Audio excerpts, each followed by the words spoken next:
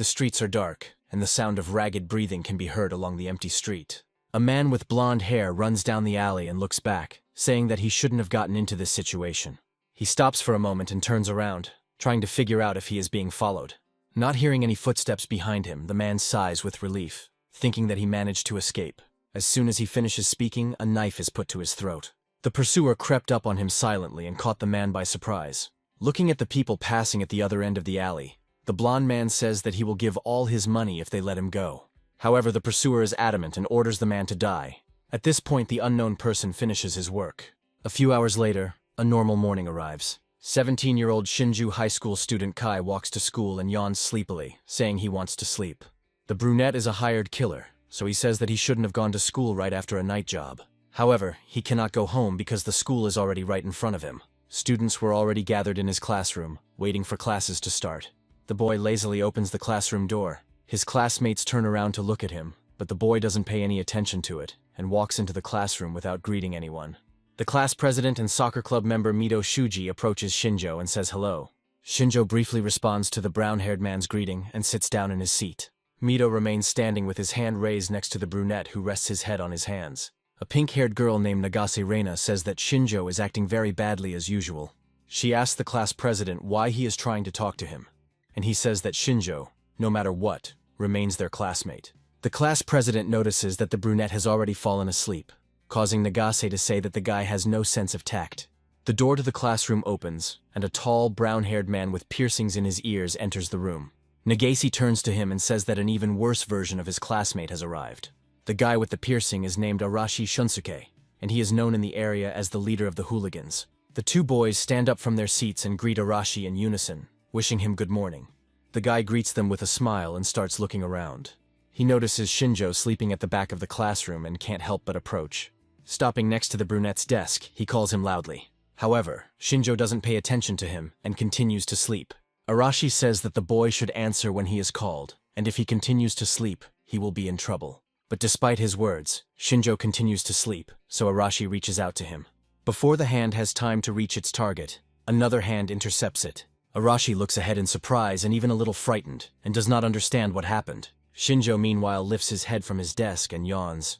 The boy looks at Arashi with his bright purple eyes and asks what he wants from him. Shaitan starts to get angry and yells at Shinjo to let go of his hand. For a moment, the brunette seemed to think about something, which caused him to squeeze Arashi's hand tighter. However, he quickly comes to his senses and lets his classmate go, apologizing. As soon as the grip loosened, Arashi quickly removed his hand and took a step back. Rubbing his wrist, the brown-haired man said that Shinjo was a creepy guy.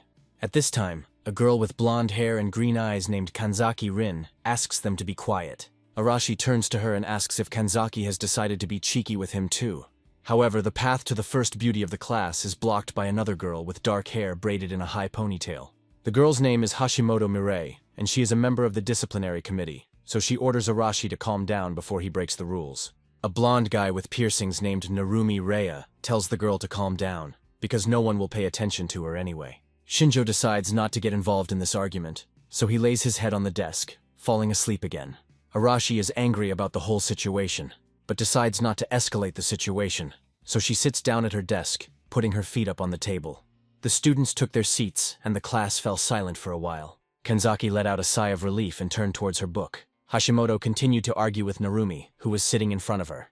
The class president was chatting happily with Nagase. This was the first grade, the second year of Kagura High School. In this class, such conflict scenes are a daily routine. Therefore, Shinjo does not pay much attention to this, continuing to think about his own.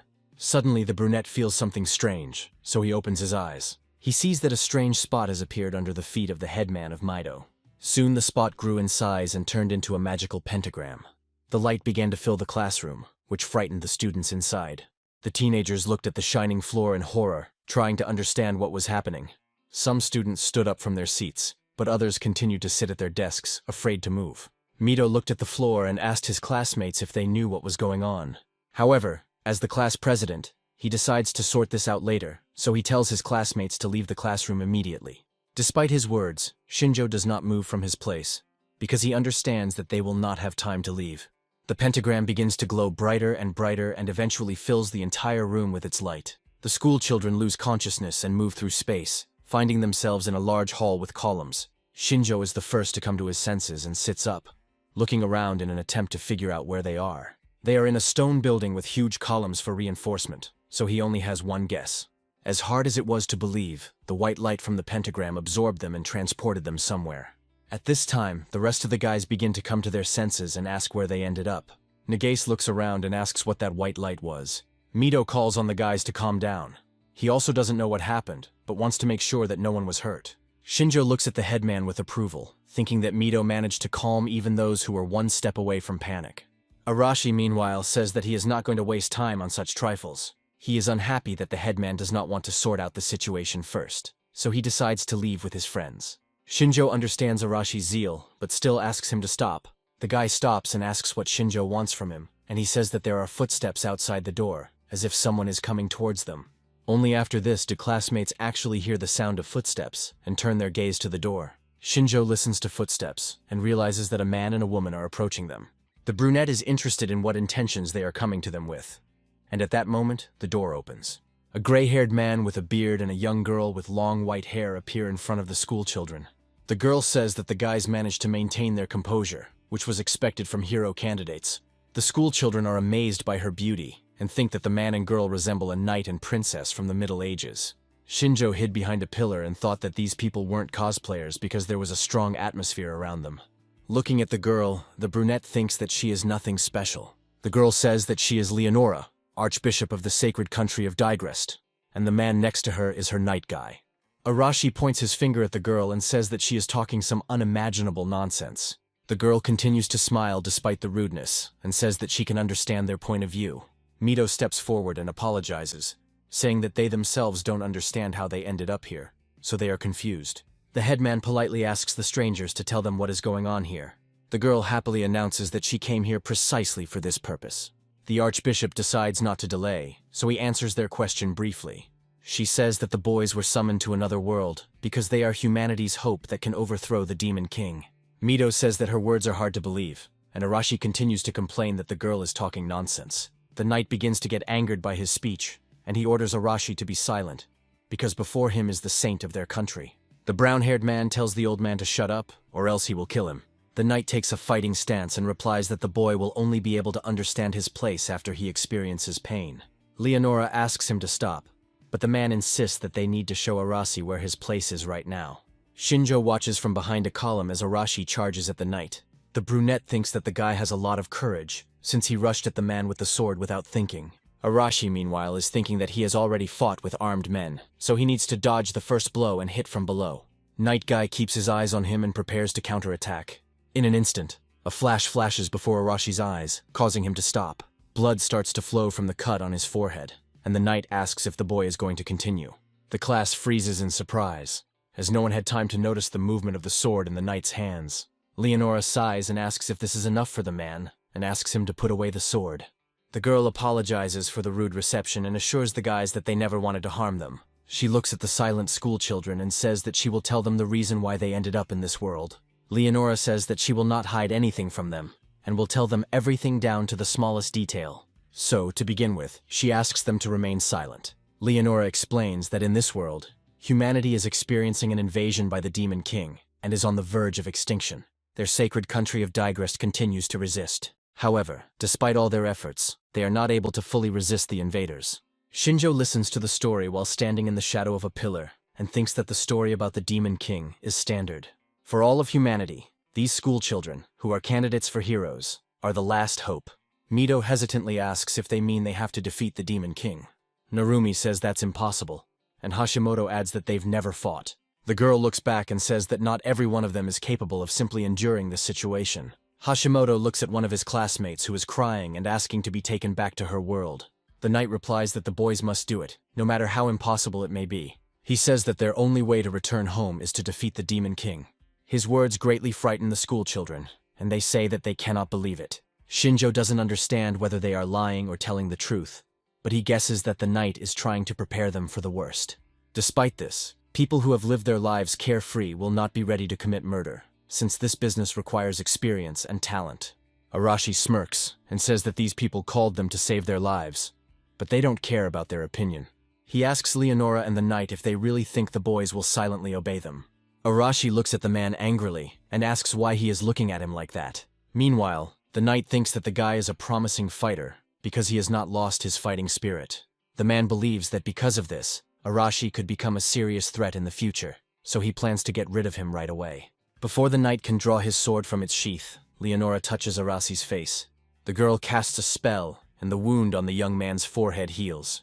Leonora says that they are guilty before the boys, and asks for forgiveness for all their sins. The light from the girl moves to Arashi, and Nagashi, standing to the side, asks what kind of light it is. Leonora replies that she has taken advantage of the miraculous power granted to her by the god Digrest, which temporarily brings a new law into the world.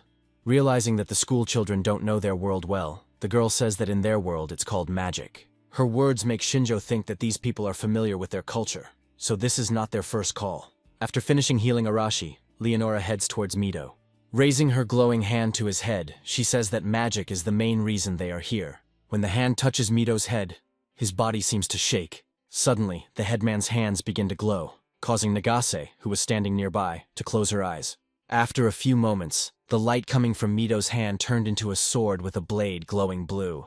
Leonora said that her miraculous power could awaken the power of blessing in hero candidates. The girl says that the power is given randomly, and the girl cannot change it. Leonora apologizes for their selfish motives, but asks the boys to lend them their strength. Mito says that no matter how much power they are given, it won't make the boys fight any better. Leonora says the students will have to go through training, but the country promises to take full care of them. Mito understands that they have no other choice. So as the class president, he asks the guys to listen to him. He says that for their own survival, what they need most now is protection and knowledge. The elder suggests listening to strangers, because in an emergency, a blessing can save them. After listening to their classmate's speech, his classmates agreed with him.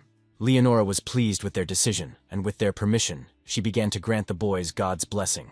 Hashimoto Mirei, having received the blessing, was able to move objects in the air, gaining the ability of telekinesis.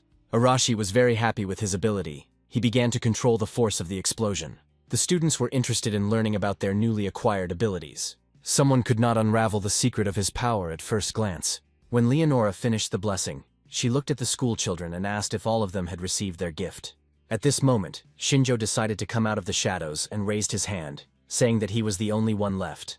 The girl approached the brunette and apologized for not noticing him earlier. When Leonora touched Shinjo, lightning began to appear before his eyes. The boy's eyes changed color to red, and he began to feel like something was wrong with his vision.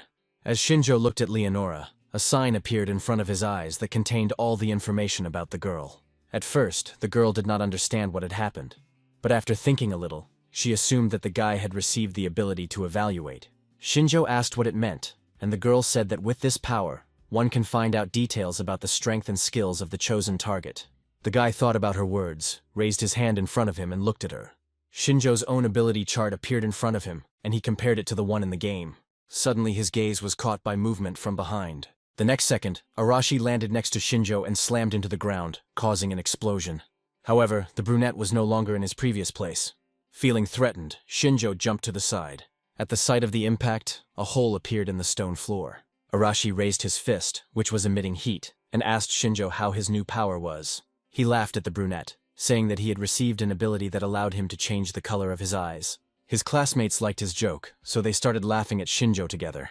Nagase said that they were very pleased to see that the guy had a useless ability, because he always acted arrogant. Shinjo returned his eye color and thought that the guys were celebrating too early, because it was not yet known how useful their abilities were. Just as they were given powers, they can be taken away at any moment, but regardless, Shinjo remains a hired killer. Leonora interrupts them and says that the boys are still having a hard time controlling them, but after some time their powers will help them defeat the Demon King. The girl thinks that the school children are tired, so she suggests that they take a rest that day. Already in the evening, each of the students who became candidates for heroes was taken away and distributed into different rooms. Finding himself alone in his room, Shinjo decided to climb out of the window and gather more information about this world. Two men were patrolling the area and discussing why security had been increased. One of the guards saw the boys and now doubts whether they will be able to protect even themselves. The second guard tries to calm her colleague down and says that this is a holy job, so she must have a plan. Shinjo eavesdropped on their conversation from the shade of a tree. During the time that the brunette stood under the tree, he noticed the third patrol, which confirmed their words about increased security. Shinjo decides to peek out from behind the tree and use his ability on guard duty. According to the information from the card, the brunette learns that the man named Dan only has first-level fencing skills. Shinjo decides to go further and thinks that if the guards had miraculous powers, they would have definitely caught him. The brunette decides to walk around the area to understand where exactly he is. After some time, he roughly understood the geography around the castle and called it a typical fortified town. Shinjo stops near the entrance to the main castle and sees that it is being guarded by two people. Hiding in the bushes, the brunette thinks about what the situation inside the castle looks like and how difficult it will be to get inside while security is strengthened. Shinjo thinks that there is no need to rush for now, so he decides to head back. Meanwhile, 3 girls from his class gathered in the meadow, deciding that it was a nice and spacious place. One of the girls thinks that they might anger the owners, but the other assures her that they only came to practice. The instigator was Nagase, who couldn't sleep, and she said that it would be useful, and if they were caught, they would blame Hashimoto for everything. The girls decided to start training. One girl controlled plants, the second controlled water, and Nagase controlled fire. Shinjo noticed them on the way to his room and decided to watch them from the side. The so-called blessing of God makes Shinjo uneasy, so he decides to watch the girls from the sidelines. At some point, the guy tenses up from the feeling that someone is watching him. He turns around and looks behind him, trying to find what caused this feeling. One of the girls noticed a strange movement in the bushes and asked what was there. Her words attracted the attention of the other girls, and now each of them looked towards the bushes in fear. As if sensing that it has been exposed, a lizard-like monster emerges from the tall grass. The girls scream in fear, trying to understand what is in front of them. On the opposite side sits Shinjo, who has also never seen such a beast. The brunette decides to use his power to assess this creature. Shinjo learns that he is in front of a male Val lizard species, who has received the status of unexpected due to his appearance in front of the girls. The lizard, which had been sitting calmly until then, raised its head and inhaled air. The next moment he let out a threatening howl that deafened the girls. The girls got scared and screamed, after which they started running away. The lizard sensed their fear and rushed after the victims. The girls ran into the tall grass in an attempt to hide from the monster. Shinjo jumped onto the rock and thought that the lizard was aggressive, because he attacked people without a second thought. Assessing the monster, the brunette noticed that it moved on all fours quickly, but linearly, and was not distinguished by intelligence. The lizard looks large, but if you use a knife, it will most likely help. Taking a knife from his jacket sleeve, Shinjo threw it towards the lizard. The dagger sank into the creature's scales, causing it to howl in pain. However, the knife did not stay in the beast's body and fell to the ground, forcing the creature to look back. Shinjo hid behind the tree again and thought that his plan had worked, even though it had not done much harm to the lizard. The girls, meanwhile, continued trying to escape from the creature. Looking back, Nagase didn't notice the small rock under her foot and tripped. One of the girls turned around to help her fallen friend, but the second girl grabbed her hand, not allowing her to return. Nagase hurt herself when she fell and sat on the ground, rubbing her bruised head. However, she was distracted by heavy breathing near her ear. Turning around, she saw a huge lizard, frozen above her and sniffing. The girl screamed in fear but realized that she could no longer do anything. Nagase froze in place as the lizard's paw rose above her head. The girl prepared for the blow, covering her face with her hands. A few seconds later, nothing happened, and opening her eyes, the girl saw a lizard lying on the ground with a dagger stuck in his head. Tears came to the girl's eyes from fear. She looked in surprise at the dead creature right in front of her, which just a second earlier had almost killed her. Seeing that the danger had passed, the friends ran up to Nagase to help her get up from the ground. The girl looked at the dagger and asked what happened and who saved her. The friends decide to leave this place quickly so as not to meet another monster. After waiting a bit, Shinjo said that there was no particular reason to kill the lizard, but if it had just left, it would not have been possible to sleep normally. When the girls disappeared from sight, the brunette approached the monster and took his knives. But at some point he again felt that someone was watching him. Shinjo hid behind the lizard's body, and then carefully peered out from behind the shelter. Not far from him on the lawn stood a large stone, from behind which came a barely perceptible rustling sound. Shinjo sat in ambush for some time, waiting for the intruder to show up. However, no one showed up, so the guy decided it was time for him to leave too. In the blink of an eye, Shinjo ran away from the lawn. For a while there was silence on the street. As Shinjo disappeared from the scene, a silhouette in a dark cloak emerged from behind the column. The stranger walked up to the lizard and stepped on its head, crushing it. He said he was very disappointed with the hero candidates. However, one of them still interested him, due to its similar smell. The monster that remained on the field was found by the guards, and the next morning, it was shown to the hero candidates. The school children looked at the unknown creature with fear. Night Guy told the boys that yesterday evening this monster was walking near the walls of the capital. Mito looked at the strange creature with puzzlement. Arashi and his friends also examined the unknown monster. One of the girls in the class burst into tears, because she was afraid that such monsters exist. Guy explains that the monsters are the Demon King's minions, so their main targets are the hero candidates. At this time, the monster was examined by a man named Steady, who concluded that the creature had traces of witchcraft, and that a demon of a mid-level or even higher level had worked on it. Shinjo hides from prying eyes behind a column again, and hears Steady suggest that the enemy has decided to scout out the situation. Shinjo hears that witchcraft is being talked about differently than last time, and thinks that it might be different from miraculous power. Mito listened carefully to his elders and asked if the monster was really controlled by a demon. Steady says that the guy is right, because strong demons can control monsters and use slave magic for this. The scientist explains that monsters emerge from living organisms, and that the source of their power is the evil that comes from the Demon King. Night Guy thinks it's time for them to leave and drags Steady away from the students. Shinjo thought that the scientist could be used in the future to gather information. However, the main problem at the moment is that the monster was controlled by someone. Thinking about this, Shinjo remembers that the monster's card said that it was in subordinate status. The brunette guesses that at the moment when he felt someone's gaze, it could well have been a demon. Shinjo thinks that the demon is skilled, since it was difficult to notice. But this could mean that it is still walking around somewhere. From behind, the brunette begins to feel mental pressure. A strange voice in his head asks if Shinjo is afraid of his imminent death. The boy freezes in place and hears the demon say that he doesn't need to be afraid. Arashi at this time says that they need to defeat the Demon King, because he does not intend to stay in this world for long. Kanzaki supports him, saying that the guy is sometimes right. Mito agrees with them, because if they want to return home, they have no other choice. Some students do not share their views because they are scared of monsters. Shinjo thinks that the guys have become bold because this world is like a game. But despite this, war is still war, so they will have to kill. At this moment, Leonora comes up to them and says that the guys shouldn't be in such a hurry. The girl reminds that they do not yet understand the full essence of their powers, so they need to go through training first. Leonora said that the boys were summoned to this world as hero candidates, so the speed of their progress is different from the locals. So, a whole week has passed since the start of training. Shinjo sits alone in the library and wonders why they can communicate with the locals without language barriers. The brunette turns his gaze to the window, where noise is heard. His classmates are working on the training field, learning the specifics of their abilities. Appraisal is not the most suitable blessing for combat, so Shinjo was banned from participating in training, but was given access to the library. The guy remembers Leonora's words that knowledge is also power. After that, the whole class started laughing at Shinjo. The guy gets up from the table and reflects on the fact that despite his efforts, he still couldn't find a single book about demons. Under the leadership of the knights, the students split into pairs and fought against each other. Shinjo went outside and watched them from the side, thinking that the guys were developing by leaps and bounds. Among all the students, the brunette singled out 5, one of them being Narumi with his wind ability. Second is Arashi, due to his explosive power and dedication to training. The third was Kanzaki, who had the power to force her opponent to obey her orders. The fourth is Hashimoto and her ability to control earth rocks. Closing the list of the strongest is Nagase with her ability to manipulate fire. Besides these 5, there is one more person who surpassed them all. At that moment, the sword was torn from the knight's hands and flew in the opposite direction. This outstanding student fought with the knight and was able to disarm him.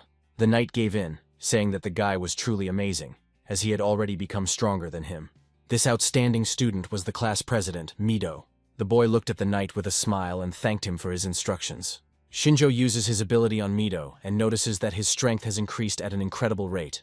Even if the chief is a genius, this is an unimaginable leap, which may indicate that God's blessing not only gives ability, but also affects their bodies. It was decided to take a break, so the students began to leave the training ground. Noticing Shinjo standing at the edge, they began to laugh at them, telling him to read books since he didn't know how to fight. The brunette didn't pay attention to their ridicule. Shinjo had long since noticed that the entire class had begun to look down on him. He believes that this was provoked by their growth in power. One of his classmates reaches out to Shinju, telling him not to ignore him, since they are friends. Unbeknownst to his classmates, the brunette knocked the guy down. The classmate didn't have time to understand what had happened before he found himself lying on the ground. Shinjo asked him what happened and if he was hurt. Some looked at the fallen guy with surprise, and some with a grin. The victim was about to fight Shinjo, but Arashi stopped him, saying that Leonora was coming towards them. The girl left the building accompanied by her knight. With a smile on her face, Leonora walked closer to the training ground. The students immediately turned their attention to her, and the knights helping with the training knelt down. Leonora thanked them for their attention. The girl praised the boys for their success, noting that their growth was so fast that it surprised everyone. In connection with this, a decision was made to accelerate the training schedule. The boys were scared that they would be sent to fight the Demon King right now, but Leonora calmed them down. She said it was time to move from training to practice, that is, to fight a real monster.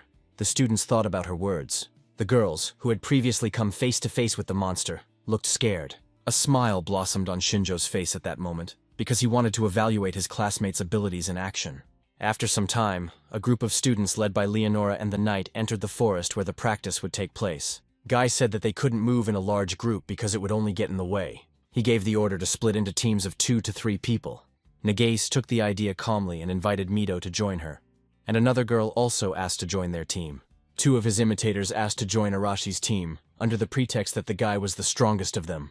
According to the distribution, it turned out that Narumi ended up on Hashimoto's team, which upset the girl. Night Guy looked at the students and asked if they had all formed teams. His gaze was drawn to Shinjo and Kanzaki standing apart from everyone else.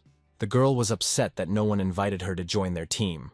His classmates didn't dare to do this because they were very afraid of Kanzaki. The girl didn't pay attention to them and suggested that Shinjo join forces, to which the guy agreed.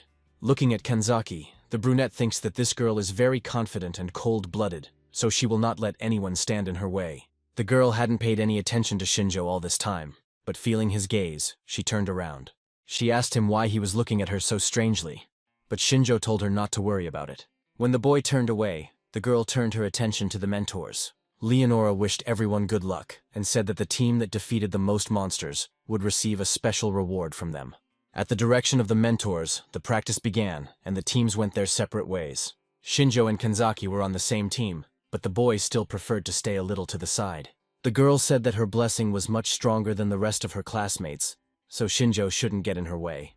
The brunette took her statement calmly and said that he relied on Kanzaki. The girl took his behavior as a lack of pride on the part of the guy and continued on her way. Shinjo decided to stand aside and assess Kanzaki's fighting potential. While the girl walked carefree through the forest, the brunette already felt where the monsters were. According to his observations, 4 monsters were following him and decided to surround them. Suddenly, a small goblin appeared from the bushes opposite Kanzaki. The girl stopped, clearly not expecting him to appear. The monster ran towards the girl, waving a club. Kanzaki didn't lose her composure and put her hand forward, ordering the monster to fall. Submitting to the power of control, the goblin fell to the ground. Shinjo remained behind the girl and watched what was happening carefully. Kanzaki's power turns out to be control, which allows her to force others to do her bidding. Shinjo tells the girl that there are more monsters around. The girl heard him and ordered the goblin to drop his weapon. When the monster had done as instructed, she ordered him to keep his hands behind his back. Shinjo noticed that the girl looked tired, to which she replied that using the blessing for a long time was exhausting. Turning around, the brunette ordered Kanzaki to quickly deal with the monster before the others arrived. The girl looked at the crying goblin and said that she couldn't do it because he looked like a child. Shinjo replied that it didn't matter since he attacked them, so he was considered their enemy. The boy's words convinced Kanzaki, but she was in no hurry to kill the goblin. Shinjo picked up a stone from the ground, thinking that even after receiving power, the girl remained an ordinary, confused schoolgirl. As he tossed the stone in his hand, the boy thought that the most important thing was for Kanzaki to make the right decision when danger came. At this time, other goblins began to emerge from behind the bushes. 3 monsters bared their sharp teeth at them. Kanzaki heard them and turned around. Shinjo called out to the girl, saying that the rest of the monsters had come out into the light. After his words, the girl put out her other hands and gave the order to fall to the ground. Her control extended to these monsters as well, forcing them to press themselves to the ground. Shinjo noticed that Kanzaki was starting to run out of steam and asked what she would do next. The girl asked if the guy was going to help her, but Shinjo reminded her that she had told him to stay out of the way. Kanzaki cursed and said that she would kill them, because that was what the guy expected from her. The girl waved her hand, ordering the goblins to wring their own necks. Shaking with fear, the goblins placed their hands on their own heads. Unable to resist control, the monsters killed themselves. When the goblins died, the girl released her control, catching her breath. Shinjo was surprised that Kanzaki dealt with them in such a way, and the girl said that it would not work on a stronger opponent. The girl covered her mouth with her hand and said that this was not how she imagined participating in a real fight. Shinjo reminded her that they were the ones who attacked them, which makes them enemies, whether they are monsters or humans. The guy calmly looks at the corpses of the monsters and says that the girl can act differently if she wants to die herself. Kanzaki looks at him in surprise and asks why he is acting calm, despite the fact that he doesn't really have any strength. Shinjo examines the goblin bodies and says that one of his strengths is that he is not easily scared. The brunette asks what they will do next, because if Kanzaki is afraid, then they can go back. After talking with Shinjo, the girl seemed to come to her senses and looked at the goblins' bodies. Turning away, she said they needed to continue practicing. Looking at the girl, Shinjo thought that she was stubborn, but she had a stable psyche, so it was possible to work with her. As they went deeper into the forest, Kanzaki said that she was curious about how the others' training was going. Meanwhile, on the other side of the forest, the sounds of running can be heard. Hashimoto and Narumi are running away from something while thinking about what they need to do. Narumi decides to stop running and stops. The guy decides to use what he has, so he calls upon the power of the wind. Hashimoto gave in to his zeal and lifted a large rock into the air using her power. They pooled their blessings and acted as a team. Thanks to this, the large stone was picked up by the airflow and sent towards the monster. The stone smashed against the monster, shattering into small pieces. The monster had a head that resembled the face of a large bear with red stripes. The monster's body was covered with red plates, similar in hardness to armor. Large claws were visible on the paws. Narumi fell to the ground in fear, asking what they should do next. The boys didn't understand how they could deal with a huge armored bear. At this time, Kanzaki remembers that she was raised by her grandfather, whom she promised to make happy, so she must return. The girl is worried that her disappearance has saddened him. Shinjo said that if they continued to go straight ahead, they might get lost. But the girl replied that this would not happen. The guy told her that she hadn't been in the woods long enough for her to really believe that. Kanzaki was angered by his words and told him to be quiet. The girl looked at Shinjo, wondering what kind of guy he was, since he had looked scary before. The brunette looked around, but noticed that they were looking at him.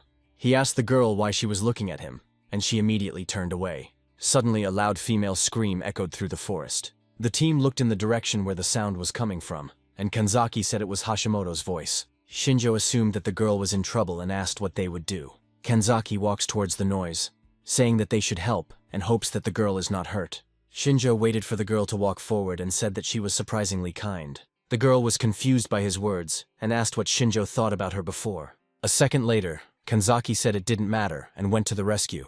At this time, Hashimoto was thrown aside by the monster's paws. Narumi stood on the other side of the girl and asked if she was okay. The girl's face was bruised and her forehead was covered in blood, but she replied that she was fine and told the guy to run away. Narumi didn't listen to her and ran closer, intending to help the girl up. However, at that moment a large shadow loomed over them. Turning around, Narumi saw the monster raising its paw above them, preparing to strike. Before the monster struck, Kanzaki's voice was heard ordering the monster to stop. The monster's paw was gripped by an invisible force, forcing it to stop. The creature howled because it could not control its actions. Kanzaki stood in front of Narumi and Hashimoto, blocking her classmate's view.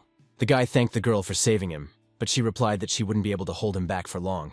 Shinjo followed the girl out of the forest. He observed Kanzaki's actions and asked Narumi if Hashimoto was alive. The guy did not leave the unconscious girl and said that she had received serious injuries, but was still breathing. Shinjo turned away from them and ordered Narumi to pick up Hashimoto and run away. The blonde refused, citing the fact that he could not leave them alone. However, Shinjo pressed him, asking if he wanted Hashimoto to be left to die slowly. After his words, he put the girl on his back and was about to leave, and Shinjo asked him to find and call Mido or Leonora. When the silhouette of the guy and the girl disappeared from view, the brunette looked at the monster. The creature was still immobilized by Kanzaki, but continued to resist. Coming a little closer, Shinjo used his appraisal ability. Based on the ability table, the boy learned that they were facing an armored bear.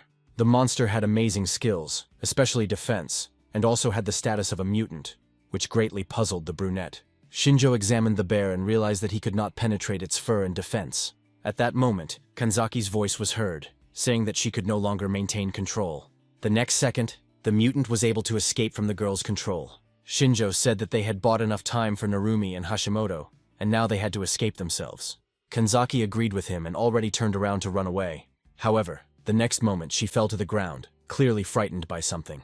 The girl was shaking and told Shinjo that she couldn't feel her legs. Meanwhile, the monster chose the girl as his victim and headed towards her. Shinjo realized that things were bad, so he started looking for something in his cloak. Feeling the gas canister, the guy removed the pin and threw it at the monster. The space began to fill with smoke, hiding Kanzaki from the monster's sight. Taking advantage of the situation, Shinjo hid in the shadow of a tree. Kanzaki didn't have time to realize when she found herself in the boy's arms.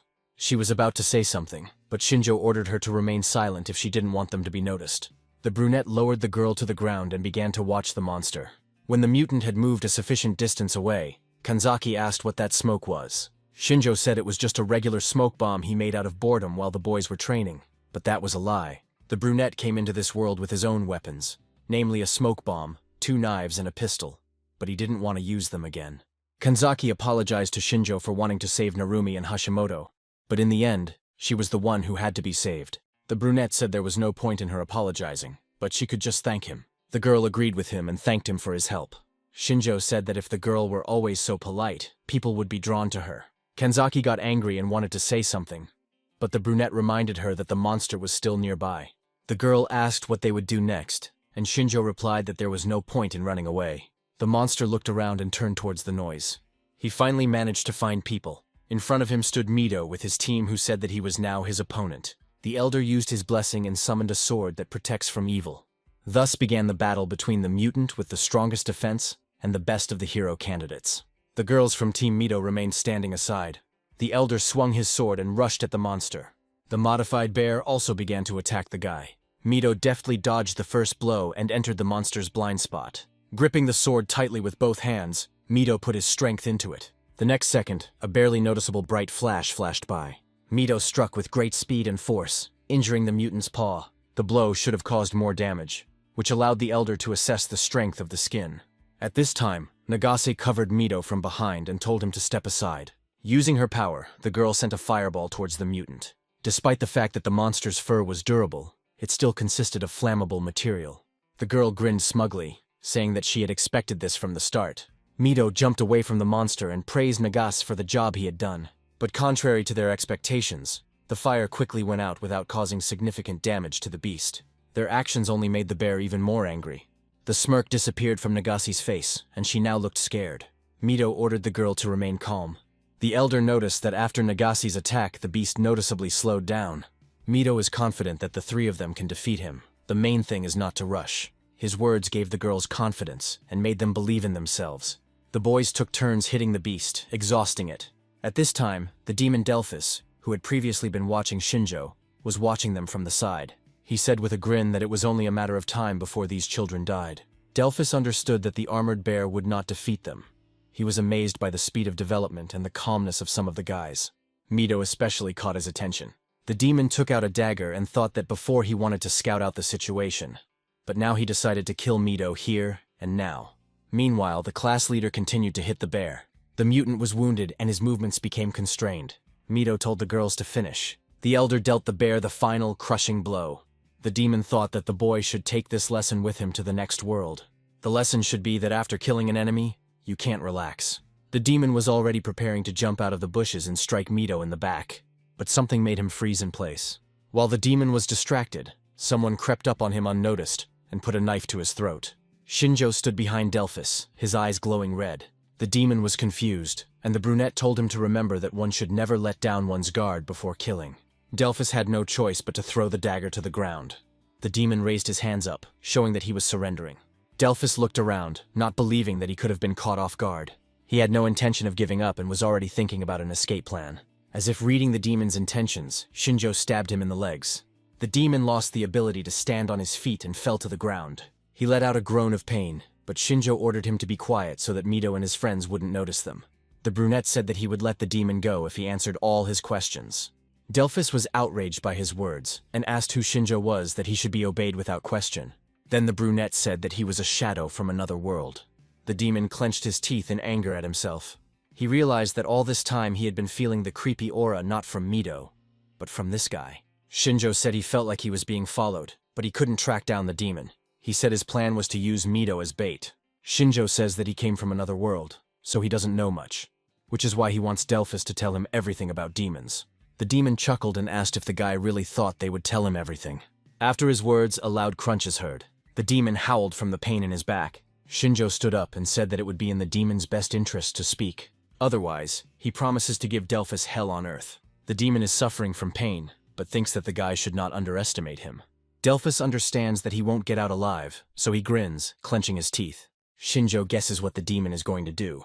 Delphus kept an ampule of poison in his mouth in case he was tortured. Having figured her out, the demon signed his own death warrant. Shinjo jumped to the side, afraid that the poison could be dangerous for him too. The brunette sighs and thinks that the Demon King's army is well prepared and will only cause them trouble. Shinjo activates his ability to view information about the demon. However, he is distracted by Kanzaki, who comes up from behind and asks if the demon is dead. Shinjo stopped using the blessing and turned his gaze to the girl who had approached. Kanzaki looked at the dead demon with fear. Shinjo decided to find out how much the girl had managed to see. The blonde replied that she had come at the moment when the demon had fallen. Shinjo tells her that it is an assassin from the Demon King's army. The armored bear that the boys had fought earlier was under his control. Also, the lizard that attacked Nagase and her friends was under the control of a demon. The girl looked at Shinjo in shock and asked if the demon wanted to kill them. The brunette says that it goes without saying that the Demon King would send someone to kill the hero candidates. Kanzaki agrees with him and says that she was naive. However, she wonders how only Shinjo was able to notice the demon. The guy decides that now there is no point in hiding the truth from Kanzaki, who has already seen everything. He tells her that in their world, he worked part-time carrying out contract killings, which is why he sensed his colleague. Kanzaki is frightened by his words and asks what murders Shinjo is talking about. The brunette says that he doesn't care whether the girl believes his words or not, but she sees the corpse with her own eyes. The girl begins to suspect that the main danger now is her classmate. Shinjo asks Kanzaki not to tell anyone about what she saw today. Their class is already saddened by Hashimoto's injury. His words make Kanzaki relax a little and she agrees with the guy. She says that Shinjo is kind because he is considerate of his classmates' feelings. The brunette explains this by saying that they are not used to fighting, unlike him. Shinjo heads towards his classmates, glancing towards Kanzaki. He believes that her powers of control may be useful to him in the future. After some time, the class gathers in one place, but Shinjo continues to stand a little to the side. One of the students uses her divine power to heal Hashimoto. This girl's name is Hono Shiori. She has long dark hair and dark gray eyes. She uses her healing power and runs her hand along Hashimoto's body. Warm sunlight emanates from her hand as she holds it to the victim's face. The next moment, the wounds on Hashimoto's body quickly heal, leaving no trace. The crowd of classmates watches what is happening in amazement. Narumi sits down next to Hono and asks if Hashimoto is okay, and the girl reassures him, promising that in an hour the girl will be completely healthy. The blonde sighs in relief and begins to praise Mido for defeating such a ferocious monster. The elder confirms that the monster was strong, but also says that together they can defeat anyone. His words raise the class's spirits, but Shinjo remains aloof from it. He stands leaning against a tree with his eyes closed, but he still feels someone's gaze. He asks Kanzaki why she is looking at him like that, and the girl immediately turns away. At this moment, Leonora comes out to the class with the night guy. Their appearance makes the students turn towards them. After they appear, Mido greets them but looks quite confused. Narumi asks them where they have been all this time. Night guy says that they were watching them from nearby, and these words made Narumi angry. The man explains why they didn't help them by saying that the training wouldn't be effective if they had to help all the time. Mido doesn't like the situation either, saying that Hashimoto was in such danger that she could have died. The knight replies that in a real battle, everyone's life is in danger of death. In the future, the guys will face exactly such battles, so Guy recommends that the guys come to their senses and gather their strength. Mido says that Leonora and the knight deceived them by saying that only weak monsters live in the forest. Leonora interrupts their conversation and says that this is most likely the work of a demon killer. After her words, some of the students begin to whisper fearfully. Leonora explains that there were never any armored bears in this forest, so the demon tried to assess their strength in this way. The knight suggests that the demon is still in the forest. Leonora says they will increase security and increase training, otherwise all the guys will be killed. Some of the students are unhappy with this arrangement. They believe that they are already working at the limit. Others tremble with fear at the thought that they might all be killed. Mido says that all this is ridiculous because this is their first real fight and the guys are nervous. With a smile on her face, Leonora replies that the boys will have to go through this, even if it is ridiculous. Otherwise, they will all be killed. Her answer makes even the class president scared. Arashi expresses his displeasure at the fact that they were already summoned against their will and are now being given orders. He was about to get closer to Leonora, but his path was blocked by the night guy. The knight says that they are all just pawns of Lady Leonora, and therefore must obey her orders without question. All these words make the guys feel humiliated. Arashi gets angry at the knight and threatens to kill him here and now, but Mido tries to calm him down. Arashi doesn't understand why the headman is standing up for these people. Mido explains his actions by saying that if they harm them, they will become enemies of the entire state and will not be able to survive. The knight calms down a little and promises that as long as the boys obey them, no one will be harmed. Arashi smirks and asks if they will really become enemies of the country, after which he decides to challenge them and activates his power.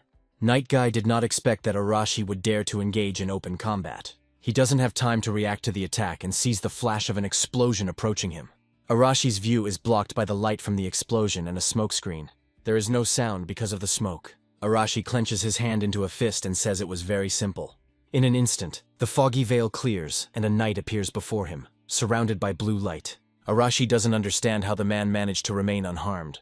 While he was looking at the knight in surprise, the latter hit him in the face with his fist. Guy was surrounded by a blue glow, as if from lightning, and he looked very angry. The force of the blow was so great that Arashi was thrown to the side. The guy fell to the ground and froze motionless. The blow he received caused his nose to bleed. The students looked on in horror as the class's biggest bully was defeated in one blow. After teaching Arashi a lesson, the knight calmed down a little and said that this was all the students were capable of. As he left with Leonora, he told the boys to get ready, because tomorrow their training would be more rigorous. The friends immediately ran to Arashi to help him get up from the ground, but he pushed them away. The boy promised himself that he would kill this knight someday. The next day after combat practice, the class gathered next to the stone building, in front of Leonora and Steady. The man informed them that, by order of Madame Leonora, he was becoming their trainer for the day. Steady remembers that some of the students were injured and asks if they are okay. Hashimoto raises his hand and says that she was injured, but thanks to Hano's healing, it is already healed. After this, the girl points her finger to the side and says that this scoundrel is also normal. She points to Guy Arashi, who has recovered from the blow and who only reacts with a snort. Steady is overjoyed to hear that the blessings also included healing. The scientist suggests getting down to business and explains the essence of today's training. He says that the guys are now near his research center, where they will fight monsters today. Mito decides to rephrase his words, saying that the place is overrun with monsters. Steady grins and adjusts his glasses. The doors begin to open, and the scientist says that it will be easier if the boys see everything with their own eyes. The building is indeed overrun with various monsters, but they are all in cages, for example several goblins. In another cage sits a lizard, already familiar to the children, who is trying to gnaw through the bars. The further the guys go, the stronger the monsters become. For example, the red ogre. The monster looks angrily at the boys passing by, which makes the girls scared. The students follow their mentors, looking around. Leonora and Steady walk ahead and the scientist says that this is his collection of monsters for experiments. Leonora explains that the Steady Research Center is also used as a field training ground for soldiers. The scientist says that it is useful for him to watch battles, because that is how he learns about the characteristics of each monster. Being in this room, even Mito, who always seems unperturbed, looks a little scared. And so the combat practice of the candidates for heroes began, each of them fighting separately with different monsters. However, Shinjo still remained aloof from this. He watches his classmates from the sidelines and is surprised by their calmness, but considers this to be the result of yesterday's events. Despite this, Shinjo still senses fear in their movements. At this time, Nagase is fighting the orc on the field, but she cannot stay on her feet and falls. She rises to her feet, rubbing her bruised areas. The orc is wounded in places by fire, but still maintains a fighting spirit. Mito jumps up and tells Steady that the monster is too dangerous. The scientist says that he doesn't think so, because Leonora asked him to be stricter with them. He looks back at the battlefield and says that the boys still don't fully understand what's going on here. Steady says that firstly, a hero candidate who received divine blessing would never lose to such a weak monster. Nagase, meanwhile, was clearly tired of all these games. She raised her hand up and summoned a powerful stream of fire. The girl directed the stream towards the orc and he was engulfed in a powerful flame, burning him alive. Steady watches this from the stands with a smile and says that the guys were capable of more from the very beginning, but fear and hesitation hinder them. Mito calmed down a bit and asked if that was really the only problem. Steady says that as the level of divine blessing increases, it is even possible to receive another blessing. Their conversation is interrupted by Shinjo, who asks Mito to pay attention to him. The class president turns to his classmate in surprise and asks what happened. Shinjo activates his blessing and says that he has discovered another blessing on Mito. The ability table says that the first blessing is a sword that protects against evil, and the second is a deadly attack on a monster. Mito is surprised, so he asks Steady to send him out onto the battlefield next to try out the new ability. Sometime later, the elder comes out onto the field and activates his blessing. An orc was chosen as his opponent. Mito activates his first blessing and summons a sword that protects against evil. The next step is to activate a deadly attack on the monster. After seeing his abilities, the orc looks very scared, even before he starts fighting. Mito apologizes to him and says that there will be no mercy. The orc does not seek to attack, but rather tries to dodge the blow. He covers his face with his hand and lets out a loud scream. With one swing of his sword, Mito cuts off the monster's arm. The orc looks at the severed limb in horror and howls in pain. The elder decides not to torture him for long and swings his sword one more time. With one movement, he deprives the orc of his head. Mito's classmates enthusiastically shout and support him from the stands. Watching the chief, Shinjo realizes that even the armored bear is no match for him now, and wonders if he himself can receive another blessing. After that, the brunette turns his gaze to Arashi and tests his abilities, since he is also one of the strongest in the class. Shinjo sees that the boy has several blessings as well, but decides there is no point in telling him about it. The brunette thinks that in this world standard methods do not work, so he must come up with a workout individually for himself. It's deep night outside, and the moon and stars are visible in the sky. We find ourselves next to the house where the students live. Several guys, led by Arashi, gathered in one of the rooms. Narumi looks at his classmates slightly worriedly and asks if the guy is serious. Arashi suggests that they kill Guy, and then capture Leonora and torture her for a way to return to her world. Some of the guys enthusiastically support his idea and suggest killing Leonora so that she can no longer call them back. Arashi sees Narumi's hesitation and asks him to join them, as they have already suffered enough due to Guy and Leonora's actions. Narumi asks what their chances of success are, and Arashi convinces him that with him, their chances will increase. The blonde doesn't like this idea. He wants to go home, but he's not ready to kill someone for this. However, memories of Hashimoto being injured flash before his eyes. For her sake, he decides to join the team. The next day, the boys continued their training, this time in the field. Mito continued to practice his strikes using the blessing. Shinjo watched his classmates closely from the side. Looking at the headman, the brunette noted his zeal. Mito heard him and turned around. The elder said that he was still too weak, so he had to find a way to become stronger. Shinjo asked if it was true that Mito could defeat half of the knights in this country. The village chief agrees with him, but claims that he still cannot defeat Night Guy, so he will only calm down when he can protect all the boys. Shinjo is surprised by his words, and then asks what Mito thinks about Leonora. The guy replies that they are indeed pawns for the girl, so they will not be touched as long as they follow their orders. Shinjo asks if the village chief will fight the demon king to the death as Leonora ordered. Mito replies that this is exactly what he will do, since everything has already been decided. However, the village chief says that he will be the only one who will fight the demon king. The guy wants to negotiate a good life for all his classmates with Leonora in exchange for this, but Shinjo doesn't think it will work. Mito says he only swings his sword to get her confession. Suddenly their attention is drawn to the voice of Leonora, who praises the children for their good work. Leonora appears on the field accompanied by her knight. Steady, who had been watching the boys train, heads towards them with a smile on his face. Leonora informs him that during their absence, the hero candidates will be in his care. Nagas catches on to their conversation and asks where Leonora and Guy are heading. The blonde doesn't give a specific answer, only saying that they will be gone for a few days, during which time Steady will be their supervisor. After these words, Leonora and the knight turn around and say that it is time for them to go. Their silhouettes are removed from the field. The further they walk, the wider the smile on Steady's face becomes. The training continues and time flies. At this time, Leonora gets into the carriage driven by Guy, and they set off on their journey.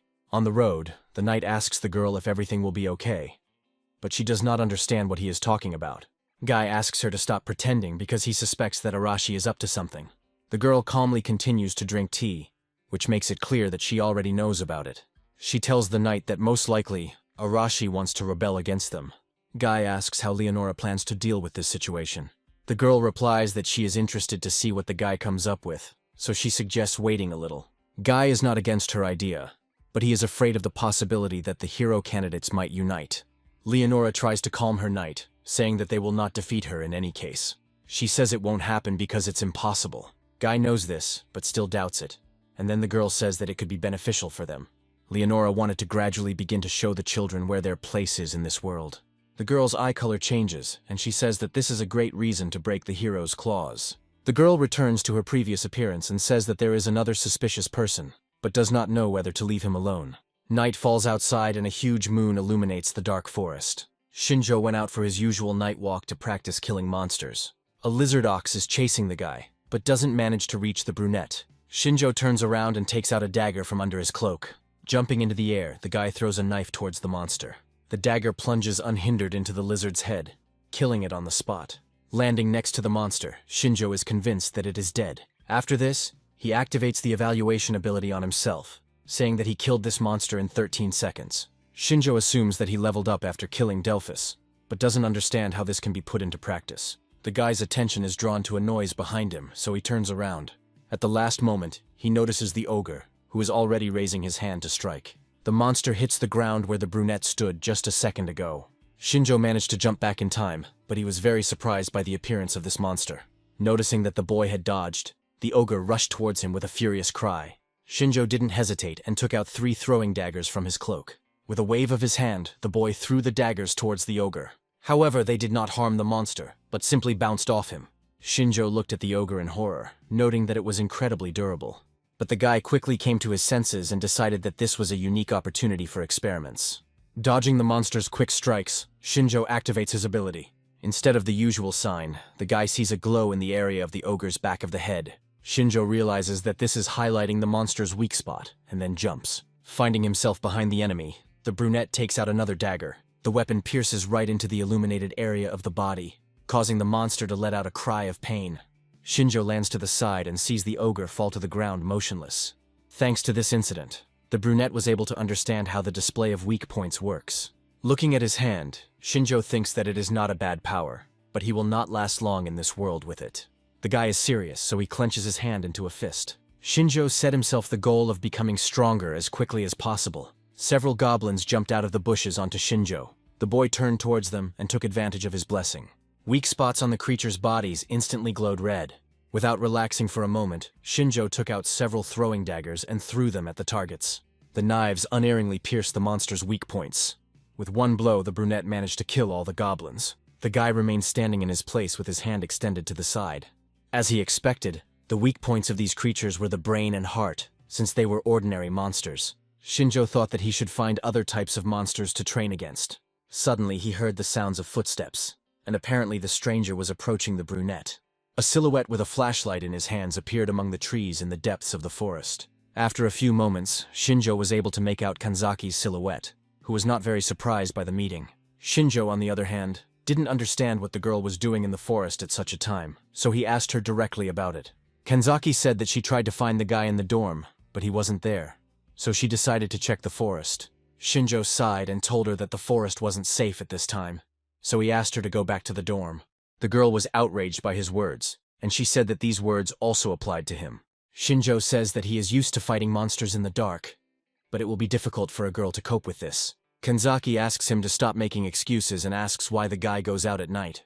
The brunette replies that he is experimenting with a new blessing. The girl doesn't understand what he's talking about. Shinjo reminds her of Steady's words that if you increase the level of the blessing, there is a chance to receive a new blessing. The girl thinks about his words and asks what new blessing he has received. Shinjo turns away from her and says she doesn't need to know. This makes the girl angry, and she says that she was worried about the guy for nothing and came for him. The brunette turns around in surprise and asks if the girl was really worried about him. Kanzaki immediately blushes and says that she didn't mean it that way. Shinjo turns away again and tells the girl to go back to the dorm while he experiments a little more. Kanzaki doesn't like this idea and says she will go with him. Suddenly, the girl's gaze is drawn to something strange off to the side of them. Kanzaki points to the side and asks Shinjo if he sees smoke. In fact, on the side where the hostel is located, bright light and smoke are visible. At this time, the dormitory where the students were accommodated was engulfed in flames. Monsters appeared out of nowhere and attacked the residents of the hero candidates. Many of the students were already asleep, so they ran out of the building in their night clothes. Upon leaving the house, many different monsters were waiting for them. Hano, along with several girls, ran out of the house in her nightgown and did not know where to run. An ogre appeared right in front of her, blocking the girl's path. The girl has a blessing that will not help her defeat such an opponent, but suddenly a blue flash appears. At the moment when the girl was already in despair, Mito came to her aid. The headman neutralized the monster and asked the girl if she was okay. Hano hid behind the guy in fear and thanked him for his help, saying that she was fine. At that moment, several goblins began to approach them, causing Mito to shield the girl with his body. The elder squeezed the sword in his hand and said that there was no end to the monsters. Before the monsters could rush at Mito and Hano, they were engulfed in flames. Nagase, who was standing behind them, was indignant that she had been sleeping very well, but was awakened by this noise. The girl asked what was going on here, but Arashi interrupted her, saying that now was not the best time to ask questions. More than half of the building is already engulfed in flames. Shinjo and Kanzaki saw the smoke and rushed towards the dorm to find out what happened. They arrived just as the battle with the monsters was in full swing. Narumi met them first and was glad that the boys were not hurt. Shinjo said that they went out for a walk and asked what was going on, but Narumi replied that he himself did not understand anything. The brunette said that it all looked more like a human action, so he assumed that there must be a puppeteer somewhere nearby. As soon as he said this, a familiar voice came from the wall, confirming his words. Steady sat on the roof of the wall with a smile on his face and watched what was happening. Seeing the scientist, Shinjo said that it was no wonder where the crowd of monsters came from. Steady confirmed his suspicions and said that he had to enhance his subjects with drugs in order to carry out his plan. Shinjo asked the scientist what his goals were and why he wanted to kill hero candidates. Steady replied that he held no grudge against the boys, but he had received orders from above, so he could not disobey. Kanzaki was surprised by his words and asked if Leonora could have given this order. Steady stood up and said that Leonora had nothing to do with this matter. The scholar said that he received an order from the Demon King, thus revealing himself to the students. The Demon King promised Steady that if he completed this task, he would be able to continue his experiments on monsters. Shinjo said that the scientist was so carried away by his research that he was rotten to the bone. Steady adjusted his glasses and looked closely at the brunette. After this, the scientist said that he would not be able to understand the whole mysterious essence of monsters as long as he remained human. 2 nearby buildings were already engulfed in flames. However, the hero candidates still did not give up and continued to fight the monsters. Standing on the wall, guarded by several orcs, Steady revealed his true nature to the boys. The hero candidates looked at him and couldn't believe it, because it was he who had trained them for a long time. Steady seemed to feel no remorse and ordered the monsters to attack. On his orders, several monsters headed towards Kanzaki, Shinjo, and Narumi. Without a second's hesitation, the brunette came up with a plan of action and told Kanzaki to act. The girl extended her hands towards the monsters and ordered them to stop. In the blink of an eye, the creatures froze in place under the girl's blessing. After that, Kanzaki ordered the monsters to attack Steady. The scientist chuckled at their actions and said that it was a pathetic attempt. Steady ordered the monsters to wake up, after which the effect of Kanzaki's blessing wore off. Having regained control over their bodies, the monsters grinned evilly. Kanzaki's powers dissipated, causing the girl to be very frightened. Steady reminded the girl that he had been studying monsters for a long time, so he had the ability to quickly pacify them. The scientist gave the order to attack, after which several goblins headed towards Kanzaki. Shinjo appeared right behind the girl and told her to duck. The goblin closest to them was struck by a blade. Shinjo quickly moved from one monster to another. He hit the goblins' death spots and killed them instantly.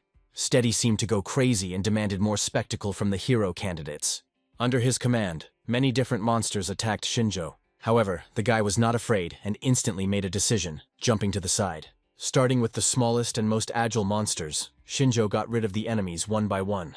With one blow, he made monsters fall dead. While he was dealing with the small monsters, an orc approached him from behind. Shinjo didn't lose his composure and delivered a kick. The monster was already anticipating victory, but did not expect such a blow. The huge orc fell unconscious, causing Shinjo's classmates to be greatly surprised. The brunette himself did not plan to relax, and as soon as he finished with this wave of monsters, he took a defensive position. The monsters were no longer as determined as they had been a minute earlier, and no longer dared to come closer. Steady started cursing and asked why the monsters were acting like this when Shinjo didn't even have a useful blessing. Meanwhile, the brunette stood in battle readiness and examined the monsters, who did not dare to approach him. Shinjo turned his gaze to Steady and activated his evaluation ability. Looking at the scientist's skills, the brunette realized that Kanzaki's control was removed, because the monsters received an elevated order. Steady looked scared because he didn't want to use his secret weapon, but now he had no choice. The scientist raised his hand to his face and made a strange sound, similar to a whistle. His actions made Shinjo flinch and become distracted. The brunette asked the scientist what he was up to. However, he did not receive a direct answer. Steady said that he needed to wait a little, and then he would see everything for himself. Shinjo is not going to wait for the unknown and is going to kill the scientist first. Just as the guy is about to attack Steady, his eyes widened sharply. The fireball landed very close to Shinjo. The guy managed to jump back, thanks to which he remained unharmed. What happened surprised Shinjo, and he asked what happened. When the boy raised his head in the direction from which the fireball came, he saw a large red dragon. The huge monster let out a loud scream, deafening everyone nearby. The scream was followed by a loud laugh, coming from Steady's direction. The man stretched out his hand and said that this red dragon was his best trump card. From the height of its flight, the dragon surveyed the battlefield, choosing its victim. His attention was drawn to the 3 boys standing closest. after which the dragon waved his tail. Having struck the pipe of one of the intact houses, the lizard directed the fragments towards the enemy. Seeing the fragments flying towards them, the boys became frightened and froze in place. Looking at the danger, Kanzaki said that she wouldn't be able to dodge it. Before the fragments reach her, Shinjo covers the girl with his body, pushing her aside. The dragon looked down upon its victims, unwavering. When the danger had passed, Shinjo pulled away from the girl and asked if she was okay. The brunette looked at the surviving Narumi and said that there would be another attack soon, so he ordered the guy and the girl to leave. Immediately after his words, the red dragon flapped its wings, ready to strike again. Narumi picked up Kanzaki and rushed to the side, while Shinjo drew the dragon's attention to himself. The lizard raised its head, emitting an angry growl, but a blue glow appeared right under its head in the neck area. This light could only be seen by Shinju thanks to his ability, as this spot was the dragon's weak point. Noticing him, the brunette jumped up and ran the knife along the lizard's scales. But not only did his dagger fail to damage the creature, it also broke in the process. The dragon descended and stood on the ground, looking at Shinjo. The brunette landed a little away from the creature and looked back at it. The guy looked at the broken dagger and realized that with his abilities, at the moment, he would not be able to break through the dragon's defense. While Shinjo was trying to come up with a plan for what to do next, the dragon prepared for another attack. Suddenly, Arashi's voice came from the roof of the house, saying that such a big monster suited him. The boy rushed at the dragon, activating his explosive ability. The dragon felt pain from his blow and retreated back. Thanks to this, Arashi was able to jump to the ground without any unnecessary obstacles. Looking at the dragon from below, the guy grinned and asked how the monster could handle such a blow. But as soon as he looked towards the dragon, fear appeared in his eyes. His actions did not cause much harm to the dragon, but only angered him. The monster attacked Arashi with a volley of fire, hitting its target without fail. The guy fell to the ground, covered his face with his palms, and began rolling on the ground, trying to escape the fire. When he was able to put out the flames, Shinjo told him that he shouldn't have relaxed. Looking at Arashi rubbing his shoulder, the brunette thought that his strength should be enough to carry out his plan. Shinjo approached the brown-haired man and told him to listen carefully to the plan of action. They looked at the dragon, who had become angry during the battle. The guy was convinced that together they would be able to defeat this enemy. Shinjo's words angered Arashi, and he asked what use the brunette could be. The guy replies that he knows the enemy's weak points, but he doesn't have enough strength to get to them. Arashi chuckled at his words and replied that he had no intention of teaming up with a weak person. While the brown-haired man was distracted, Shinjo kept a close eye on the enemy and warned that he was returning. The dragon, meanwhile, turns 360 degrees in order to knock the guys off their feet with its tail. Arashi was indignant just a minute ago, but after hearing Shinjo's warning, he jumped up, dodging the blow. Taking advantage of the fact that the boys were distracted, the dragon fills its mouth with flames. Arashi had just landed and immediately noticed the threat. However, he doesn't have enough time to dodge. The dragon directs fire towards the guy who is crouched in place. Screaming in pain, Arashi tries to get rid of the fire. The dragon hit the target and is now happy. Shaitan managed to get rid of the fire, but it caused him serious damage. Shinjo was able to dodge the attack and tells Arashi that if he thinks he can defeat the dragon on his own, then he can proceed. The brown-haired man understands that he cannot cope alone, and asks the brunette where exactly he should hit. Shinjo tells Arashi that there is one inverted scale on the dragon's throat. Listening to his words, the brown-haired man begins to look for this place, and having found it, asks if this is it. Shinjo says he will distract the dragon while Arashi needs to hit that scale with his power. The brunette asks if the guy can handle it, and he answers in the affirmative. Steady's impatient cry comes from the wall. The scientist asks why the dragon is hesitating and hasn't killed the boys yet. Steady puts his hand forward and uses his power to command the dragon to attack. The red dragon is filled with anger and throws his head back, letting out a menacing growl. The lizard begins to flap its wings with force, sending streams of air towards the guys. Arashi and Shinjo crouch down, trying to resist the gusts of wind. Shaitan already wanted to start implementing the plan, but the dragon's actions did not allow him to accomplish what he had planned. After a few moments, the dragon roared threateningly. For a brief moment, he stopped flapping his wings. Taking advantage of the moment, Shinjo takes action. He delivers several blows to the dragon's face. Shinjo does not cause any harm to the monster, but successfully lures its attention to himself. When the dragon is distracted from Arashi, the brunette begins to run away. According to plan, the monster rushes in pursuit of Shinjo. The dragon opens its mouth wide, ready to grab the guy running ahead. But when he approaches, the brunette manages to jump to the side.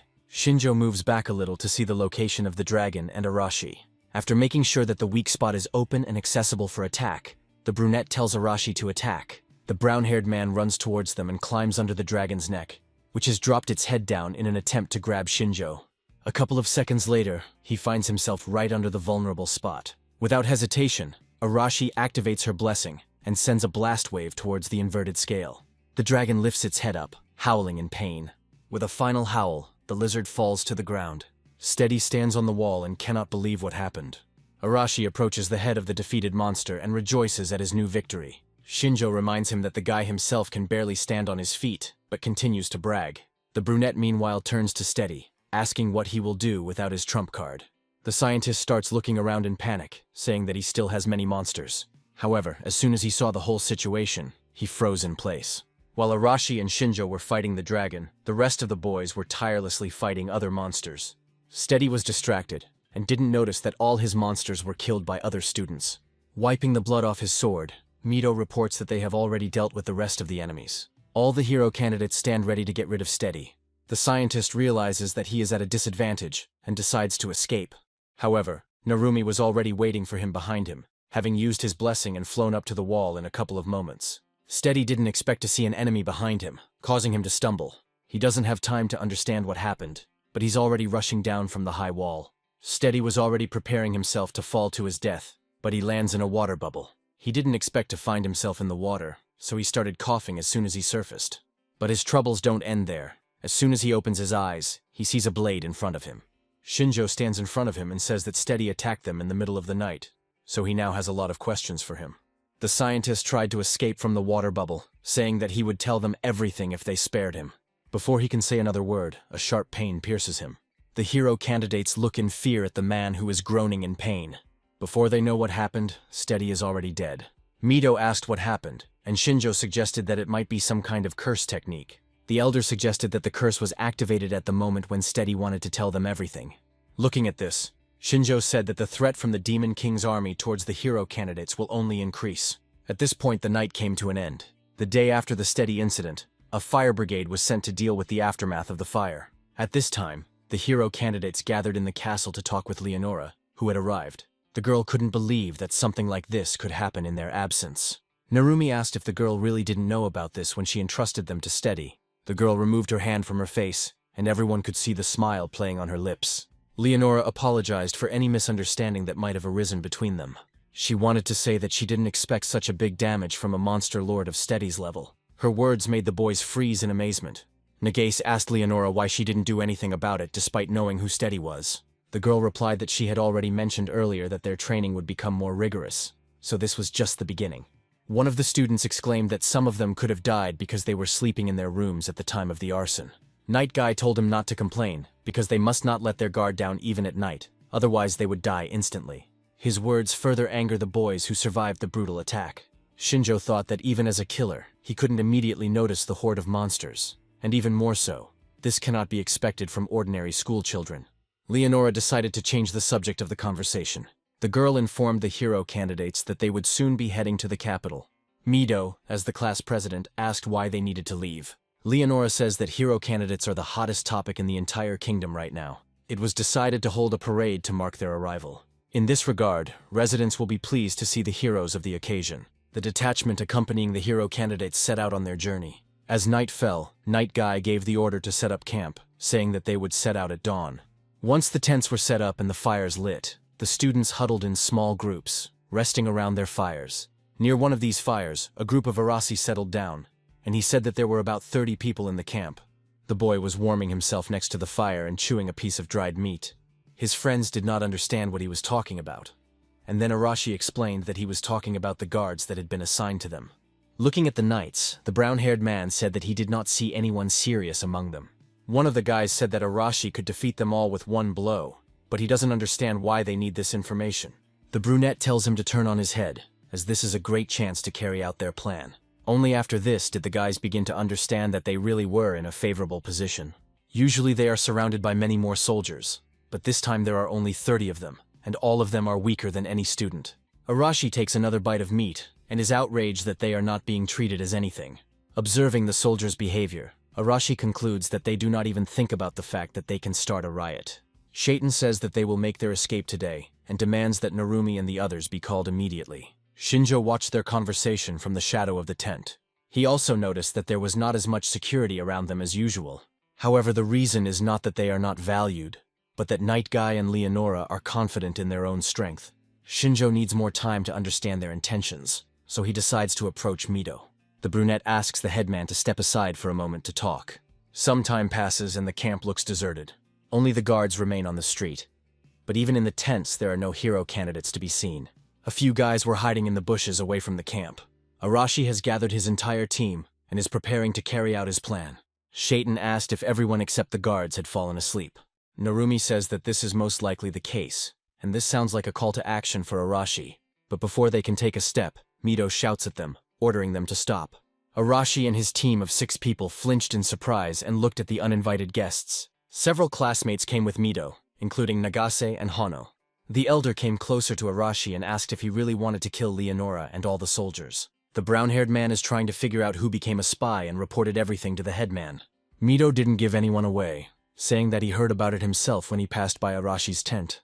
Nagase asks if the guys are really going to do this, since it seems more like madness.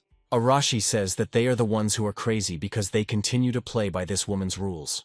Mito says he understands their feelings, but killing is not the answer. There must be another way. Arashi says they're all good at talking, but does anyone have a real plan? Mito replies that his plan is to become Leonora's pawn and defeat the Demon King in exchange for the safety of the rest of the students.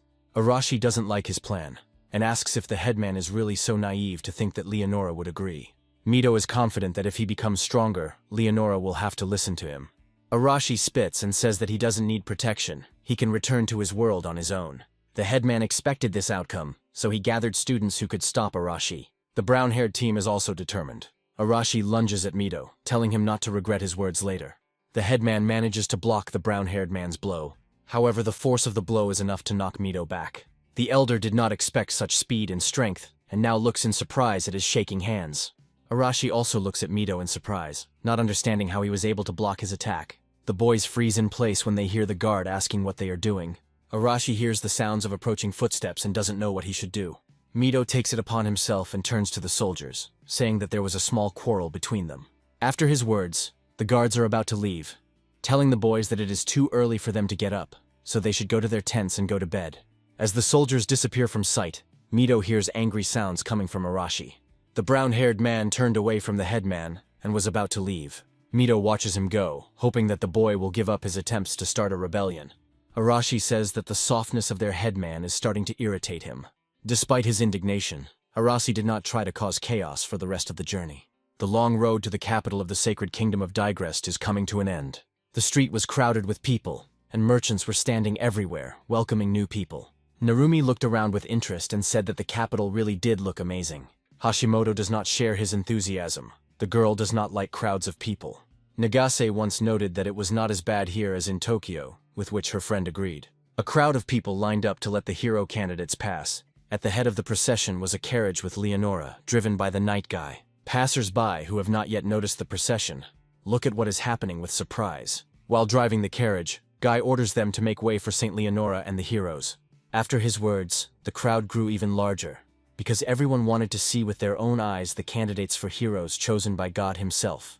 The boys followed the carriage and looked around. Some smiled affably, while others did not pay attention to what was happening around them.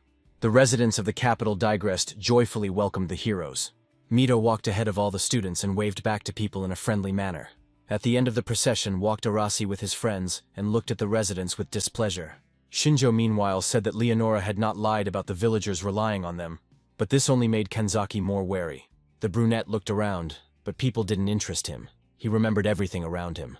What interested Shinjo most was the white castle with blue roofs, standing on a hill. Upon arrival at the palace, the boys were met by the Holy Knight Rains, who invited the heroes to rest after a long journey. The boys happily jumped onto the bed, because they were very tired after so many days of sleeping on the ground. The girls immediately headed to the baths to wash away the traces of fatigue. Most of the guys from Arashi's team went to the cafeteria to eat their fill. Mito, meanwhile, wasted no time and decided to head to the training hall. Shinjo found a convenient spot that overlooked the castle and its surrounding areas. Just like the first time, the most important thing for Shinjo was to gather information about the place he found himself in. The guy tried to move around the castle as unnoticed as possible. He observed the security system and studied their capabilities. However, his observations did not last long. because there were too many guards in the castle. Walking along one of the corridors, the guy noticed a familiar person from the window. Standing next to the guard was the knight Rains, who met them and escorted them on the way to the castle. Shinjo jumped out of the window unnoticed and took a place under a tree, watching what was happening. The guard asked the knight about the hero candidates, and the man replied that they were resting in the guest rooms. He is asked if God really chose these children, and Rains says that these kids have powers that few can possess. The guards are concerned that inviting hero candidates to the capital may provoke the Demon King's believers. Another guard confirms his words, reporting suspicious actions on the part of the enemy. Watching their conversation, Shinju wondered who the Demon King's believers were. Knight Rains reassures them that they have nothing to fear as long as they have the hero candidates on their side. The man decides to end the conversation there and says that they have to go, because training will start soon. Shinjo remains in the shade of a tree and ponders whether he should go into town to get more information. He decides to do just that, so he waits until night falls. The tavern is where most rumors are heard at this time, so they become Shinjo's target. The guy goes into one of these establishments and sees quite a lively crowd. Shinjo approaches the main counter and, holding out a coin, asks for a glass of ale. The owner asks him to wait a minute and leaves. Shinjo overhears some of the villagers mocking the hero candidates, saying that they are too young and weak. But the controversy subsides when it comes to the fact that the heroes are chosen by a saint, which indicates that the church has great influence. A minute later, the tavern owner places his mug of ale in front of Shinjo. The brunette says that he is a wandering traveler and knows nothing about local traditions, so he asks permission to ask a few questions. Shinjo decides to first ask about who the Demon King believers are, citing what everyone is talking about. The old man immediately understands what the guy is talking about and asks if he knows that they are at war with the Demon King. The Demon King controls a huge army, making him seem all-powerful to many. Because of this, there were those among the people who admired and worshipped his power. The owner told us that recently sectarians have been raging throughout the country, and recently blew up several aristocratic houses. Shinjo compares them to terrorists, and says it sounds like a serious problem. The brunette found out everything he needed, and, after sitting for a while for appearance's sake, went on. Everyone in this city believes that only the hero candidates can defeat the Demon King, so the believers may soon begin to take action.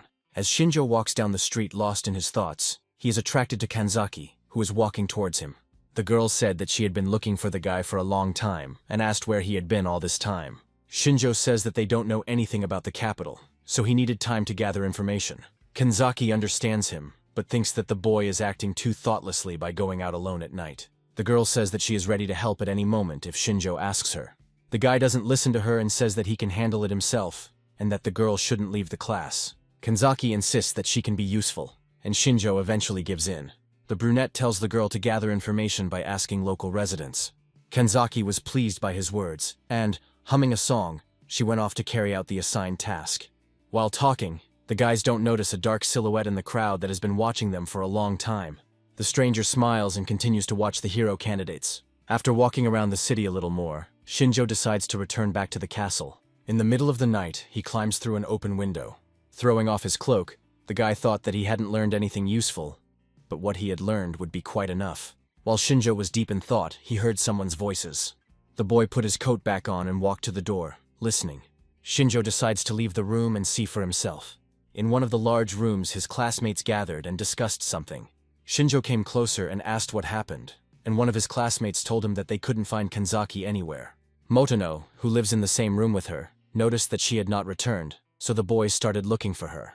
Shinjo thought that he had also been absent for a long time, but perhaps they had not looked for him because he lived alone. Mito turned to Shinjo and asked if he knew anything about Kanzaki's location. The brunette replies that he doesn't know anything because he was in his room the whole time. The headman sighs sadly. Mito says that there is definitely no girl in the castle, so they need to split up and find her before it gets completely dark. Nagase says that Kanzaki can stand up for herself, but she doesn't resist the class president's suggestion.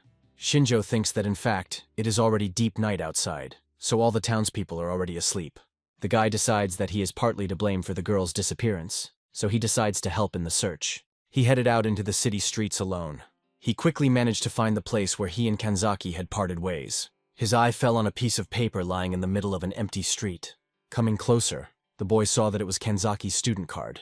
While he was looking at the map, a stranger began to approach him from behind. When the attackers decide that Shinjo is distracted, they jump out of their hiding places with the aim of killing the guy.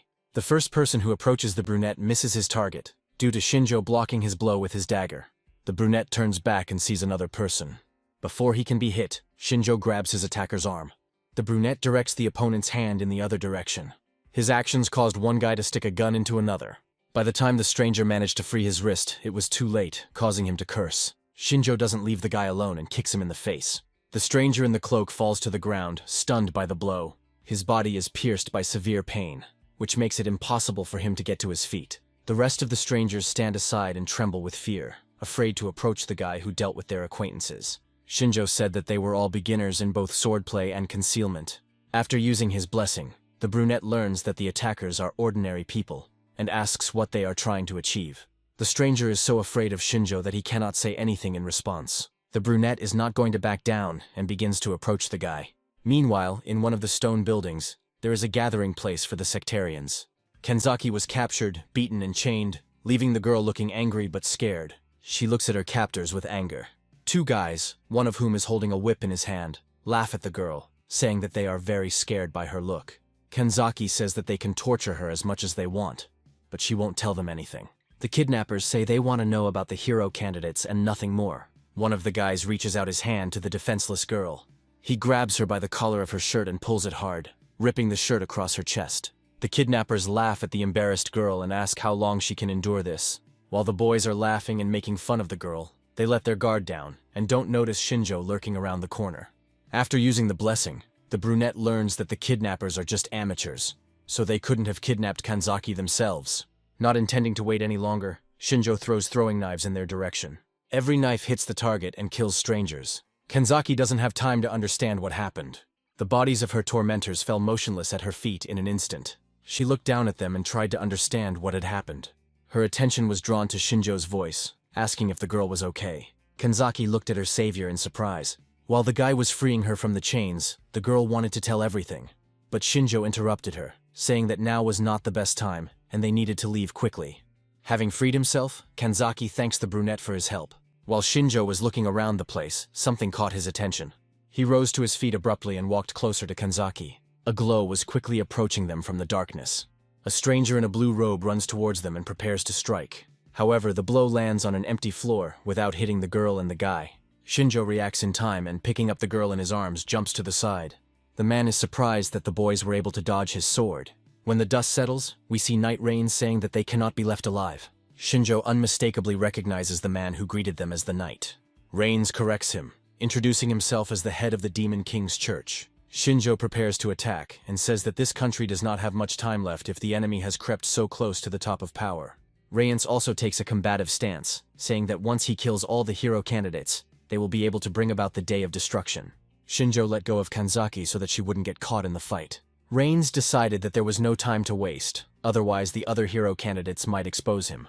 Shinjo uses his blessing on the knight to learn about his abilities. Thanks to this, the brunette learns that Rains has fencing skills and fire techniques. All the knight's indicators are at level B, which makes the man universal. At some point, Rains felt that Shinjo had become distracted. It is at this moment that the knight rushes into attack. Quickly approaching Shinjo, Rains raises his sword over him. However, he hits the floor again, because the brunette manages to jump to the side in time. The man begins to get angry at his opponent's agility. He puts his hand forward and a pentagram appears on his palm. Rains uses his blessing and commands fire to burn his enemies. Fireballs emerge from the expanding pentagram and head towards Shinjo. The brunette jumps up, dodging the attack, and realizes that this is what the fire technique looks like. The fireballs fly past Shinjo's feet without harming him. But everything is not as simple as the guy might think.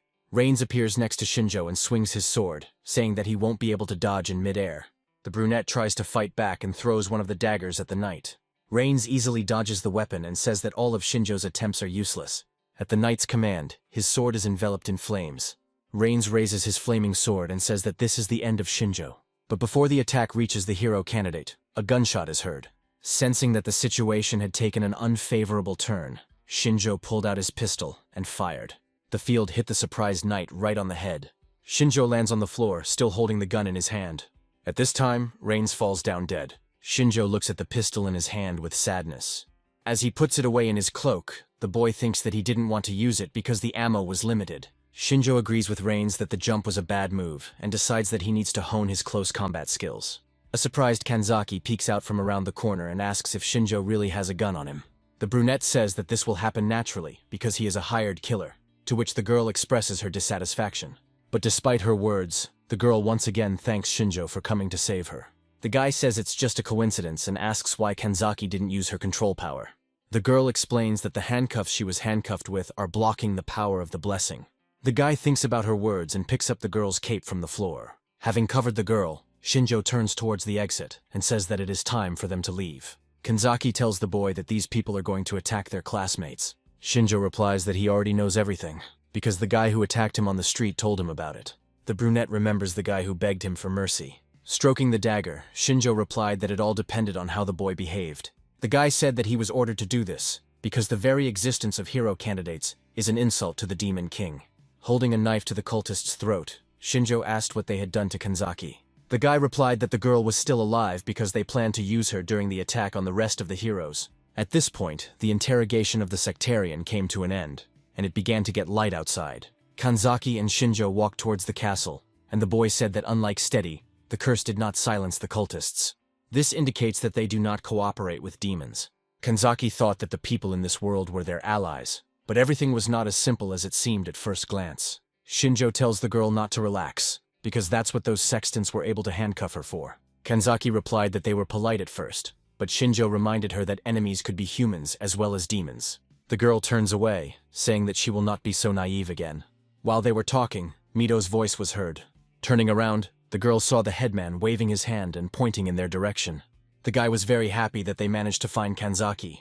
Mito is glad that the boys are safe, and the girl apologizes for making them worry. The headman says that the main thing is that the boys were not hurt, and asks if Shinjo found the girl.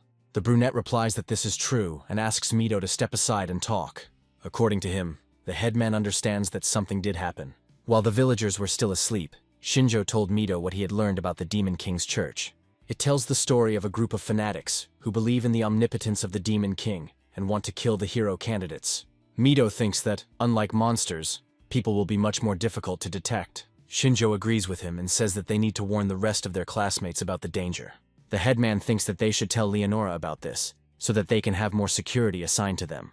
Kanzaki replies that even if they tell Leonora everything, she will say that they must stand up for themselves. Mito says that they still need to tell the guys everything and decide what to do next. Their conversation is interrupted by a thunderous explosion. A cloud of smoke appeared from the side of one of the houses. The next second, the sound of footsteps was heard. The cultists surrounded Kanzaki, Shinjo, and Mito. Many armed men gathered around them. Their appearance was no different from the rest of the Demon King's followers. Mito suggested that the cultists were attacking the points where the Kanzaki search teams were located. Shinjo warns that the cultists are approaching. The hero candidates prepare for battle and take up a defensive position, standing with their backs to each other. Smoke from the explosions began to fill the street. A small squad of candidate heroes prepared to fight. Not only they were trapped, other guys were also surrounded, and one of those teams included Narumi and Hashimoto. On the other team is Nagase and her friends. Arasi and his friends ended up in the last one. Analysis of the opponents revealed that all the sectarians do not have any special skills. Based on their skills, Shinjo sees that the 6 cultists are weaker than Rains in skills. With a battle cry, the sectarian battle squad rushed into the attack. The hero candidates remained calm and prepared to defend themselves. Shinjo assessed the situation and told Kanzaki to use control power. Following his instructions, the girl put her hand forward and ordered everyone to stop. In the blink of an eye, the attackers froze in place, unable to move. Shinjo immediately took out his throwing knives and threw them towards the attackers. Each of the daggers reached its target without hindrance. Mito turned to his classmates and cried out indignantly. The village chief reminded Shinjo that they were fighting people, not monsters. The brunette was angered by his words, and said that it didn't matter because they were their enemies. Mito was about to object, but Shinjo informed him that another man had snuck up on them. Only after his words, the elder feels that a sectarian has crept up on him from behind. Mito manages to turn around and summon his sword just as the enemy strikes. The headman asks the attacker why they are behaving like this, since they are all people. Without hiding his mockery, the sectarian says that they will do anything for their master. Kanzaki extends his hand and is about to help Mito. However, she is interrupted by Shinjo, blocking her view. The guy tells her not to interfere, as it's time for Mito to stop being so soft. The elder's sword blinds the cultist for a moment. When he comes to, he sees that his sword has broken under Mito's power. The man looks at the broken weapon with fear. Mito says that if the man surrenders now, he will spare him. The sectarian gets angry at his words and starts yelling at the guy. Without losing his zeal, the man raises the now broken weapon over Mito. The headman did not expect such a reaction from a man who found himself in a hopeless situation. Therefore, Mito does not have time to dodge, and the sword wounds his hand. Realizing that he had managed to wound the hero candidate himself, the man burst into malicious laughter. Mito looked at him in amazement and did not understand why everything was happening this way. Realizing that no amount of persuasion would help, the elder raised his sword and struck the sectarian. The man is seriously injured and falls to the ground. Mito looks at him in surprise. The half-dead sectarian, laughing with anger, crawls towards the guy, not intending to give up until the very end. Shinjo approaches Mito and tells the guy to finish off the man. The headman says that nothing can help him anyway. Shinjo responds that they cannot be 100% sure of this, so they must eliminate the threat. Mito asks why the brunette is so calm, and he replies that the class president must choose whether to kill the man now or wait until he attacks one of their classmates. Shinjo reproaches the class president for being the strongest in the class, but unable to make a decision. Seeing doubt in Mito's eyes, the boy asks what is more important to him, the life of a stranger or the lives of his classmates.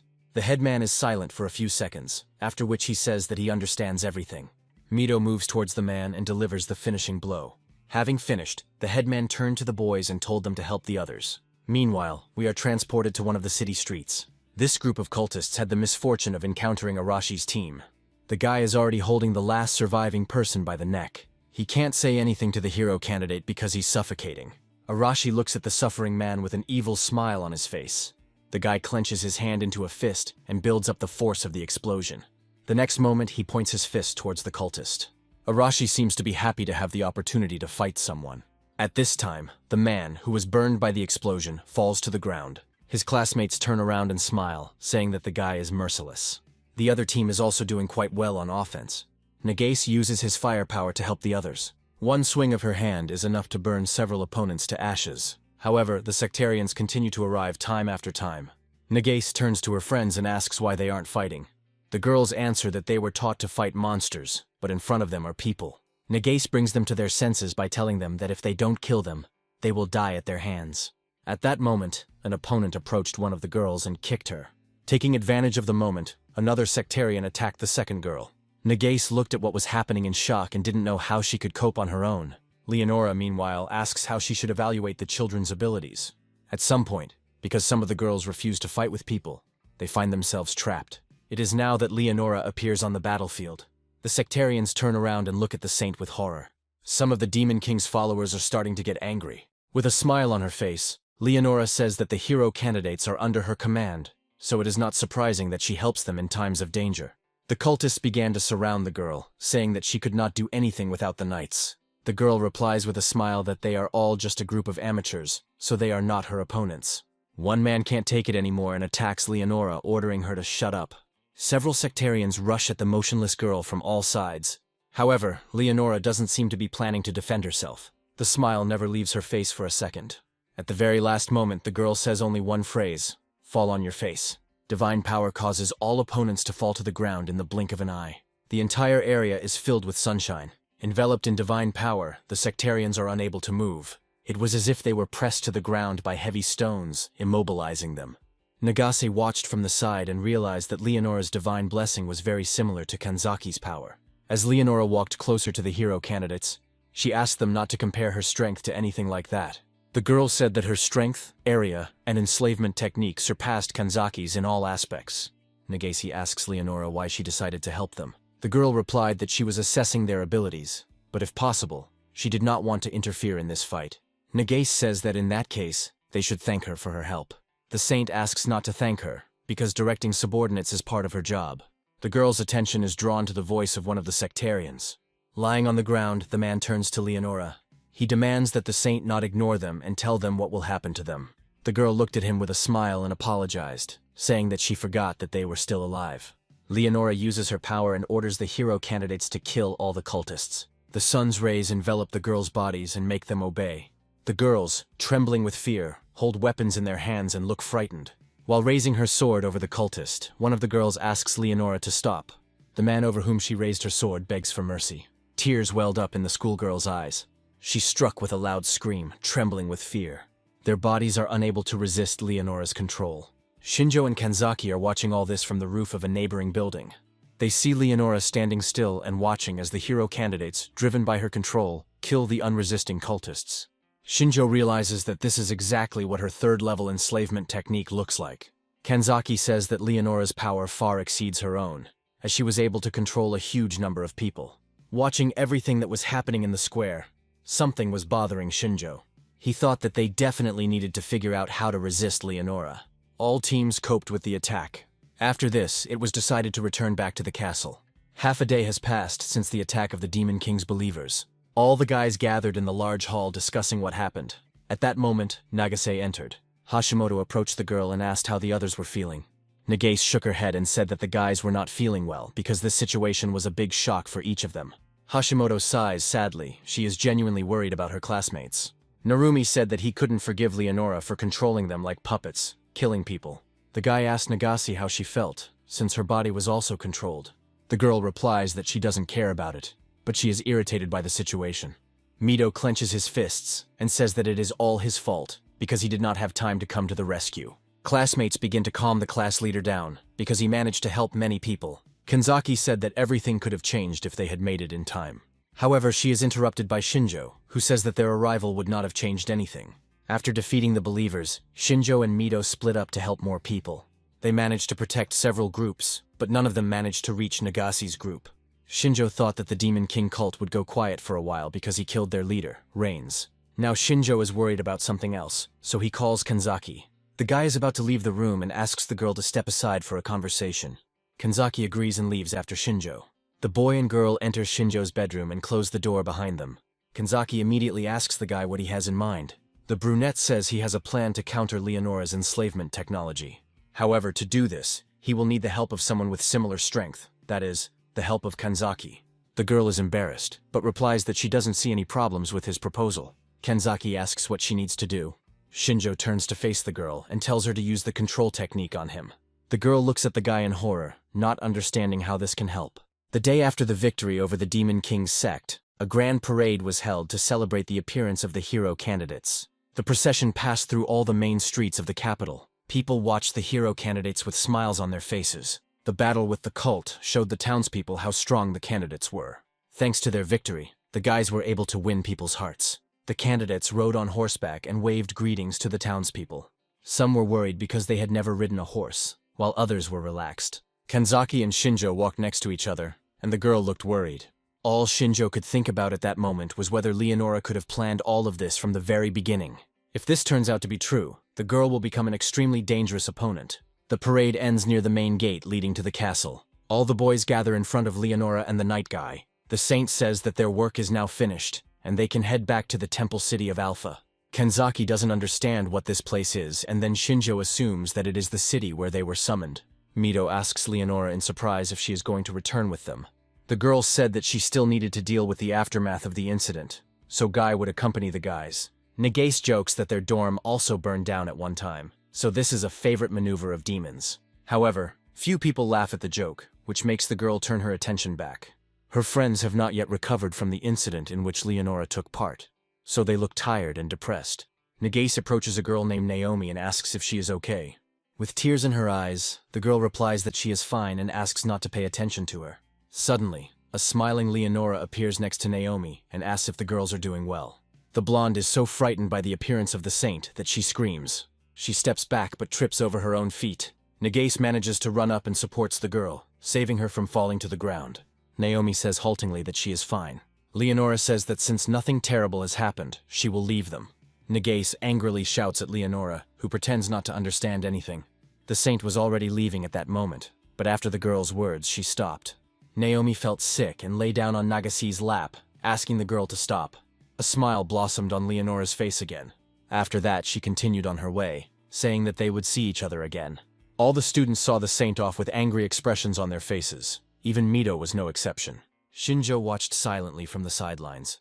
Arasi smiled in turn, as if to say that he was right about Leonora. When the saint disappeared behind the gate, the night guy gave the order to advance. The boys spent the whole day on the road, and when night fell, they set up camp.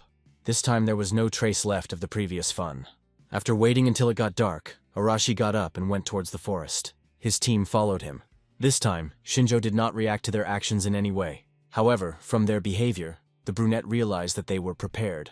Kanzaki sat next to Shinjo and asked if they had really decided to carry out their plan.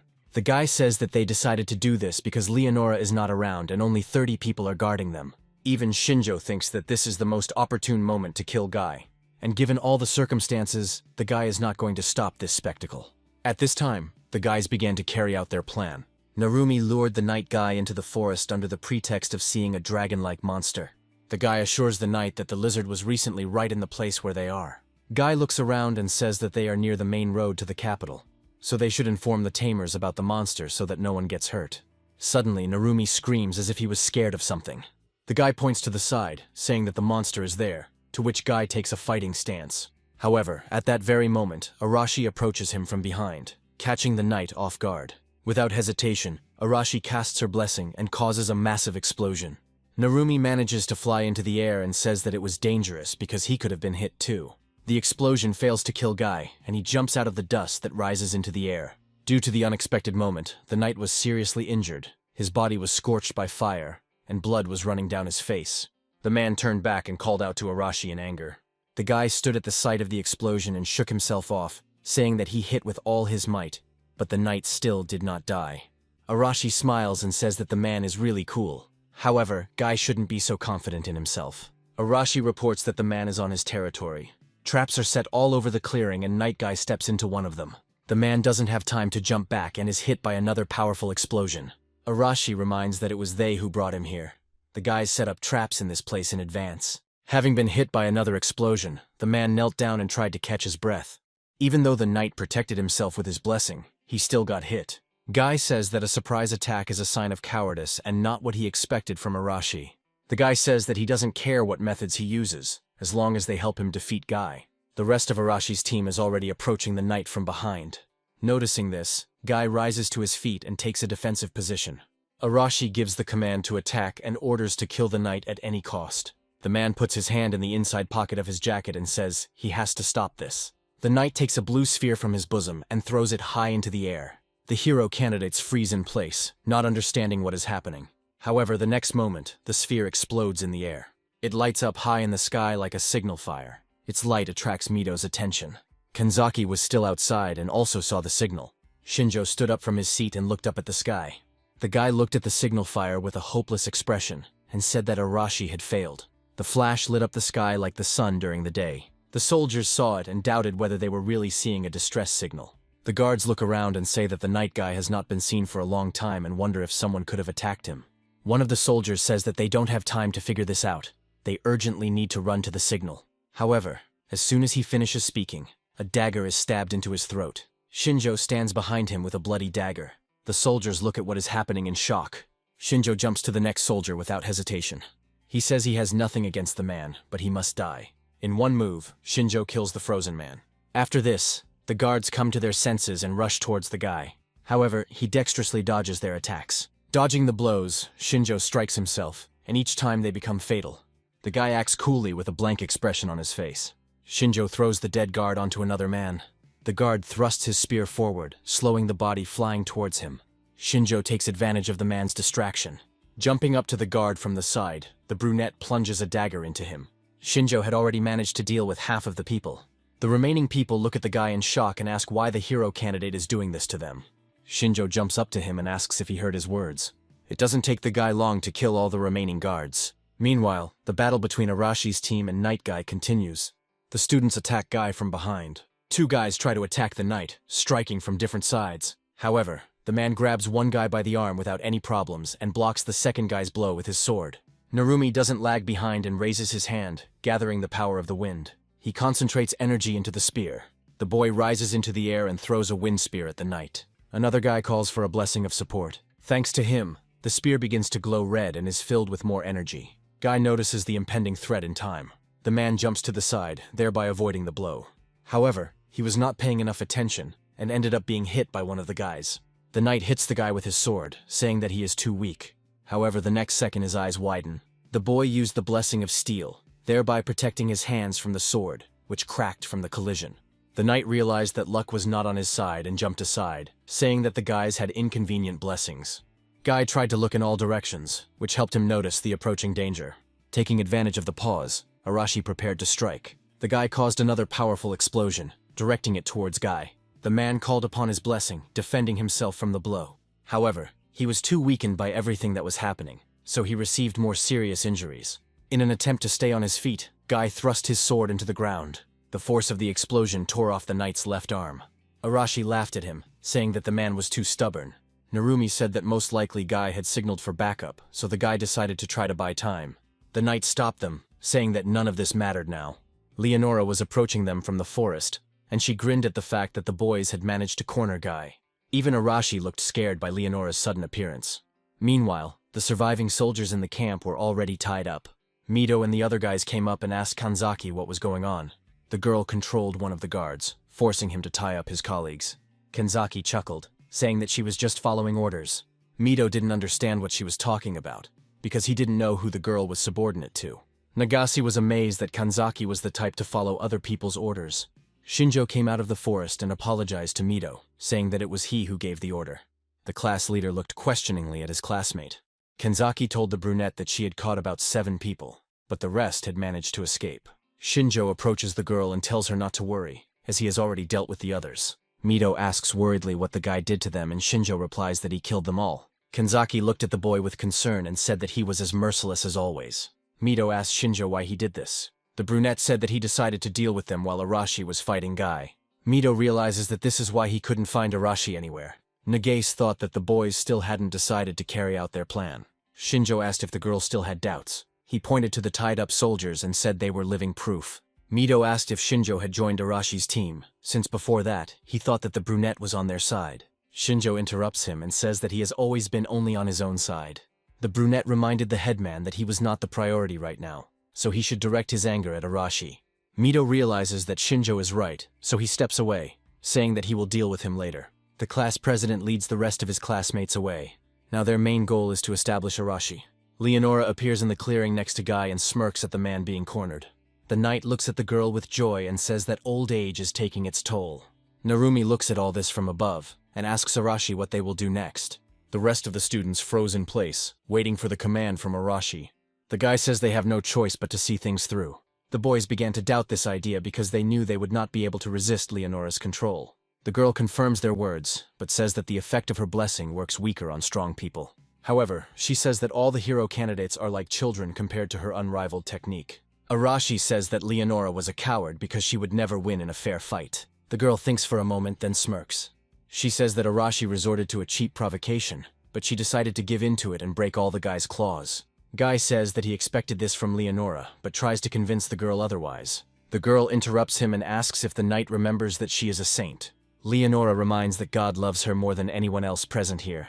As the girl gets closer to the knight, Arashi decides to take action and runs towards them. Guy is about to rise from his knees and shield Leonora. However, she puts her hand in front of him, thereby forcing him to stay in his place. The smile disappears from the girl's face and she calls upon the earth. The ground beneath her feet instantly begins to move. Before Arashi can reach the girl, the ground rises up and hits the boy. The blow was delivered with such force that the guy froze in place. However, Leonora does not stop, and this time she calls upon the wind. Arashi doesn't have time to recover from the first blow before the ground beneath his feet disappears. Caught in the wind, the boy flies away. At this moment, a tornado forms around Leonora. Narumi uses her blessing to fly up and catch the unconscious Arashi. The remaining students look up at the sky in fear and try to shout to their leader. This only attracts the attention of Leonora, who summons fire. One of the students is engulfed in flames and causes him to scream in pain. Leonora does not stop, and this time calls upon the power of water. The student standing behind her is enveloped in water, trapping him in a kind of bubble. The guy is screaming in panic that he can't breathe and asking someone to help him. However, no one dares to come closer, and eventually the guy loses consciousness. Only after that the bubble releases him. Narumi continues to hold Arashi's unconscious body in the air and is in no hurry to descend. The rest of the students stood frozen in fear at a distance from Guy and Leonora, hoping that the girl would not touch them. The saint looks at them with a smile and asks if they have played enough. There is a scream from above, and everyone hears that they are not finished yet. Arashi managed to come to his senses and shouts that the girl has not won yet. Suddenly Mito appears on the battlefield with the rest of the students and asks them to stop. Realizing that Leonora is not going to continue the fight, the headman turns his gaze to Arashi. Mito demands that the boy stop fighting and asks what Arashi was thinking when he did such a thing. The brown-haired man shouts that the headman will not be able to stop him because he will not sit and do nothing like the others. Mito asks the rest of Team Arashi if they agree with their leader's words. Narumi apologizes to the class president and says that she can't trust Leonora and Guy. Nagase says that she agrees with Narumi on this, and Mito can't say anything in their defense. The girl asks if they should join Arashi if the fight has already begun. Hashimoto scolds Nagase for her words and says that not everything can be solved with brute force. Mito is confused by this whole situation because he can't say that Arashi is wrong. But he also can't force his classmates to endure bad treatment. Leonora chuckled, saying that the split in their group had come much faster than she had expected. The girl looks menacingly at the boys and says that the riot has already begun, so they can't just disperse and pretend like nothing happened. The students froze in place at her words. Even those who did not take part in the rebellion felt the danger emanating from Leonora. Someone looked at the girl as if he expected this outcome. Mito stood frozen in surprise, and could not understand what exactly the saint's words meant. Leonora puts her hand in front of her and calls upon the fierce wind. Narumi doesn't want to see his friends get hurt, so he interferes with Leonora's airflow by summoning his own. Two tornadoes begin to merge into one, trying to destroy each other. The guys on the ground are trying to duck to avoid being caught in the wind currents. However, Leonora does not look scared. She calmly watches what is happening with a smile on her face. Narumi realizes that he is unable to resist the power of the saint. The next moment, they and Arashi are caught up in the wind currents and carried in different directions. The rest of the students are also under attack. As the tornado begins to weaken, Mito is thrown aside, but lands safely on his feet. The rest of the students are not so lucky and can barely get up from the ground. Many were injured when they were caught in the air whirlpool. Someone was hurt worse because they landed badly. Mito looks around fearfully and asks his classmates if everything is okay. Arashi approaches the elder from the side, with blood running down his face from his broken head. The guy tells Mito to stop panicking since none of them died. Arashi says that the chief cannot protect them all, so it is time to make a decision, because at this rate, Leonora will deal with everyone. Mito realizes that the situation is hopeless, so he summons his sword and sets out to protect his friends. Nagase's voice can be heard from behind, happy that the headman has finally gotten it. The girl summons fire and says that her patience has long been at its limit. Hashimoto says he doesn't really want to get involved in all this, but they're in a bind. Leonora watched everything that was happening calmly, but did not interfere. Now the class united against a common enemy, and stood up to protect those who could no longer fight. Leonora looks at them with a smile and wants to remind the children why she is so valuable. For a moment we are transported into the depths of the forest, not far from the battlefield. Kanzaki peeks out from behind a tree and asks what they will do now. Shinjo stands calmly, leaning against a tree, and says that their time has not yet come. They plan to engage in battle the moment Leonora uses her enslavement technique, and until then, their classmates will do all the dirty work. It had already been deep into the night outside, and the source of light was the full moon in the sky. Leonora stood next to Guy, and around them lay many wind-blown trees. Opposite them stood Arashi, Narumi, Mito, Nagase, and Hashimoto, ready to enter the fight at any moment. Unexpectedly, Leonora's attention is drawn to Guy, who until that moment was behind the girl.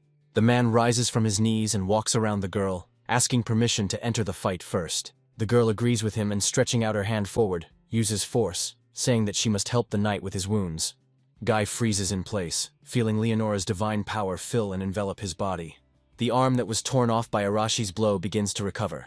The knight closes his eyes, feeling the pain in his body go away, and he becomes filled with strength again.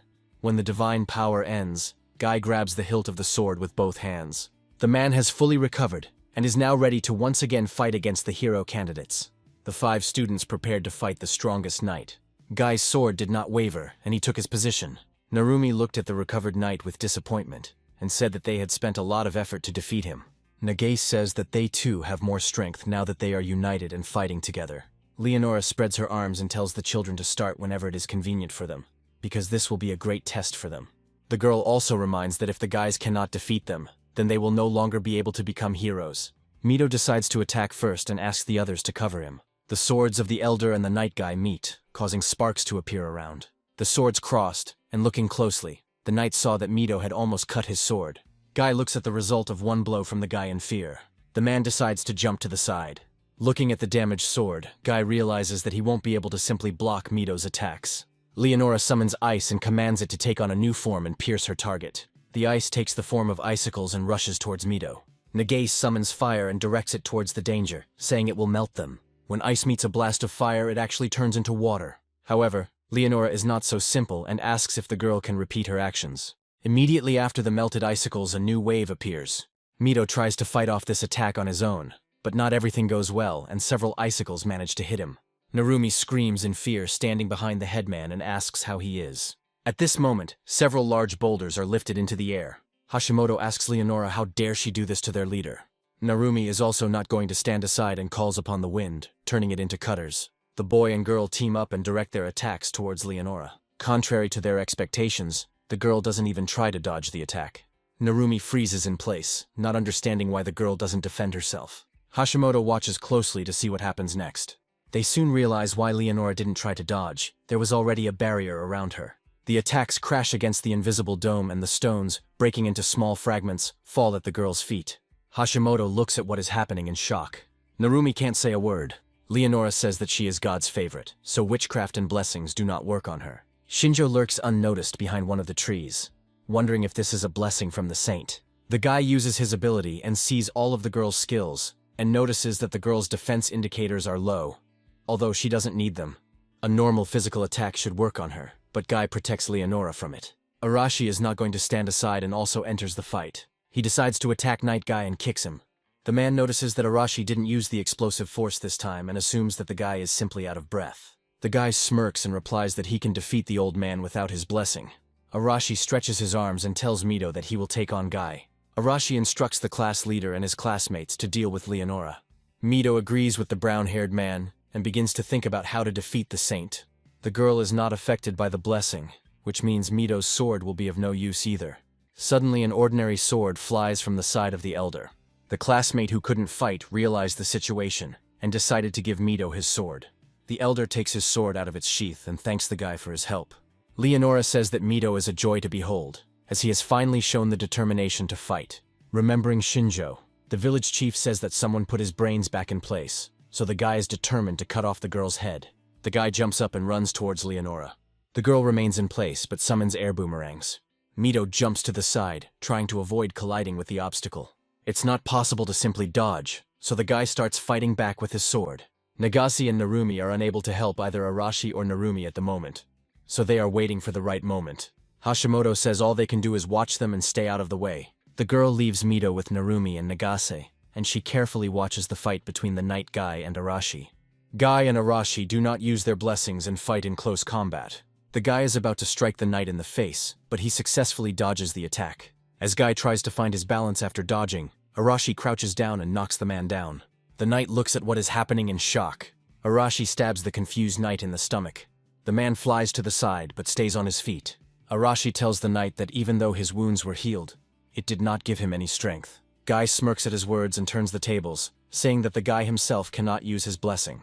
Meanwhile, Leonora directs fireballs towards Mito. The guy jumps to the side, dodging each attack, but moving further and further away.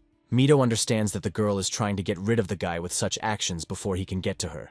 The headman's eyes begin to glow, and he thinks that there must be a way to defeat Leonora. Eleanor stops her attacks the moment Mito gets far enough away. The boy tries to figure out what to do next while his classmates watch over him from behind. Leonora says that she expected nothing less from Mito's boyfriend, since only a few can so deftly dodge her technique. The village chief thinks that he either needs to find a way to get closer to the girl, or find an opportunity to attack from a distance. The blessing doesn't work on Leonora, so Nagase and the others can't help him, and the saint specializes in long-range attacks. Mito decides to close the distance between them by any means necessary and act as quickly as possible. Leonora sees that the guy is enveloped in an unfamiliar glow, and now she looks a little confused. Mito takes off with such force that his footprints leave marks on the ground. Leonora reaches out and calls upon the power of the wind. Streams of wind turn into arrows that try to hit the attacking elder. However, he dodges the attack with great speed, like lightning. The guy inevitably approaches his goal at an incredible speed. For the first time in the entire battle, Leonora changes her position and sits down on the ground. Touching the ground with her hand, the girl uses the diving technique. The ground beneath Mito's feet becomes like quicksand and begins to pull the boy down. The elder freezes in place and the glow begins to fade. At this time, Leonora calls upon the power of fire. She points it at Mito and he is engulfed in flames, causing him to scream in pain. Nagase and Narumi, who were watching from the side, rushed to help the headman, but it was too late. Leonora thought that Mito had been unknowingly strengthening his body with magic all this time, and was able to release all his power outward at once. Looking at the unconscious headman, the girl admitted that he had incredible talent, but he was still far from her level. Meanwhile, Arashi and Guy continued their battle. Looking at his hands, the guy thinks that he won't be able to use the explosion, so he needs to come up with another way to defeat the knight. Guy says he sees doubt on Arashi's face and seizes the moment to rush into the attack. The guy doesn't have time to react and gets hit. Arashi is slashed across the chest by a sword and cries out in pain as he falls to his knees. Clutching his wound, the boy cannot understand why he cannot defeat some old man. Guy approaches him and asks if this is all that Arashi can do without a blessing. The guy remembers everything he has gone through in his entire life and cannot come to terms with the fact that he will lose so easily. Arashi thinks that he is strong enough to win even without his explosions. Ignoring the sword leaning against his shoulder, the boy rises to his feet. Guy looks at Arashi in surprise and asks how he can still stand on his feet. The sword cuts through the clothes and digs into the guy's shoulder, but he doesn't intend to stop. The knight watches in shock as the boy actually hurts himself by pushing against the sword. Taking advantage of his confusion, Arashi raises his hand to strike. The guy delivers a crushing blow to the opponent's face. Despite all his wounds, Arashi looks more angry than before. From the force of the blow, Guy flies to the side, no longer able to stand on his feet. With one blow, Arashi not only knocked out several of the knight's teeth, but also sent him into unconsciousness. Taking the sword out of his shoulder, the boy told Guy that he had won. Meanwhile, Mito remembers the time he and his class spent in their world, and thinks that it is his responsibility to protect them all. The headman rises from the ground and realizes that he cannot watch his friends suffer. Leonora was about to attack the rest of the guys, but her attention was drawn to Mito, who stood up and was surrounded by lightning. The guy is again filled with powerful energy, and he tells Leonora that he is already on his way. The girl looks at the headman with a smile and says that he will not be able to get closer to her, no matter how hard he tries. But before she can finish speaking, Mito appears next to her. The carefree smile disappears from Leonora's face, and she looks at the lightning-fast guy in surprise. Without any expression on his face, the guy strikes with his sword. He manages to touch Leonora and she jumps back in fear. The guy remains in his place, but the energy does not leave his body. The girl touches the bleeding wound on her hand and thinks that she has lost control of the situation. Leonora frowns in pain, but suddenly the realization comes to her that this is something else. Before she can even realize it, Mito is behind her. Catching movement very close, Leonora quickly turns around. The girl uses the power of ice and creates a barrier between herself and Mito. However, the guy breaks the ice wall with one blow. Shards of her own magic fly at Leonora, forcing her to retreat. Previously, no one could make the girl move, but now, she tries unsuccessfully to dodge Mito's attacks. The saint looks past the headman, who froze for a moment, and understands that it was not that she was inattentive. The thing is, Mito has acquired a new blessing and can now move too fast for a person to keep track of him. As a saint, Leonora says that God loves Mito, so he gave him the blessing he needed. The guy replies that he simply asked for the power that would help him protect the people close to him. Mito activates his speed power again and points his sword towards Leonora's neck. The girl stands calmly and does not try to avoid. She says that this is still not enough. Leonora uses her power of enslavement and causes Mito to fall to the ground. Standing over the immobilized guy, the girl says that she did not intend to use this power, but she has no choice. Mito looks up at the saint in disappointment and cannot move. Shinjo, who was watching this whole situation, said that Leonora had finally pulled out her trump card. Turning to Kanzaki, the brunette said that the time had come to act. Meanwhile, Leonora watched the immobilized Mito with a smile on her face. It was as if a powerful seal had been placed on the guy. The girl says that she didn't intend to use the enslavement technique, but Mito lives up to her expectations. The headman tries to fight, but the more he resists, the more pressure is put on him. Nagase and Hashimoto run towards them, intending to help. However, before they can get any closer, Leonora commands them to stop. All the students are overcome by the holy power, causing them to freeze in place. Narumi tried to take some action, but found himself completely immobilized.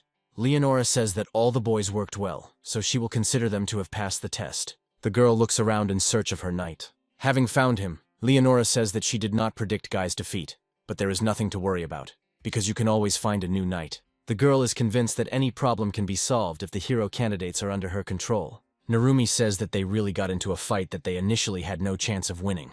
Mito despairs as he thinks that until they find a way to resist this technique, they will not succeed. Leonora says that she was tasked with performing the ritual to summon the hero candidates because she has the ability to control them. Otherwise, their existence could become a threat to the country. While the girl was explaining everything to the losing students, several daggers flew at her from behind.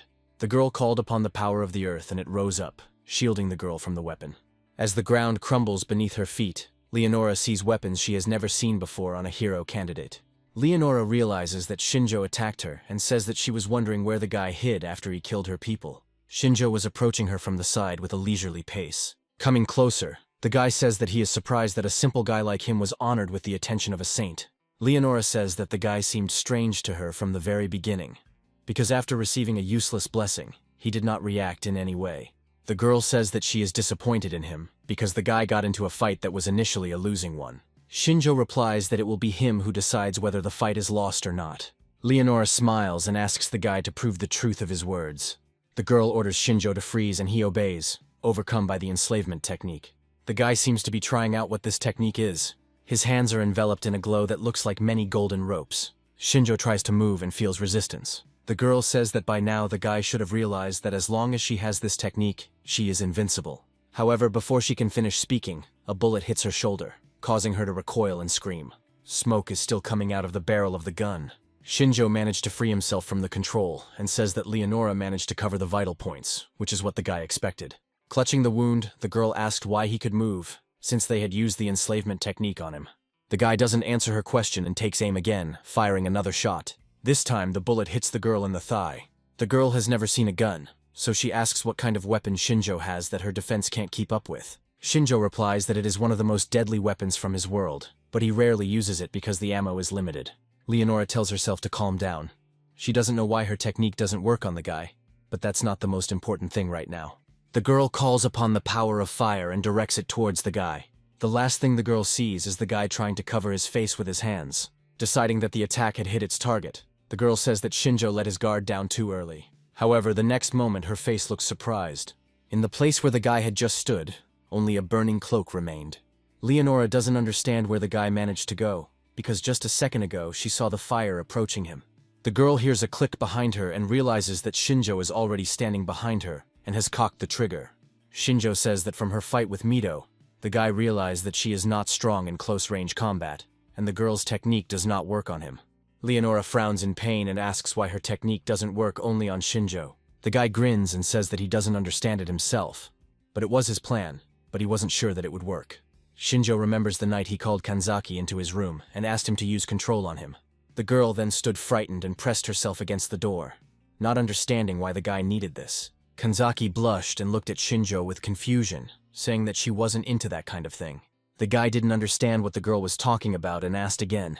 Shinjo said that while researching the materials on techniques, he did not find information on the enslavement technique, but instead read about one interesting fact.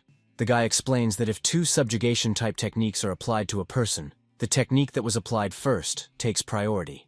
The girl asks if it's true that if she casts a control technique on the guy, Leonora's enslavement technique won't be effective. Shinjo thinks that this is the case, and it might also work if Kanzaki's technique is stronger than Leonora's defense. The girl is surprised by his assumptions, because her technique cannot be compared with the powers of the saint. Shinjo believes that the main difference is that they are at different levels. Kanzaki's ability level is first, and Leonora's is third, but the girl's control should not be interrupted in favor of the saint. The boy remembers that earlier, Steady's technique had prevailed over Kanzaki's control. Previously, Shinjo thought that it was because the scientist's abilities were higher in level. The solution to the riddle was that Steady managed to apply his technique to the monsters much earlier than Kanzaki did. Shinjo speculates that Leonora's enslavement technique must work on the same principles. However, the only way to know if their assumptions are correct is to put them into practice, so they must study the control range. Returning to the moment of the fight, Leonora suddenly realizes that Kanzaki may be involved. Holding a gun to the saint's head, Shinjo says that the girl has finally gotten it. The guy confirms her suspicions, saying that he is now under Kanzaki's control. Leonora clenches her teeth in anger and calls the girl an impudent imitator. Shinjo doesn't let go of the saint's sights and says that her end has come. The gun in his hands clicks. Contrary to expectations, Shinjo did not kill Leonora. After the click, the girl turned around in surprise, feeling as if something was restricting her movements. The girl's hands were found to be in handcuffs, which had previously been used to restrain Kanzaki. Shinjo borrowed these handcuffs from them, hoping that they would block Leonora's miraculous power. The girl looks angrily at the guy and asks what he is going to do with her. The classmates finally regained their ability to move and began to come closer. Shinjo said that he would let Leonora go if she could send them back to their world right now. The girl says that it is useless, because she only has the summoning technique, and another technique is needed to return them home. Shinjo activates his blessing and realizes that the girl is not lying, since her status does not include such a technique. The guy asks why the girl lied about them being able to return if they defeat the Demon King. Leonora explains that summoning people from another world requires a huge amount of energy, which they borrowed from God. In other words, their presence here is God's will, and when they have fulfilled their role, they will most likely be returned back. Shinjo guesses that the girl herself does not fully believe it. Leonora confirms his words, saying that the previous hero candidates were unable to even come close to the Demon King. Shinjo guesses the answer, but still asks what happened to the previous hero candidates. Leonora replies that almost all were killed by the Demon King's army. But some might have survived, but their location is unknown. Anyone would have given up after those words, so Shinjo understands why the girl didn't want to tell them. Leonora says that they won't be able to just settle here, because the Demon King's army will attack sooner or later, and then the guys will be forced to accept the fight. Shinjo realizes that no matter how hard they try, they still have no choice. The girl agrees with him and says that she is ready to turn a blind eye to this incident and help them if they let her go immediately. However, the guy is not going to follow her lead, so he swings a dagger, intending to deal with her. Mito grabs his hand and asks him to stop. Shinjo asks why the village chief decided to intervene, since they thought he had already decided to do so. Mito says he only agreed to this because they believed Leonora knew a way to get them home. In this situation, the village chief wants to keep the status of a hero candidate, but Shinjo reminds them that they have already started a riot. Leonora stops their argument and says that Mito is right. The girl agrees that she got a little carried away, but they can pretend that nothing happened. Shinjo thinks that her proposal is logical, but says that she won't be caught off guard a second time. The boy is afraid that Leonora might try to kill Kanzaki once she is released, and then their chances of winning will be zero. Mito says that they won't be able to get away with killing a saint, so they will make Leonora swear an oath and let her go. Hashimoto agrees with the class chief and says that not all of them know how to fight, so if they become criminals, then defeating the Demon King is out of the question. Nagase also agrees with them and says that they will find a way to make Leonora keep her promise. Narumi sides with Shinjo, saying that the girl almost killed them already and nothing will stop her from trying again. Mito understands his concerns, but reminds him that they won't have a chance if they kill her right now. Shinjo understands the class president's concerns, as he wants to ensure the safety of the entire class, and the brunette is not sure that all of them will be able to survive. At some point, Shinjo senses a moment when Mito is no longer watching his actions. At the same moment, the sound of a shot is heard. Smoke comes out of the barrel of the gun, indicating that a shot has been fired. Mito turned his gaze to Shinjo and saw him take out a gun, and now pointed at Leonora. The shot hit the saint square in the forehead, causing her to look shocked. Mito starts yelling at Shinjo, asking why he did that. Leonora falls to the ground and the strength leaves her body. The classmates look on in shock at what is happening and cannot believe how cold-bloodedly Shinjo killed a man. Having come to his senses, the headman tries to grab the brunette, but he has already managed to step aside. A smoke bomb was thrown at their feet between them. The smoke hid from the eyes of his classmates the silhouette of Shinjo, who told them at the end that they would meet again. Mito tried to find his classmate in the smokescreen. However, all his attempts were unsuccessful. When the smoke cleared, there was no one left. Mito fell to his knees in despair and asked why everything had happened this way. Hashimoto said that Shinjo committed an unforgivable act by killing Leonora before they could come to an agreement. Nagase chuckled that the guy, as always, only thought about himself. Narumi, in turn, begins to guess the motive for Shinjo's actions, but prefers not to make it public. Kanzaki slowly approaches Leonora's corpse and can't believe it's over. The girl didn't think that Shinjo would actually kill the saint, but everything happened exactly as the guy said. She remembers how, before the attack began, the brunette told the girl how everything would happen next. Shinjo said that their main goal would be to capture Leonora and find out from her how they can return to their world. If during the interrogation it turns out that the girl cannot return them, then Shinjo will kill her. Kanzaki agreed with his words, but she didn't think that it would actually happen. Shinjo warns that if it is not so easy to return to their world, then Mito will start protecting Leonora. The brunette warns that in this case, he will kill the saint himself and run away. Kanzaki looked at the boy in shock and asked if he really wanted to take the blame for killing the saint. Shinjo says that this is why he allowed several soldiers to escape, to create the appearance that he was acting alone. If he is the only one considered a criminal, the boys will be able to return to the country without hindrance. Kanzaki thinks that everything might not work out, but the guy recommends that she use control to negotiate with the country. The girl agrees with him and wonders what Shinjo himself will do then.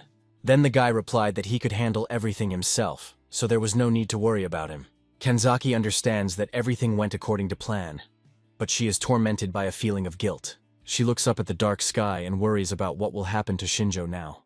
Meanwhile, in one corner of the country, the moon turned bright pink. The entire space around the dark castle was filled with dark energy. We see a guy wondering what these hero candidates are like, who came from another world and were blessed by God. The knight reports to his master, saying that they have made several attempts to defeat them, but they have been unsuccessful. The owner tells him not to worry, because their actions on enemy territory are limited, but the heroes will come to them themselves sooner or later. Before us appears the supreme general of the Demon King's army, the Wind King Winberg, who believes that the war with humanity has now become much more interesting. Several days pass after the events on the battlefield between the hero candidates and Leonora. Shinjo separated from the group of his own accord, and now travels alone. He had managed to prepare a backpack with things in advance, as if he had guessed that the battle would have such an outcome. The guy stops near a stream to drink and rest a little. Shinjo has been walking for the second day now, and according to the map, he will soon come across a city. In the distance, the guy sees a mountain, and thinks about whether he should climb higher and assess the situation.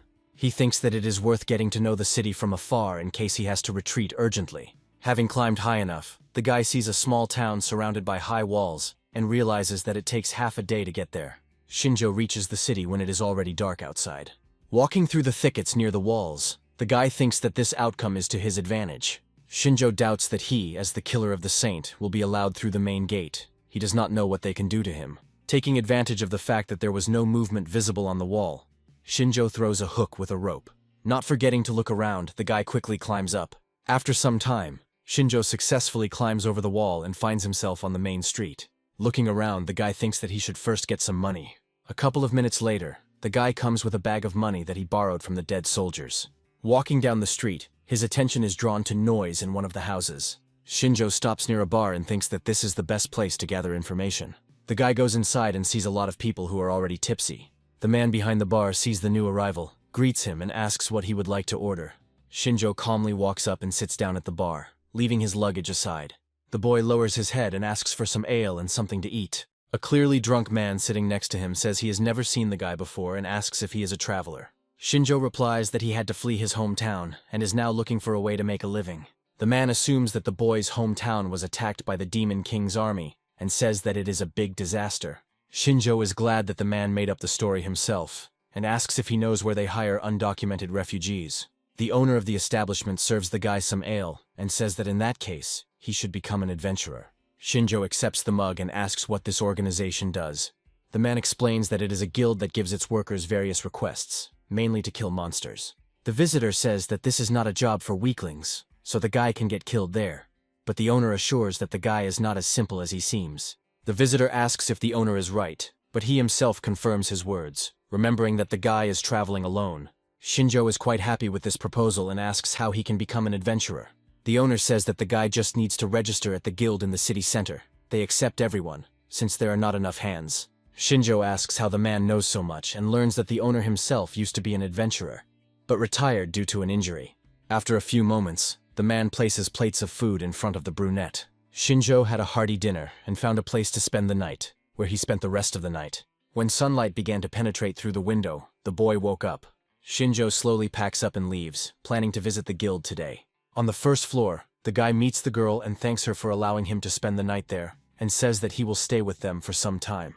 The girl accepts the outstretched money and thanks the guy for deciding to choose them. As Shinjo left the building, he thought about how the girl didn't say anything even when she saw his face. This makes the guy think that photography has not yet been invented in this world. Shinjo decides that there is no point in being overly cautious now and heads towards the guild. After walking through the city, the guy stops next to a large building on which hangs a coat of arms with crossed swords. Looking at the crest, Shinjo guesses that this is the Adventurers Guild. The guy walks into the building and sees a lot of people dressed in combat suits. Everyone broke up into small groups and discussed something of their own. Some laugh at the situation they find themselves in, while others look with interest at the strange objects they manage to obtain. Further into the room, Shinjo notices a girl standing on the other side of the counter and assumes that this is the reception desk. The guy comes closer and says he wants to register as an adventurer. The girl informs that in this case, he must provide a registration fee in the amount of 1 silver coin. The girl asks the guy if this is okay with him and he agrees, holding out a coin. After receiving the payment, the girl asks for the name, age, and origin in order to fill out the registration form. Shinjo thinks about not telling his real name. The guy introduces himself as Siren, says he is 17 years old, and that his town was destroyed by the Demon King's army. The girl says that this information will be enough for registration. Shinjo introduced himself with his codename from his homeworld and thanked the girl for her help. When the girl has written all the data on a piece of paper, she puts a stamp and reports that the registration is complete. She raises her finger and says that she will tell the guy about the activities of the adventurers. Each adventurer is assigned a rank depending on his achievements and abilities. The higher the rank, the more difficult the task and the greater the reward. The girl informs him that Shinjo has the lowest rank, F, and says that he needs to complete missions and earn reputation in order to raise his rank. The girl points to the board with requests and says that the guy should choose F-rank requests. Shinjo moves closer to the board and begins to study the available requests. F-rank requests mainly consist of medicinal herb picking and kobold killing. Shinjo takes the request in his hands and thinks that he should take this one, because he has never heard of kobolds before. While the guy is trying to decide where to start, he is called. A group of several guys approach him and say that they have never seen the guy before, so he should not take on the kobolds, because these creatures will kill him. Shinjo is angry that someone is interfering in his affairs. Everyone around seemed to freeze in anticipation of what would happen next. Shinjo turns away from them and advises them to turn around and leave without making any unnecessary noise. The guys are angry that he is giving them advice and ask why the guy is acting so cocky. Other adventurers watch this from the sidelines and say that it will be difficult for the guy, since he is already being picked on. The team leader comes closer to Shinjo and asks who taught the boy manners. He reaches out his hand, intending to grab the brunette. However, before he can do anything, Shinjo intercepts his hand. For a moment the guy was confused by such a speed of movement. Shinjo looked at the boy with composure. The leader was frightened by this look, and he began to break free from the steel grip. However, his attempts were unsuccessful, and the grip only tightened. The guy understands that he can't escape on his own, so he calls his friends for help. The other two guys surround Shinjo and want to attack from different sides. The brunette calmly watches their actions and understands that they do not pose a threat. Sometime later, all three guys are lying on the floor unconscious. The adventurers surround them with interest, trying to make sure that they weren't imagining things. Shinjo still holds the order and calmly walks through the crowd towards the exit of the premises. The guy is disappointed in mid-level adventurers and believes that they are much weaker than any of the hero candidates. Stepping out of the building onto a busy city street, Shinjo decides it's time for him to fulfill the order. According to the information from the sheet, the guy is heading towards the forest. Shinjo walks through the forest and looks around. According to the information received, the kobold's lair should be somewhere around here. Suddenly his attention is drawn to something on the ground. Paw prints appear before his eyes. A trail of footprints from a mysterious animal leads further into the forest. Looking at them, Shinjo realizes that they are quite fresh. The tracks lead towards the bushes, and the guy compares them to those of an animal. Shinjo heads into the bushes, following a well-trodden path that leads deeper into the undergrowth. The guy looks around and notices another trail of footprints. The creature hides its presence well, leading Shinjo to believe that he has finally stumbled upon a kobold. At this moment, the guy feels that this very creature is already standing behind him. Shinjo manages to react and jump to the side, thereby dodging the sword. The beast, similar to a wolf, but standing on two legs, holds a sword in its hands, which, apparently, it took from people. Shinjo barely has time to get a good look at the monster, when another kobold jumps out at the guy from behind the bushes with a club in its paw. The guy easily dodges the blow and sits down on the ground, scooping up some soil in his palm. Taking advantage of the moment, Shinjo throws earth at the kobold. It hits the second creature in the eyes, causing it to close them. While one kobold tries to get rid of the sand in his eyes, the second one tries to attack Shinjo from behind. However, the guy, without turning to face him, kicks the approaching monster in the face. The creature loses its balance and falls on its back, dropping the sword from its hands. Shinjo grabs the sword and raises it to strike. Without hesitation, the weapon enters the body of the kobold lying on the ground. The second monster watched this from the side, and now looks a little scared. While the kobold looks at his kin, Shinjo takes out his throwing daggers and throws them towards the monster. The creature doesn't have time to react, and the knives plunge into its body. Shinjo moves a little away from the creatures he killed. The boy uses his blessing to study a new type of monster. Judging their statuses, Shinjo thinks that it is not that difficult to kill them, so he considers whether to kill a few more to earn more money. After some time, the guy returns to the guild building and makes everyone present freeze in place. Shinjo approaches the girl who previously registered him in the guild. The guy lays out a whole mountain of severed kobold ears on the table in front of her. Shinjo says he decided to bring them as proof of killing the monsters. The girl looks at the mountain of ears in surprise and asks if the guy really killed them all by himself. Shinjo confirms her words and says that the kobolds were harder to track down than to kill. On this mission, the guy realized that his combat skills were at a sufficient level, but he was not so strong in territorial reconnaissance. The girl asks if the guy has previously worked in another guild, but he says that he is new to this business. The girl says that she understands him and asks him to wait a little while they prepare his reward. Slowly but surely the day is moving towards its end. Walking through the streets, where night has already fallen, Shinjo throws a heavy bag of money into the air. The money turns out to be much more than he expected, which suggests that one can make a fortune even on such puny monsters. Shinjo thinks that he will need money in the future, so he thinks about staying in this city and working as an adventurer. The guy decides that he needs to establish communication with other adventurers in order to get more useful information. Suddenly, someone blocks the Shinjo road. The boy is greeted by a large blonde man who happily greets Shinjo. The brunette understands that this man will be stronger than the other guys from the guild and asks why the blonde came to him. The man says his name is Lyle and says he is a B-rank adventurer and deals with the internal conflicts of all the adventurers in this city. Shinjo understands that this will not end well. The man flexes his hands, asking if it was the brunette who beat up his boys. Shinjo remains calm and says that the boys attacked him first. Lyle pointed his finger at the brunette and said that he was lying because his friends said otherwise. Shinjo realizes that there is no chance to prove his case in this argument and simply gives up. The adventurer attacks the guy, saying that he will answer for his actions. Shinjo stands still and doesn't react to the approaching guy. As the fist approaches his head, the brunette takes a smooth step to the side, avoiding the collision. This happens with all subsequent blows. The man cannot keep up with the guy's speed. Layla starts to get angry at this and yells that Shinjo won't get rid of him that easily. The man leans on his left leg and turns around his axis. He raises his right leg to the level of Shinjo's head and is about to deliver a spinning kick. But before he can land a blow, the brunette trips Layla. Having lost his only support at the moment, the man falls to the ground. The fall makes Lyle cry out in pain. Shinjo steps aside and says that the man is self-taught, as there are too many open spaces and the technique is too obvious. Lyle is not going to put up with his comments and jumps to his feet. However, even the element of surprise does not help him deal with the candidate for hero. Shinjo calmly intercepts his arm and twists it. The next moment, the man finds himself pinned face down on the ground. Shinjo notes that Lyle is not used to fighting people, which is understandable since the man is a demon hunter. The adventurer became angry and asked why Shinjo was attacking those weaker than him, even though he was much stronger. Pressing the man to the ground, the guy says that there was a misunderstanding and offers to tell everything from the very beginning. When Lyle comes to his senses and decides to listen to the guy, Shinjo lets him go and they go to the nearest bar together. After the brunette told him in detail what had happened, the man apologized to him for his behavior. Shinjo and Lyle sat at the table and ate dinner, drinking alcoholic drinks.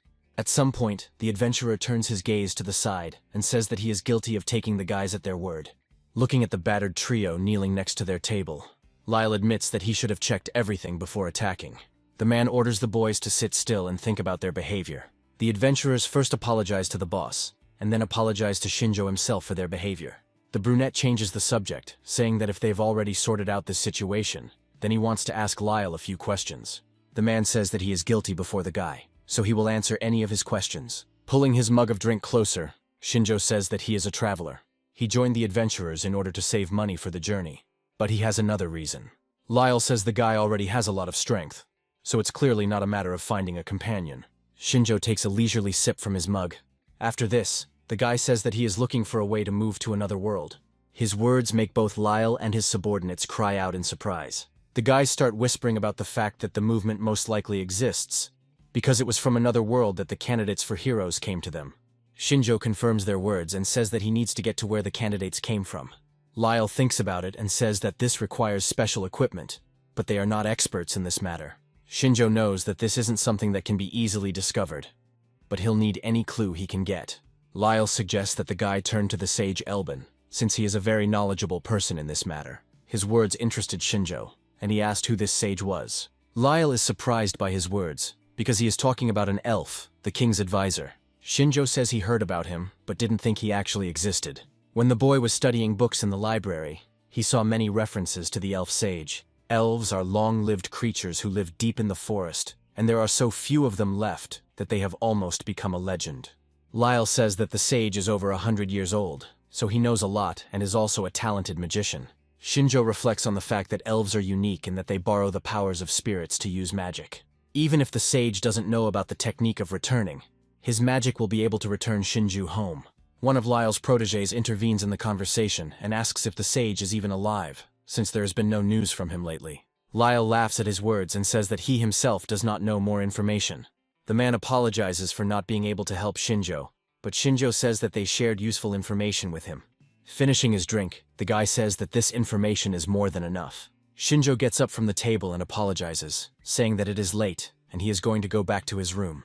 Before the guy leaves, Lyle stops him and asks if they can ask one question. Without waiting for permission, the man asks why Shinjo needs this path to another world. The guy grins and invites the adventurers to figure it out for themselves. Lyle, surrounded by his charges, remains sitting at the table and reflecting on the boy's words. Shinjo leaves the room slowly. The next few days pass in a constant routine. Shinjo comes to the guild, takes an order and completes it, after which he returns to receive a reward. The guild girl gives Shinjo his reward, and says that he did a good job today. The whole week passed in this mode, and the guy was already able to save up a sufficient amount. As he leaves the guild building, Shinjo meets Lyle and his charges, who offer the guy a drink together. The brunette walks past them and says that he doesn't have time for this today. Lyle assumes that Shinjo is simply overtired, which is why he doesn't intend to press the guy. Walking down a busy street, the guy looks at a piece of paper and thinks that he has gotten enough information about the sage. The sage's name is Elben Kelleth. 10 years ago he was an advisor to the king, but he retired and moved to the western border. Shinjo decides that there is no point in him staying in this city any longer, and now he is going to go and meet the sage. Meanwhile, we return to the city of Alpha, where the hero candidates have returned. We meet the commander of the 8th Detachment of the Order of the Holy Knights, whose name is Heinrich. He says he has been keeping an eye on the hero candidates for a month now, and wants to know if they have any complaints. Mito sits opposite the man with blue hair, and says that they are, on the contrary, very grateful to him, since he is very kind to them. The man is happy about this, and says that each of the boys is a valuable fighting unit of their country, so they deserve respect. Hashimoto thanks him. She thinks that the guy is not at all like Leonora, but this raises some suspicions. The commander suggests moving on to the main topic, and reports that at yesterday's meeting, it was decided that the hero candidates need to show themselves in action. Mito asks if he means they are going to be sent to the front lines. Henry becomes serious, and says that this is exactly what they want to do. Pointing to a map, the man says that fighting continues along the western border to this day. It was decided to send the candidates to one of the hot spots on the front line between the kingdom of Valdora and the sacred country of Digrest. Mito says that they understand everything, but decides to ask if the commander remembers their agreement. Henry says that according to their agreement, they will take care of those who do not have fighting skills. Mito and Hashimoto breathe a sigh of relief. The commander says that he will assign them other work, since they do not have many resources to provide for those who are not working. Mito remembers Naomi's condition and says that the guys will even be happy about it. Hashimoto decides to ask when they are planning to set out. Henry says that they have little time, so they will set off early tomorrow morning and asks to pass this information on to the others. After finishing the meeting, Mito and Hashimoto leave the main hall. The girl is very happy that she managed to come to an agreement with the captain regarding her classmates. Mito supports her, but can't help but feel like everything is going too smoothly. The boys think that this is because they killed Leonora, who was the only person capable of controlling them. After a few seconds of silence, Hashimoto sighs and says that she wonders where Shinjo went. After her words, an oppressive silence hung between the guys. Mito recalls that immediately after Leonora's murder and Shinjo's disappearance, the boys returned to the capital. They informed the bishop that the saint had been killed. The bishop could not believe what was happening and kept asking who and how was able to defeat Leonora. Nagase said that she was killed by Shinjo, who is also one of the hero candidates. After her words, panic arose among the guards. After some time, the bishop asked where this very murderer was now. Nagase replied that Shinjo had fled the scene of the crime, as was to be expected from a traitor. The soldiers began to talk about the need to organize a search party, but first to make sure that the saint was dead. The bishop expresses his doubts about Shinjo running away on his own, as that would play into the hands of the other candidates. His accusations make Arashi angry, because the boy really didn't help Shinjo escape. The bishop says that he himself does not want to suspect the candidates. However, he cannot be 100% sure that they are not all in cahoots. Mito, who used to always speak up for the whole class, chooses to remain silent and not engage in conversation for the first time. One of the soldiers turns to the bishop, saying that he personally saw everything that happened. He says that the brave hero candidates tried to protect the saint, but they failed to stop Shinjo, which resulted in the saint's death. The other soldiers present in the camp that day confirmed his words, saying that they also saw everything with their own eyes. The initially negative bishop calmed down after their words. The old man said that he could trust the words of Leonora's soldiers, and asked if Shinjo was really that strong. Mito says that Shinjo is very strong, and secretive enough not to show it to anyone. His words make the bishop think. After a few moments of silence, the old man suggests discussing all the details in the inner room. The students and the bishop are about to leave, and no one notices Kanzaki, who was standing behind the column and using control to direct the soldiers. The girl made the soldiers say those words and breathed a sigh of relief when she realized that Shinjo's plan had worked. Mito followed behind the bishop and silently thanked Kanzaki for the fact that they had successfully passed this stage. However, this does not improve the headman's mood, and he still looks upset. Hashimoto asks if his mood is related to Shinjo and says that the guy is not worth their worries. Mito smiles at her words and says that perhaps the girl is right. The guy slows down a little and walks behind Hashimoto. Despite his agreement with the girl, the guy believes that it is his fault that what happened to Shinjo. As the class president, he had to protect them all, without exception. Mito decides that he must protect everyone at all costs. Currently, the class president and Hashimoto met with the rest of the students. Mito informed them that a decision had been made to send them to the front lines, and told the battle group to begin assembling. Some students were afraid that they would have to engage in real combat. Nagase asks why they only started to be afraid now if they wanted to join the battle group themselves. The two boys felt embarrassed after being scolded by a girl. Hano asked if they would be going on this mission alone. Mito reveals that Heinrich will be going with them with the 8th squad of knights, making the entire class part of his squad. Kanzaki walked closer to the village chief and asked if there was any information about Shinjo.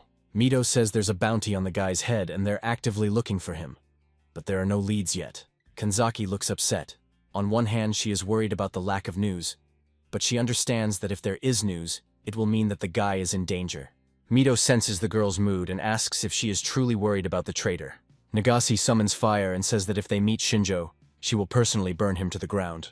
It seems that only Kanzaki understands Shinjo's true intentions. She steps away from the group and thinks that she would like to go with the guy.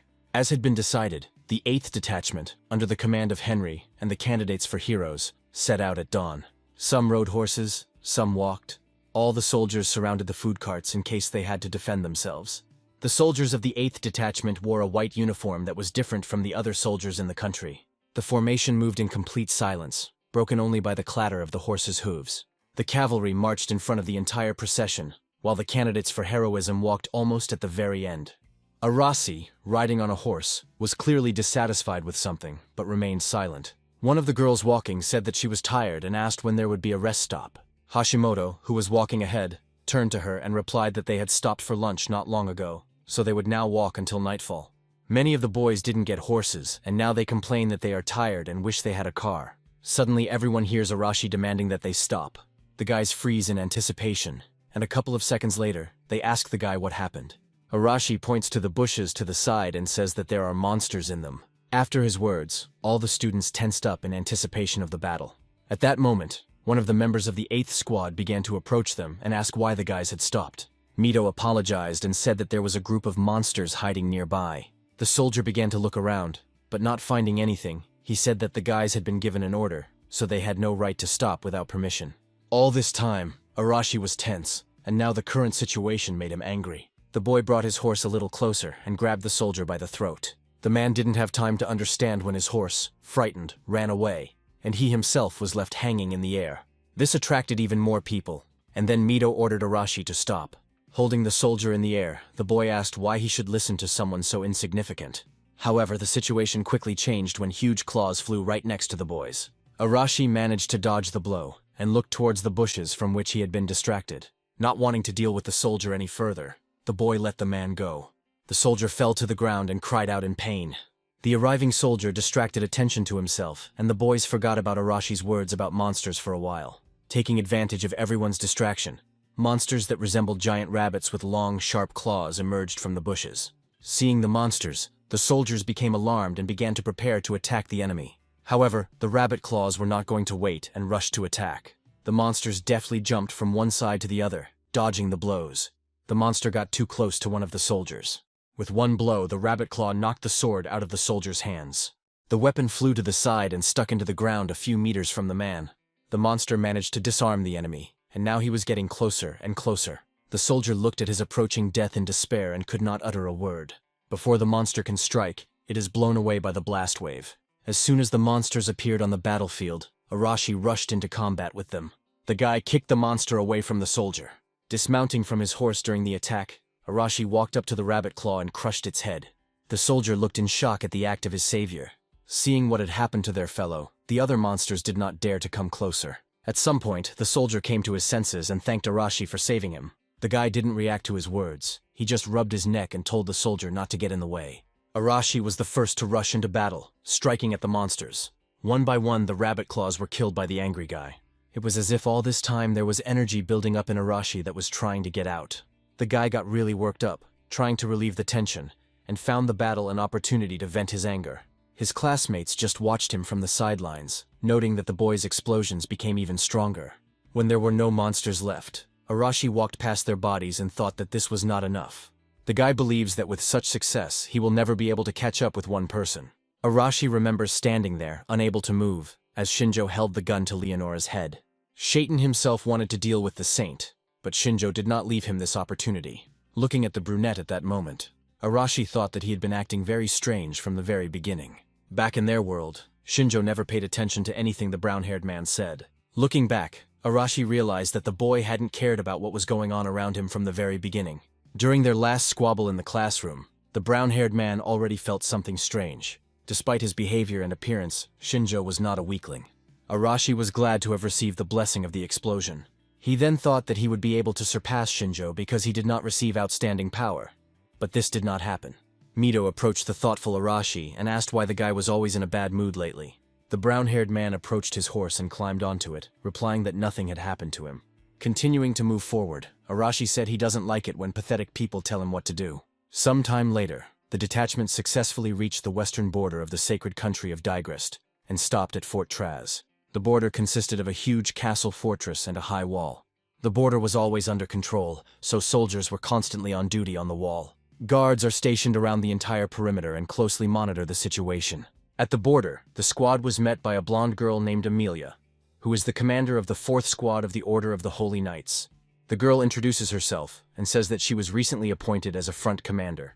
The hero candidates stand behind Commander Heinrich, listening attentively to the girl. Heinrich came closer to her and asked what had happened to Commander Banken.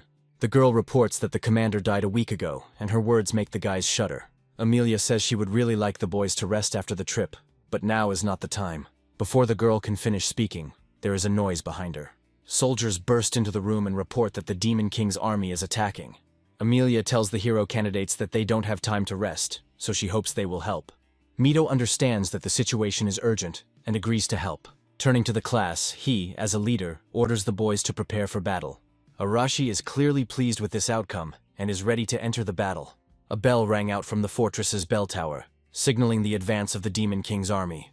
In the distance, a crowd of various monsters was already visible approaching.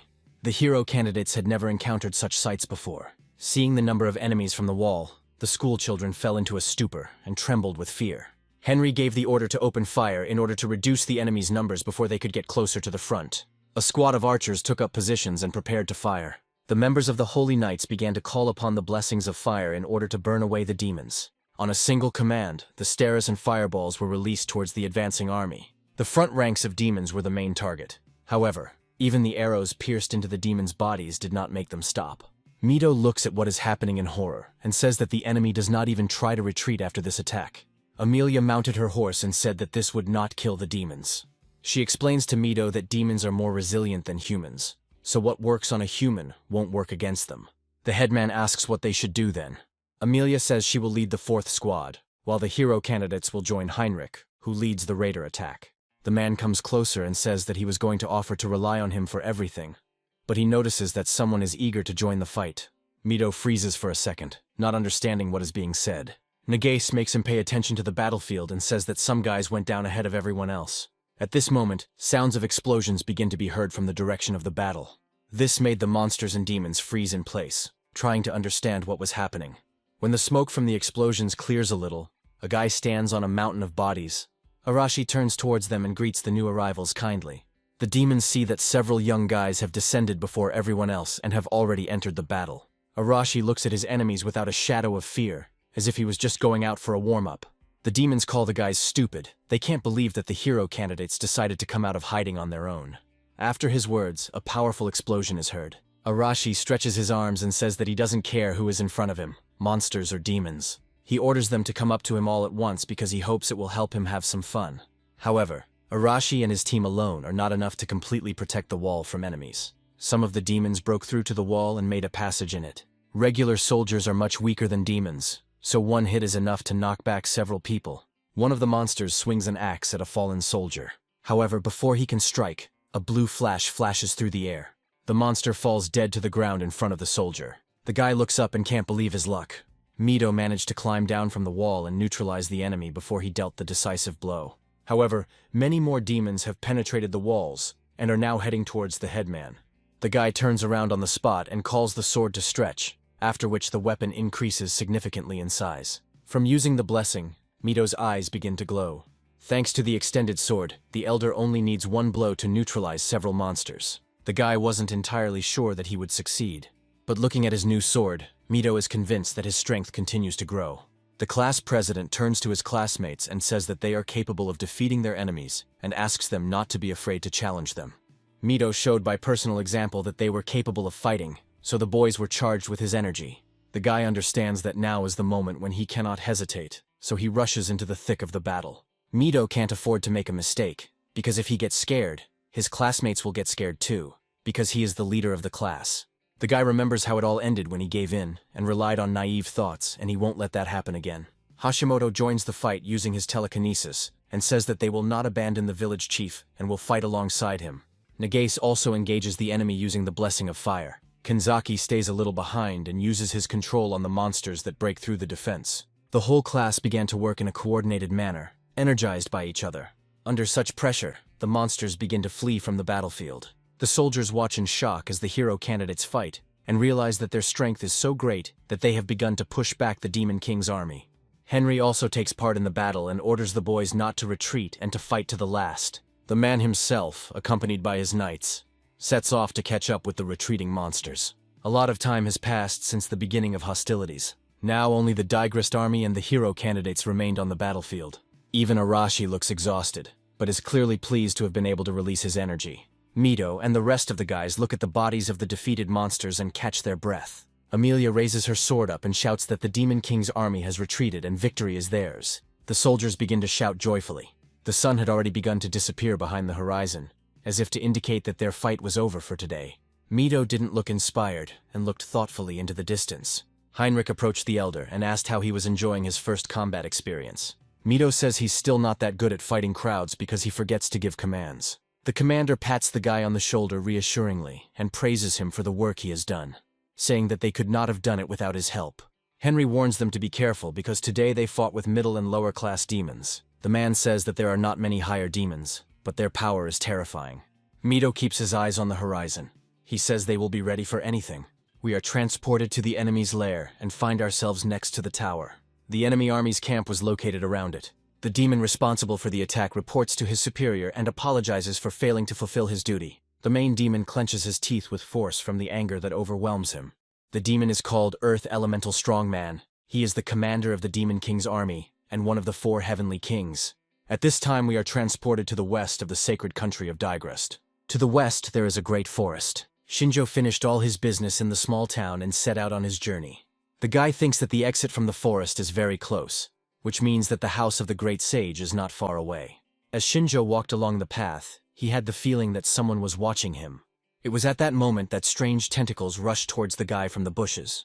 Shinjo managed to lean back, causing the tentacles to fly past him without touching him. Even though the guy was moving fast, the tentacles were also fast, so the distance between them was small. Looking closely at the tentacles that flew past his nose, Shinjo thought that they looked like long tongues. The guy looks in the direction from which the threat came. A large monkey hangs upside down on a nearby tree, its tongue long like a frog's. A couple of monsters have already descended to the ground and are slowly approaching the brunette. Shinjo activates his blessing and sees that the monster is called a gibbon. Thanks to his status, the guy understands that the creatures are hungry, after which he throws his heavy backpack to the ground. Shinjo keeps only a dagger on himself, because he is confident that the creatures do not pose a threat to him. Saliva flows from the monster's mouth and it roars. The next moment, the gibbon attacks Shinjo with its tongue. The guy manages to easily dodge the attack. However, as soon as he was distracted for a second, the gibbon itself was already dangerously close. Before the monster can hit him with its paw, the boy jumps to the side. Shinjo is not happy with the current situation. He didn't expect these monsters to be so fast. Step by step, the gibbon's blows force Shinjo to retreat further and further. One of the monsters decides to attack the guy with his tongue again. This time, instead of dodging the blow, Shinjo positioned the dagger so that the beast's tongue would strike the blade itself. The gibbon howled in pain as his tongue was cut in half. Shinjo, taking advantage of the monster's confusion, headed towards the gibbon, continuing to cut its tongue. Howling in pain, the monster tried to wave away the approaching guy with its paw. The guy dodged the blow and said that the monster was too slow. With one blow of his dagger, Shinjo dispatches the monster. The gibbon falls dead to the ground, and Shinjo turns towards the others.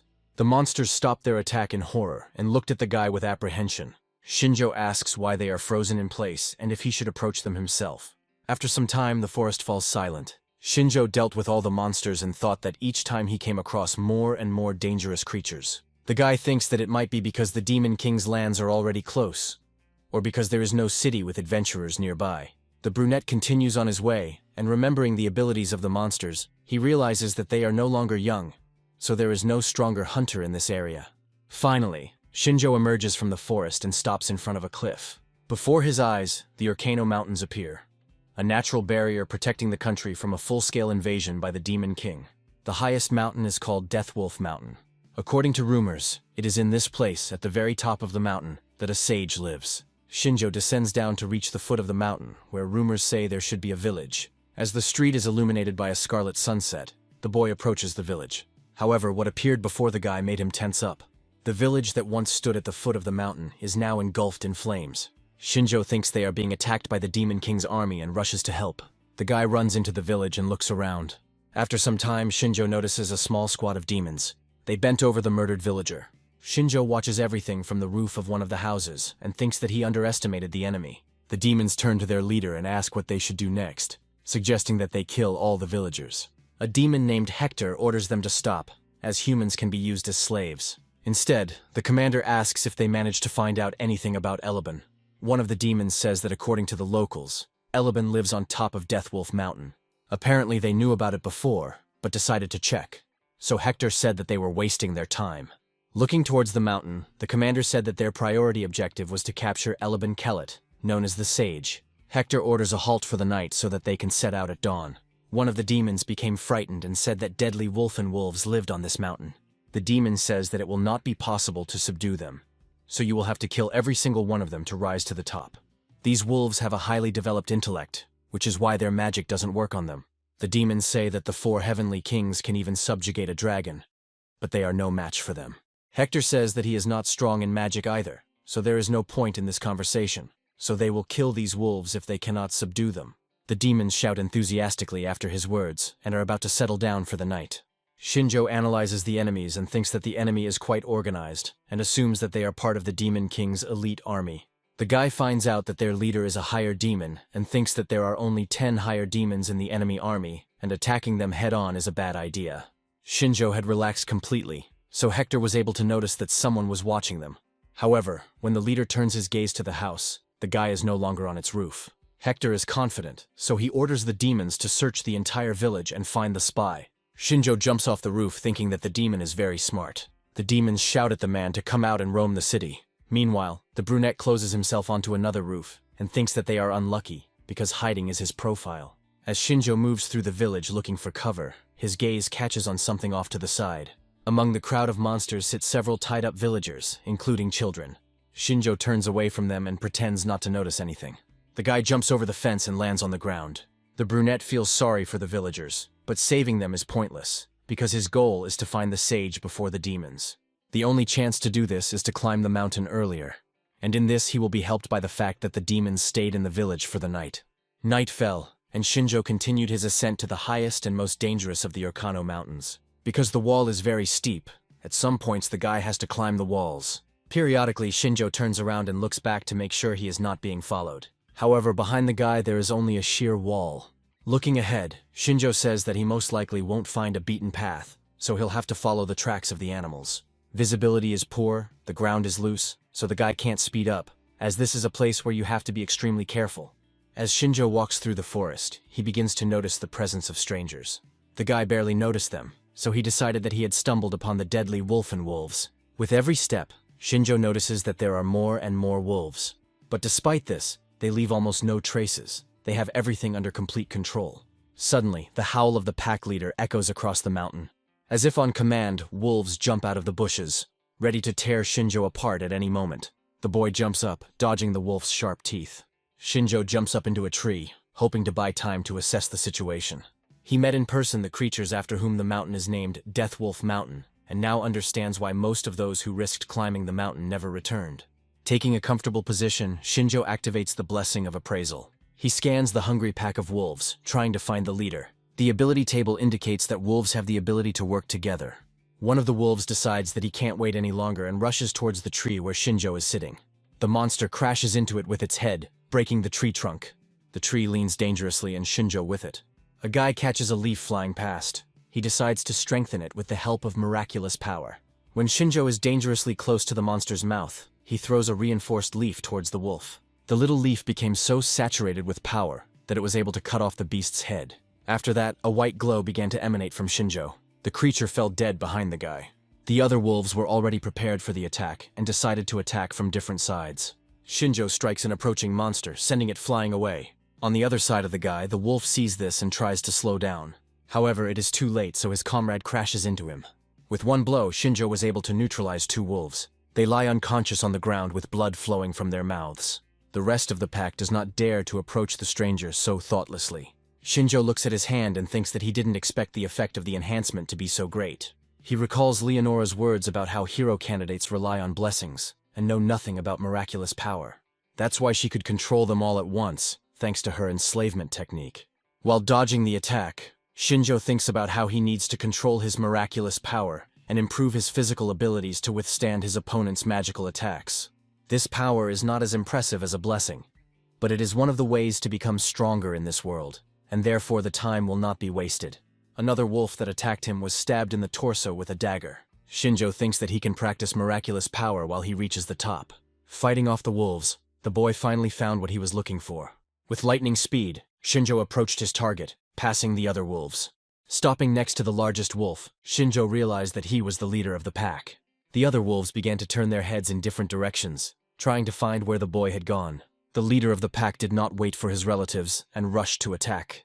Shinjo easily dodged his attack and wounded the wolf. Some time passes while the guy fights with the pack, after which he looks towards the dense forest. After the death of the leader, the remaining wolves retreated, causing discomfort to Shinjo.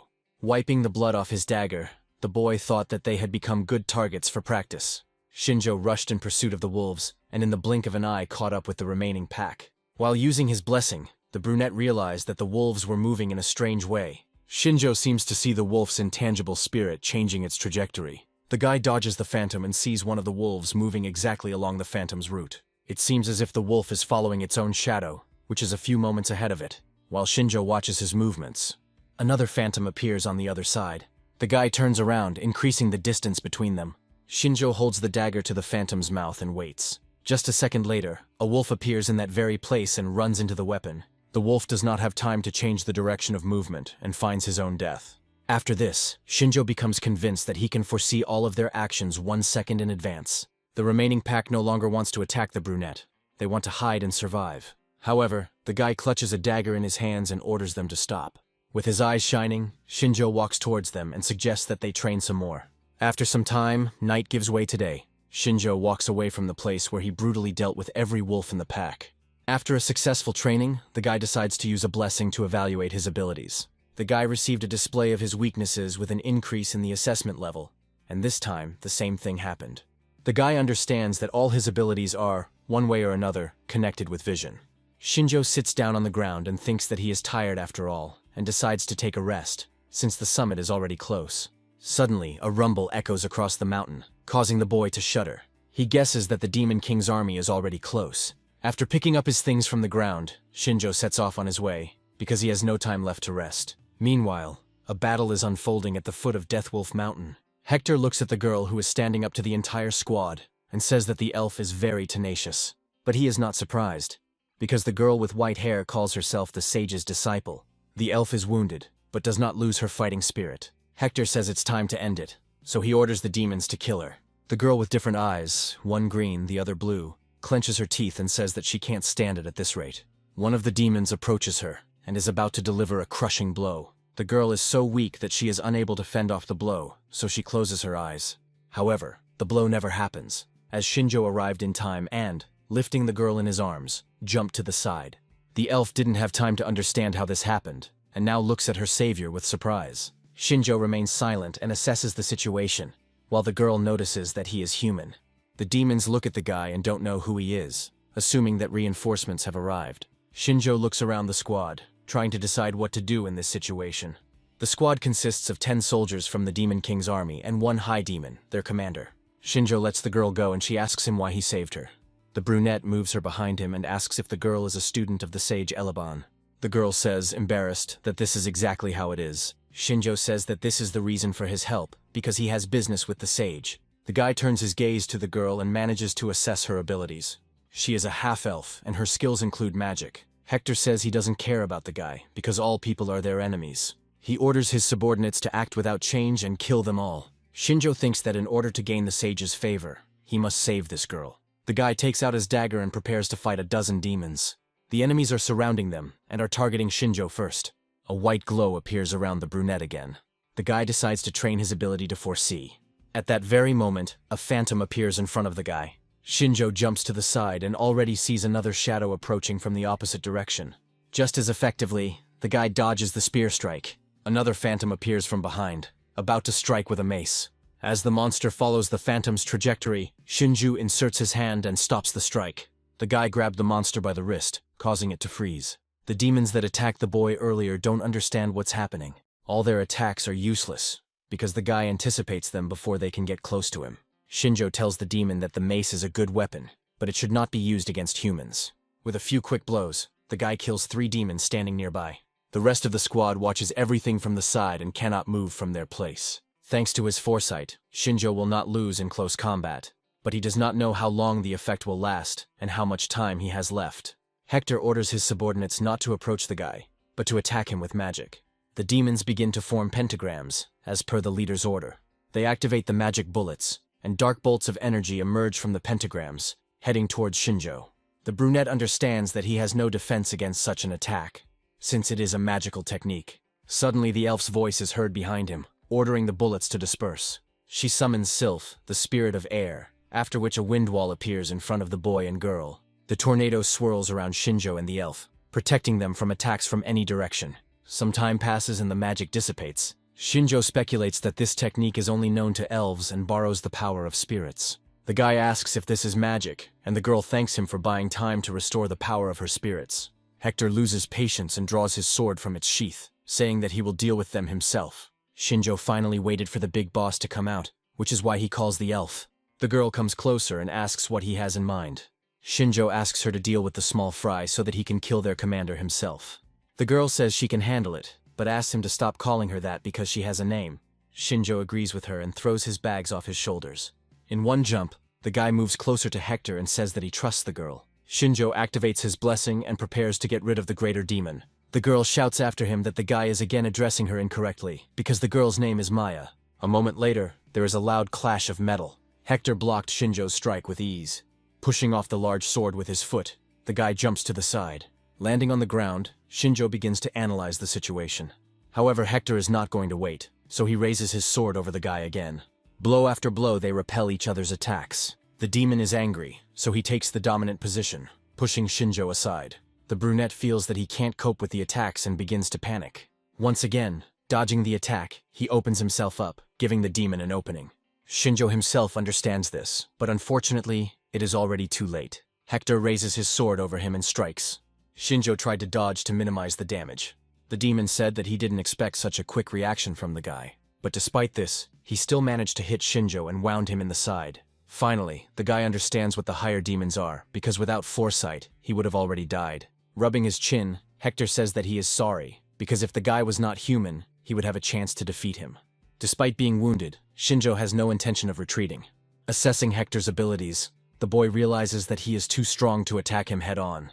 In this case, Shinjo decides to win by using a trick. Maya covered Shinjo's back while he kept Hector from getting any closer. The demons stood behind their leader and awaited orders. Shinjo looks over the information about the greater demon once again. While he tries to analyze the situation, Hector enters the fight. He rushes at Shinjo with a loud cry. The guy carefully watches his every move and watches the moving phantom. Shinjo sees which side the blow will come from, so he jumps to the side. When the sword flies along a pre-selected trajectory, the guy is no longer there. The way Shinjo dodges the attacks makes Hector even more angry. He continues to deliver blow after blow, increasing his speed so that the guy does not have time to react and dodge. The next attack was so fast that the sword caught Shinjo's hand. The guy understands that his prediction is pointless, since the gap between them is too big. The demon begins to be amused by this situation and asks how much longer the guy will run from him. Shinjo realizes he has no choice, so he takes out his gun. He shoots the demon 3 times and it looks surprised. However, Hector is so fast that he manages to cover his head with his hand. Shinjo didn't expect the demon to be able to defend against the bullets. However, the guy fires 2 more shots and, taking advantage of the demon's confusion, shoots him in the knees. Hector winces in pain and asks what this new Templar weapon is. The demon realizes that he can no longer stand still and rushes at Shinjo. The guy doesn't move from his place and waits for Hector to come closer. Shinjo fires the final shot. Hector dodges and says it's useless because he already knows where the bullets will fly. Shinjo steps back because he's out of ammo.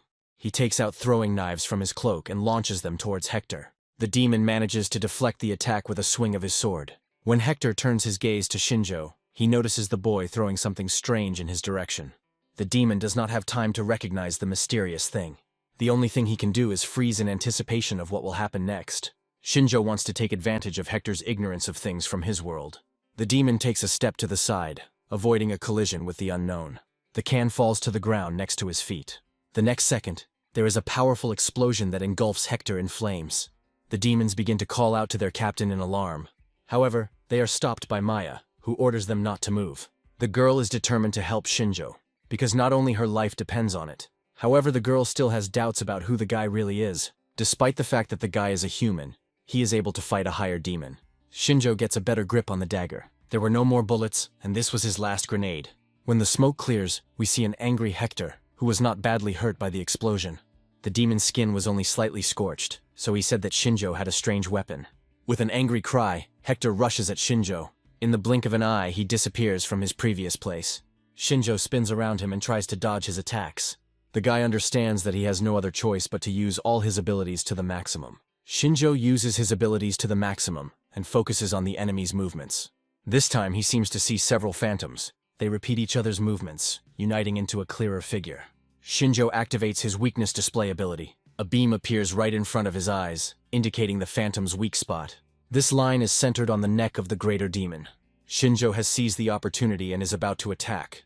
In the blink of an eye, he catches his target and wounds Hector in the neck. Gasping for breath, Hector asks how this could have happened. Shinjo finally manages to defeat a strong opponent. The guy thinks that anticipation and display of weak points is very effective, but the load on the body is colossal. Just when he was already rejoicing at his victory, his body suddenly shook, and he realized that the strength was leaving his body. The guy falls to his knees in front of the defeated higher demon and cannot move. The demons look on in shock as their captain loses to a human. They notice that the guy's strength has left his body and decide to deal with him quickly. Maya knows that her spirits are at their limit, but Shinjo protected her, so she must help him. The demons begin to close in on their captain's killer when a voice is heard commanding the spirit of fire to burn them. Demons are engulfed in great flames, burning enemies alive. The enemies are trying to get rid of the fire, but they are not succeeding. They beg for mercy and plead to be saved, but there is no help to be expected from anywhere. Shinjo turns his head and realizes that the fire's power is many times stronger than Nagasi's flame. An elf approaches them from the side and apologizes to the girl for being late. Maya looks at the girl with admiration and calls her a mentor. Shinjo looks at them and realizes that he has finally met the great sage. Before him stands the beautiful elf Elabana. The girl smiles and thanks the guy for saving her student. She looked at the fallen Hector. She looked with interest at both the demon and the kneeling Shinjo. The guy confirms her words and asks if she is the sage of Elaban. The girl says he's right, although she thinks she's more of a pile of old bones retired. Even though Shinjo is unable to make an assessment right now, he can tell without it that the girl is strong. With his current powers, the guy is no match for her, so he decides that honesty is the right strategy. The elf watches the guy who has risen and assumes that he wants something from her. Shinjo says she has very good intuition. The girl replies that it was logical, and since she is indebted to him for saving her student, she will help him if it is in her power.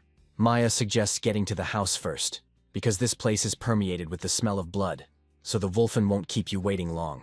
Elabana agrees with her and invites Shinjo to follow them to rest. The brunette had no intention of resisting, so he obediently followed the elves. Shinjo realizes that it was worth risking his life to save Maya, because now Elaban is favorable to him. Finally they reach the top of the mountain, on which stands a small, rickety house. Elabana invites Shinjo inside, telling him to make himself at home, while Maya goes to wash up. The guy comes into the house and asks why they decided to settle here. Elabana replies that there are many reasons, but the main one is that she is tired of worldly worries, and even now many people are looking for her to use her in their plans. Shinjo understands that the girl chose this place because few people can get here. Elabana says that only true talents like Shinjo can do this, so she will welcome anyone who can do it. When they sat down opposite each other, the elf repeated her question about what business he had with her. Shinjo decides to speak directly, and reveals that he is looking for a way to return to his original world. Elabana looks more wary and asks the guy again. Shinjo explains that he came from another world, and was summoned here as a hero candidate with the goal of destroying the Demon King. The girl says that she heard rumors that a third generation of hero candidates had been summoned to their world. The guy hears for the first time that they are the third generation. He remembers Leonora saying that they weren't the first people they had called upon. Elabana explains that every 5 years, Digrest held a call for hero candidates. The first and second generation were completely defeated by the Demon King's army, and from that moment on, summoning was to be tabooed. However, Saint Leonora had the courage to try a third time, despite the fact that even Elabana was against this idea. Shinjo says that he was also against this idea, which is why he killed Leonora so that she would not dare to do such a thing again. Elabana smirks and doesn't believe that Shinjo could defeat Leonora. Shinjo chuckles and says that there are many ways to kill someone, even if the opponent is stronger than you. Elabana says that she believes the boy's words, and she laughs at the thought that Leonora was killed by her own pawn. The girl understands the guy's desire to return home, and says that she doesn't like long conversations. She suggests getting straight to the point and informs him that her magic is unable to return Shinjo to his world. The guy is shocked by his words at first, but then he sighs sadly, asking if she knows how they can return. Elabana says that people had a summoning technique, but its original was lost, and no one thought about this side of the issue. Shinjo says that Leonora told them the same thing, which means they really have no other way to return except to defeat the Demon King. Elabana approaches the shelf and says that the boring technique can be found among the demon's magical techniques.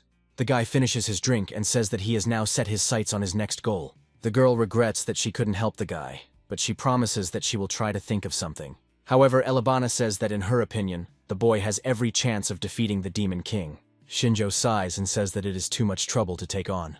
However, if they have no other choice, he will do everything possible. His gaze makes Elabana break out in a cold sweat, and she thinks that there is something strange about this guy. Compared to other hero candidates, there seems to be a cold, bottomless emptiness growing inside this guy. Shinjo gets up from the couch, thanks for his help, and asks Elabana, if she finds out anything, to send him the information through the Adventurers Guild. The girl looks after him and does not understand if she can really trust Shinjo. After this time, Maya had already taken a bath and went out into the living room. The girl changed into home clothes and said with a smile on her face that she had refreshed herself. Maya sat down on the sofa and asked if Shinjo wanted to take a bath after the long climb up the mountain and the deadly battle. The guy says she is right and agrees to the proposal. Elabana interrupts their conversation and says that she has one proposal for Shinjo. Both the boy and the girl looked at Elabana in surprise and asked what kind of proposal this was. The elf asked if Shinjo would like to take her student with him on the journey. Maya jumped up and down, asking if they were talking about her. Elabana confirms her suspicions and tells Shinjo that with Maya, he will be able to achieve her goal faster. The girl looks at the guy, waiting for an answer. Shinjo rubs his head and says that he refuses to take such a noisy lady with him. After some time, we find ourselves in the eastern region of the Demon Kingdom of Valdora, near the front line with the sacred kingdom of Digrest. On a huge field, we see two figures. Shinjo looks around and says that the weather is fine despite what he was told about the Demon Kingdom having a harsh climate.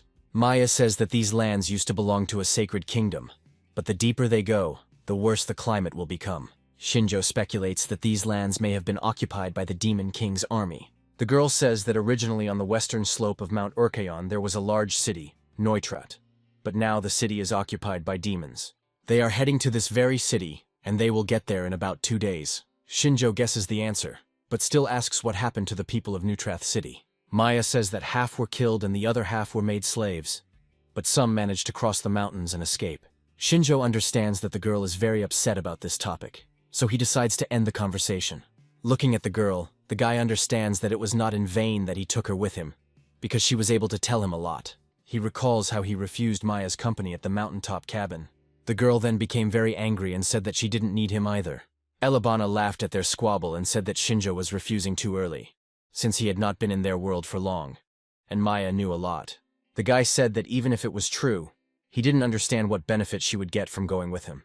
Elebana walked up to Maya and patted her on the head. The elf said that the girl was still very young and had not seen the world, and that she had taken all her knowledge from books and had not applied it to experience. Elebana had long wanted to send the girl on a journey, but she valued her too much to send her alone. Shinjo reminded her that the girl could go on a trip with her herself, and she wouldn't have to force him to babysit her. Eleban says that even if she looks young, her strength is already running out, so she will not be able to go on a long journey. And then Shinjo came along so conveniently, and out of the kindness of his heart he saved Maya. The girl turned away in embarrassment and muttered that she was grateful to him for saving her. Shinjo warns her that he is going to the Demon King's kingdom, and it will be dangerous there. So if she gets in his way, he will leave her. Elebana sits down next to Maya and says that the last word is hers, because this is her life. After her words, the girl perked up, and delight shone in her eyes. At that moment, Maya finally decided that she would go on the road with Shinjo. Now the girl no longer looked so inspired, but trudged behind Shinjo, constantly saying that she was tired. The guy sighs in disappointment, and reminds them that they only have one more day on the road. Maya reminds him that she is a mage, not a swordsman, so she is not as durable. The guy stands patiently and waits for the girl to stop complaining and move on. Shinjo decides to take pity on the girl and, throwing off his backpack, says that they are resting here today. The girl seemed to sense a catch and asked why he decided so, since he had previously said that he would leave her if she got in the way. Shinjo replies that the girl is talking nonsense, because if he wanted to leave her, he would not have taken her with him from the very beginning. While unpacking his backpack, the guy tells the girl to start setting up the tent. When it gets dark outside, the boy and the girl have already collected brushwood and lit a fire, warming themselves by the fire. The girl ate the loaf of bread with pleasure and watched the flames with interest. Shinjo had been silently watching the inspired girl until this moment. The guy decides that Maya should know that this journey will be very dangerous. Shinjo is willing to risk his own life if it will help him return home, but the girl has no reason to take risks. The guy is sure that Elebana did not lie to her about the purpose for which she sent the girl with him. However, he decides to ask Maya if there is another reason why she went with him. The girl stops eating and says that she didn't know how to start this conversation, but Shinjo sees right through her. Maya reveals that she was born in an elven village that was destroyed by the Demon King's army. Shinjo believed that demons only fought against humans. However, Maya says that they don't care who they kill, so they killed her entire family, her father, mother, and younger brother. The girl survived only because her father diverted attention to himself, and Maya was forced to watch all this, unable to help. When the army left, the girl could only die in the forest, but her mentor found her, after which Maya became her student. Shinjo says he's not interested in knowing her past, he wants to know her purpose. The girl says that she decided to become a magician and accepted the mentor's offer because she wants to gain the power to kill demons. She remembers everything that Elebana taught her during these 10 years that she spent next to her and trained with all her might. Maya does all this for revenge. She wants to kill with her own hands those who took her family from her. Shinjo asks the girl if she knows the name of the demon that killed her loved ones. Maya says it was done by Windberg, one of the 4 heavenly kings of the demon army, the king of the wind. Shinjo assumes that the girl went with him to find this demon, but he reminds her that he has no need to enter into open conflict with him now. Maya says that until now, the mentor refused to let her go, but allowed her to go with him. She doesn't know the reason for such an act, but she is sure that Eleban has her own thoughts on this matter. So they will travel together for some time. Shinjo nods and says he will take the girl's word for it. As they left, Elebana said that she trusted Mayu Shinju, as he would be able to subdue her if necessary. If the girl had traveled alone, she would have quickly died in search of her revenge. Maya apologizes to Shinjo and says that the conversation got too difficult. The girl assures the guy that she is not going to drag him into her problems. The guy understands that she wants to do everything alone, so he simply says that it's time for them to go to bed, because they have to get up early. Maya heads towards the tent and says that she will leave the spirit guards to look out for monsters. When they had already gone to bed, after some time, Shinjo wakes up and assumes a sitting position. He thinks about Maya's words about the 4 kings of the Demon King's army. He is pulled out of his thoughts by a snort from the side of him. Maya fell into a deep sleep, and nothing could interrupt her deep sleep. After a long time of solo travel, the guy is not used to thinking in a noisy environment, so he decides to go outside. Shinjo thinks that these kings will be stronger than the demon he fought the other day. The guy looks at the starry sky and thinks that he needs to become even stronger. Shinjo shakes his head and says that he has no reason to worry about it yet. As the morning approaches, we are transported to the western border of the sacred kingdom of Digrest in Fort. After the last attack, there was no movement from the enemy. A military meeting is taking place in one of the main halls of the fort. One of the men participating in the meeting is trying to attract attention to himself, because he has already repeated the same thing many times. He believes that it is high time for the hero candidates to go on the attack. Another man says he understands his point, but asks what exactly they are proposing to attack. Before he can answer, Amelia points her finger at the map. The girl believes that they need to recapture Fort Eris, since it originally belonged to them. Moreover, this is a strategically important point for the enemy, so by capturing Eris, they will force the demons to retreat. Heinrich says that it is too dangerous, because up until now they have only been defending themselves. The man who speaks first begins to laugh at the captain of the 8th Squad, saying that he was scared. Henry looks at him reproachfully when the man says that the hero candidates are under their direct command. Amelia advocates attacking, saying that the enemy should have let their guard down by now, so don't expect them to attack first. The girl turns to the class leader and asks if the hero candidates are ready for this fight. Mito agrees with her and says that they will go into battle as soon as the girl gives the order. When the meeting comes to an end, Mito, Hashimoto, and Heinrich leave together. Henry sighs and says that Amelia is in too much of a hurry, since the perception is scheduled for tomorrow. Hashimoto asks the headman if everything will be okay, because everyone seems confident about it. But there are other sides to this issue. Mito replies that he doesn't see anything wrong with that plan, since it's better to attack now while the enemy is recovering. Henry says that their superiors rely too much on their strength, which is why they insist on attacking. Hashimoto doesn't look satisfied with the answer, but she knows they have no choice. Henry says he will support them with all his might, but the boys are the main attacking force, so they should rest for the night. Mito accepted their offer, but for some reason he feels uneasy. The next day, the detachment set out towards Fort Eris to capture it and clear it of demons. The squad decided to approach the castle walls from the side covered by dense forest. Nagase crouched down by the bushes and asked why they set out at dawn, since the best time for a surprise attack would be at night.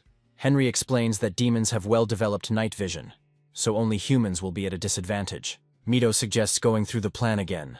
Their goal is to eliminate the local leader while the main forces are distracted. The main one is most likely a greater demon, so Mito decides to fight him alone, while the rest of the students will have to escape before they are noticed. Mito's classmates listened attentively to his plan, but their faces showed that they did not quite agree with the plan.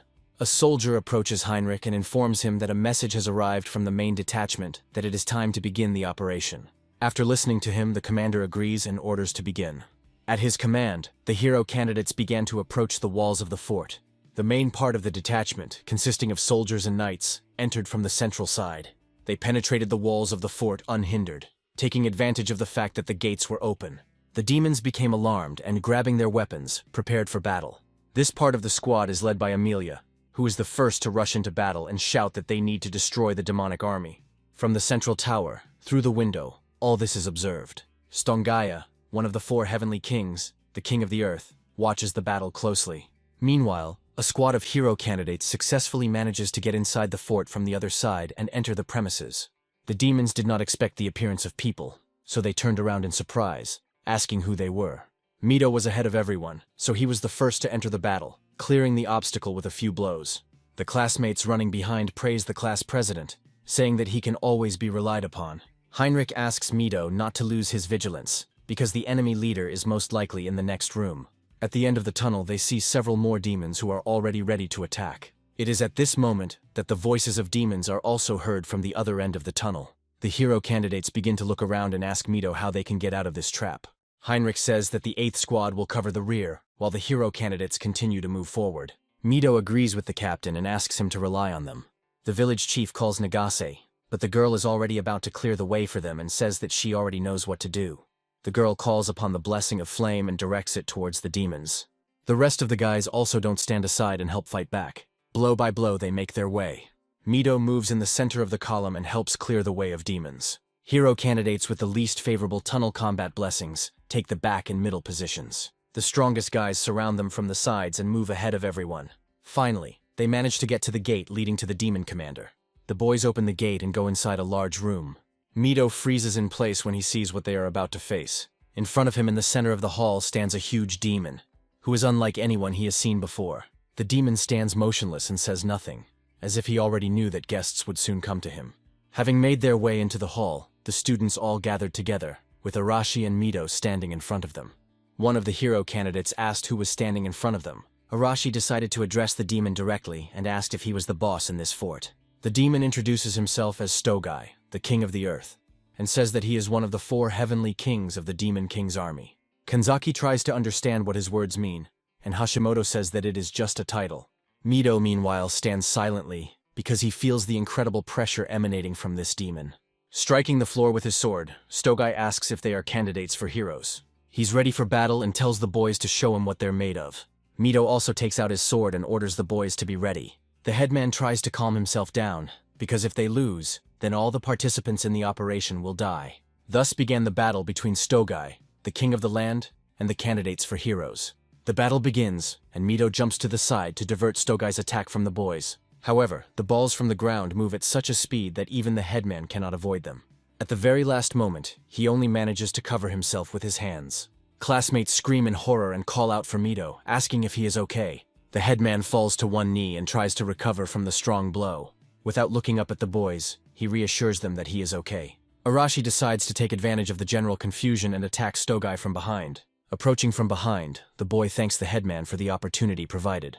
A powerful explosion is heard, which Arashi planned to use to destroy the demon once and for all. His classmates froze in anticipation, trying to see if he had succeeded. The dust that had risen into the air from the explosion began to settle slowly, revealing a view. Contrary to expectations, Stogai stood unharmed because an earthen shield appeared behind him, protecting him from Arashi's attack. Before Arashi could even comprehend what had happened, the ground moved and hit the boy in the stomach. Due to the enormous force of the blow, the guy lost consciousness and fell to the floor. Stogai turned to the other boys and said with disappointment that he had expected more from the hero candidates. The boys have been fighting the demon for some time, but have not been able to cause him any harm. Stogai, in turn, had already managed to exhaust them. The demon dropped to the floor and pressed his hand to the surface. A giant pentagram began to form beneath him. The hero candidates looked at what was happening in horror and did not know how to stop it. In place of the pentagram, earth began to appear. The earth covered the entire floor, creating a large mud lake. Figures began to rise from the mud. The hero candidates screamed in horror as they realized that Stogai could summon golems. The golems were larger than even the demon himself, and were now looking towards the boys. Stogai smiled broadly, showing his yellow teeth. A second later, he gave the order to the golems to kill the hero candidates. Mito ordered the boys not to let the golems get too close.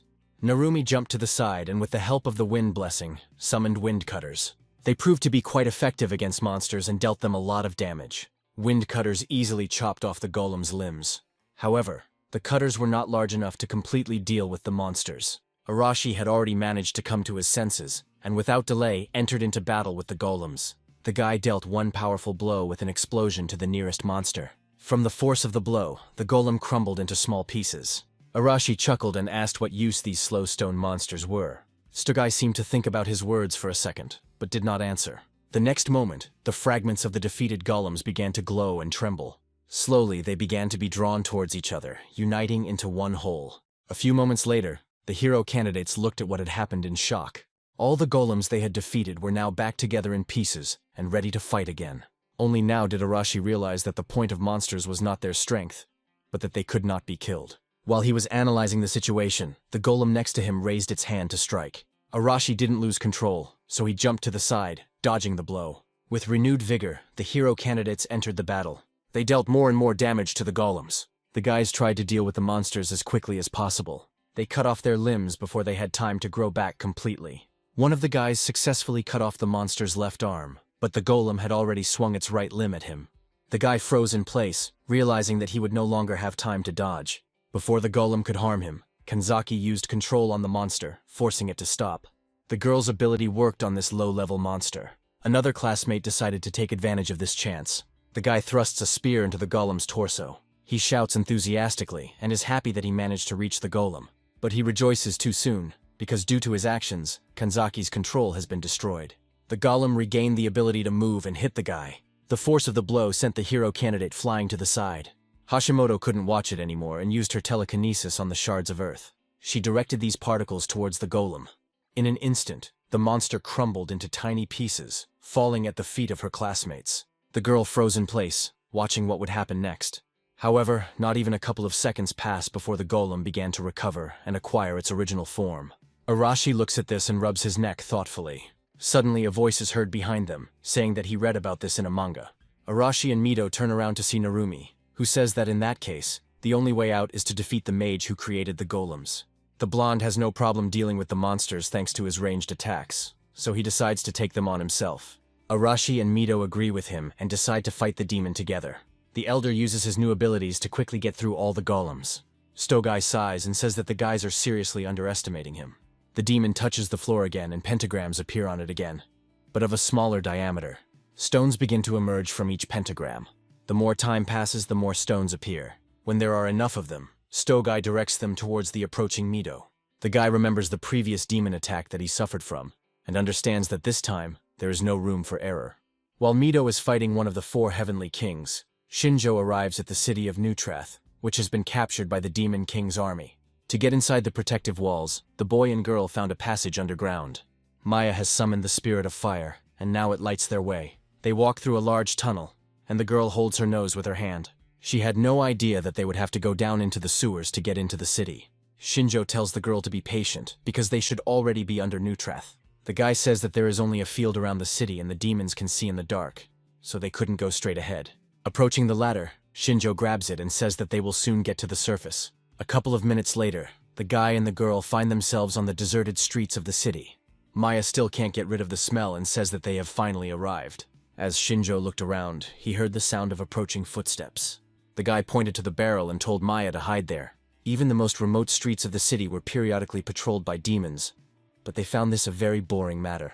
One of the demons asks why his friend is complaining, since they ended up in the guard of the witch lady, and such a chance does not come often. His interlocutor replies that even if they came under her command, this does not mean that they will achieve any military merit. The demons say that the lady is talented, but her behavior leaves much to be desired, so it is better not to blab about it once again. The demons are so engrossed in their conversation that they don't notice Shinjo and Maya hiding there. When the sound of footsteps fades, the girl tells Shinjo that they have left. The guy asks if the demons were talking about the princess of the demon kingdom who rules this city. Maya confirms his words and says that the girl was called the Witch of the Void, and that she is the one Shinjo is looking for. As they set out, Elabana said that in the border town of Neutrath, there lived a witch who could control space. Shinjo thinks about how they can get to the witch without it turning into another battle. Maya asks what they will do, and the guy replies that she should follow him and do as he says. The girl agreed and began to listen carefully to their plan. A large city that was once filled with people is now overrun with demons. They walk freely on the streets and act as if it were their home. They laugh and talk to each other. Some have sat in a circle and are now drinking their drinks, chatting quietly. Shinjo and Maya were able to sneak into one of the houses and are watching this from the window of the house.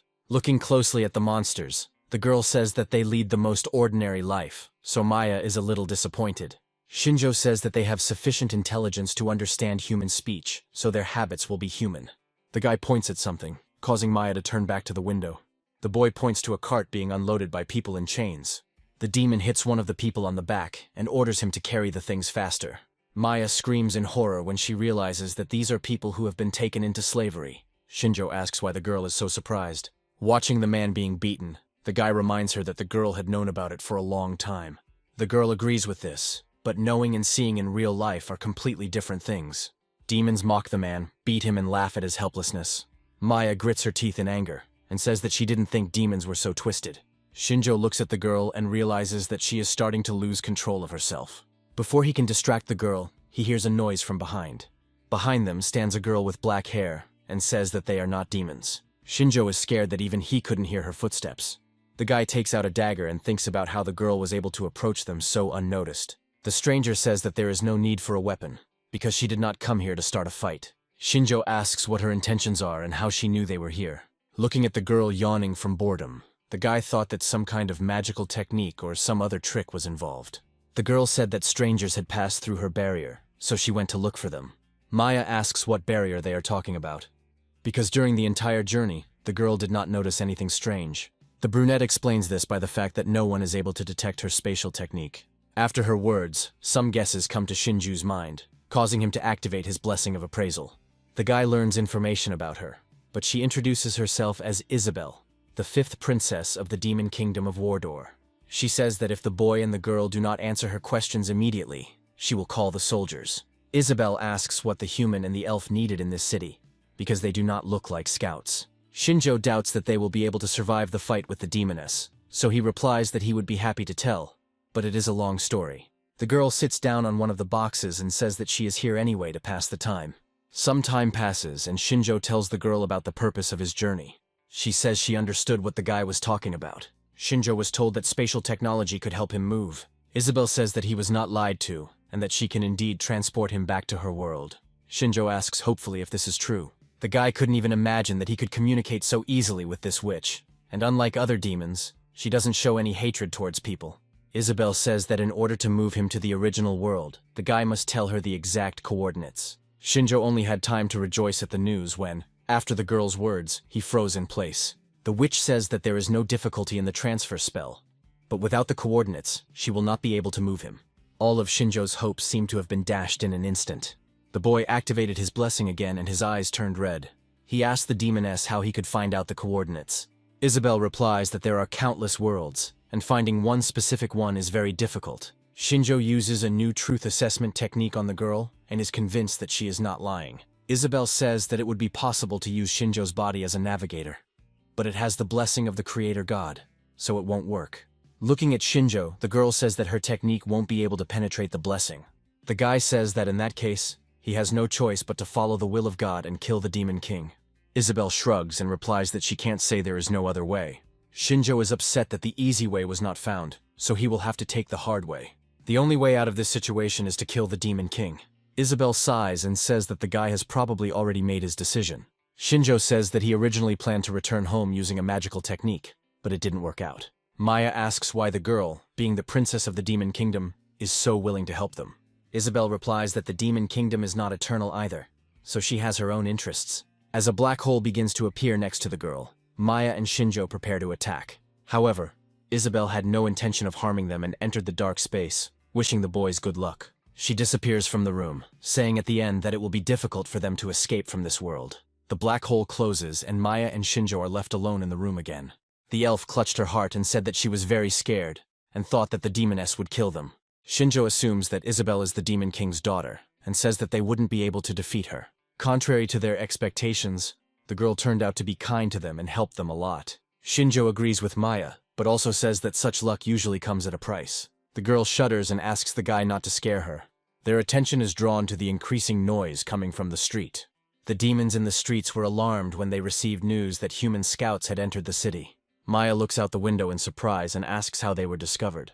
Shinjo also looks around the street and says that this happened right after the witch disappeared. Maya doesn't understand why she did it because she found them, but she didn't harm them. Shinjo replies that there is no point in trying to understand her train of thought, so they need to leave immediately. A guy and a girl go outside and try to move less noticeably. The best way out in their case is to move along the roofs of houses. They move quickly and silently around the city, trying to remain unnoticed.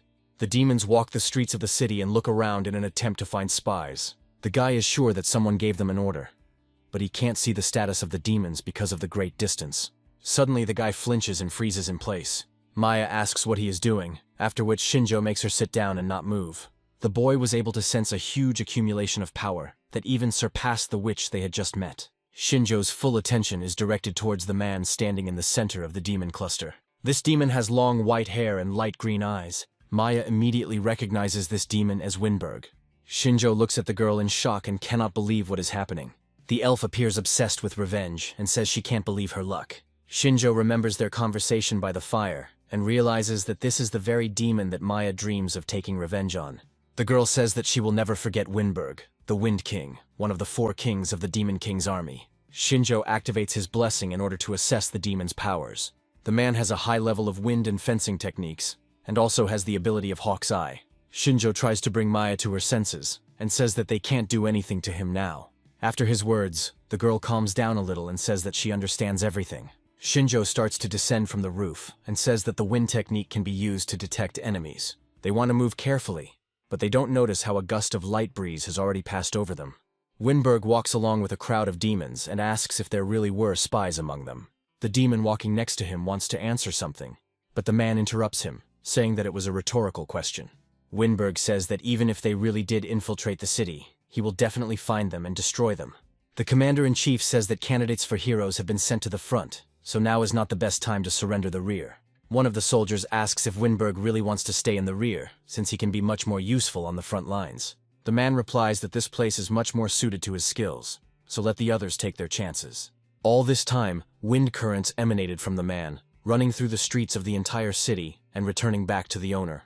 Another wind current brought him information about the location of the scouts. One of the demons asks if the commander has found the spies, and he answers in the affirmative. Winberg plays with the wind in his hands as if it were alive and says that no one can escape his search technique, even if they are very careful. The soldier says that wind techniques are very difficult to master, so he is genuinely amazed by Winberg's skills. The blonde says that flattery is good, but it would be better to prepare a search party. Winberg realizes that he has discovered the people the witch was trying to hide, and this makes him want to have some fun. Meanwhile, Shinjo and Maya descended from the rooftops and began moving through the dark alleys. The guy is very wary and is trying to figure out how to get out of the city. Suddenly he orders Maya to stop. Demons walk and look for them on the next street. Shinjo watches them and realizes that they know where they are going, but not their exact location. Maya draws the guy's attention to the fact that the wind currents began to move somehow unnaturally, which began to disturb the spirits. Shinjo realizes that this is because Winberg uses the wind attribute to search. Maya suggests trying to destroy his technology, but warns that they may be discovered. Shinjo says to leave things as they are and just try to lose the tail. All the demons in the city were involved in searching for spies, so there were almost no empty streets left. Shinjo and Maya try to move as quickly as possible. However, it doesn't take long before they are found. The demons discovered them when the boys did not have time to turn onto another street. The girl apologizes since it happened because of her, but Shinjo reassures her, saying that the advantage is still on their side. In addition, the guy plans to make bait out of the girl. The girl looks at her fellow traveler in shock. At some point, Shinjo jumps into the air. The guy easily pushes off the walls of the houses standing opposite each other and jumps onto the roof. Maya continues to run on the ground and says that she can't do this. Shinjo looks at the girl and asks how she plans to take revenge on Winberg if she can't even escape from pursuit. After this, the guy disappears to the roof of the building, leaving Maya alone. The demons run after the girl and say that the spies have split up. The girl is shocked by how Shinjo treated her. The demons decide to split up and pursue each one separately. Maya is hurt by the guy's words, so she decides that she will not run away anymore. She stops and turns to face the demons. The girl raises her staff up and summons a giant fireball. The demons freeze in place, as they did not expect the scout to be a magician. They are trying to figure out what they should do in this situation. But while they stand still, the fire reaches them.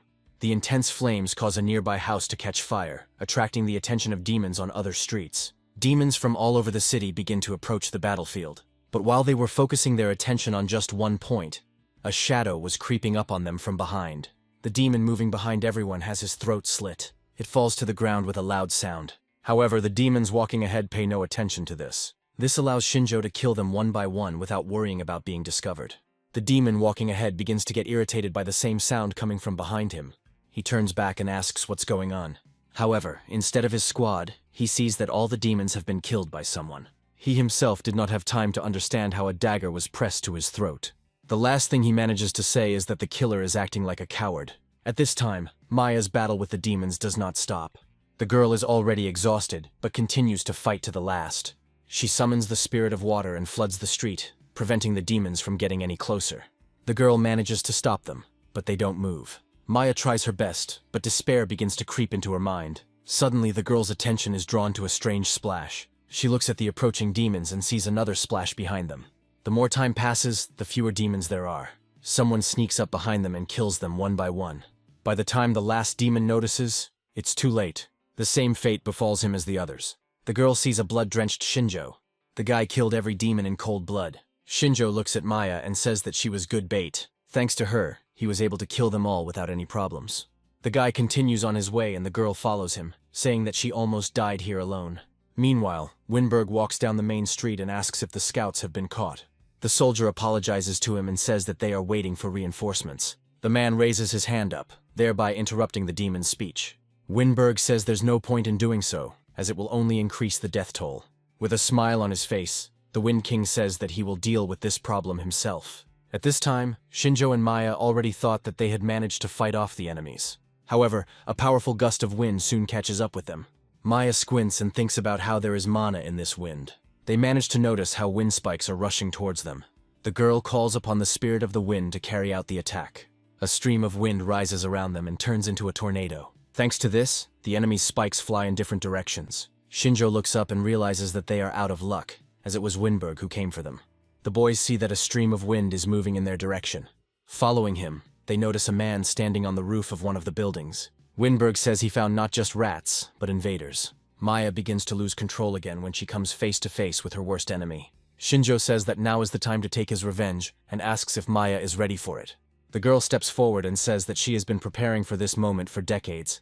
Shinjo and Maya realize that they have no choice but to fight. The guy tells the elf that they have no chance of winning if the fight drags on, so they need to finish quickly and preferably with one blow. Maya also understands this and agrees. The girl summons the spirit of the wind and directs its power at Windberg.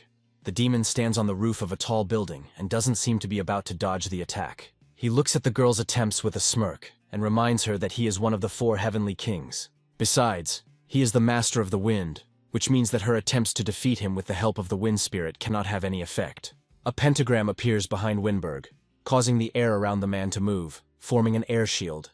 Maya's attacks bounce off in different directions when they hit the protective field. The shield slowly turns into a tornado and rises upward. Soon, due to the density of the air shield, Windberg disappears from Shinjo and Maya's sight.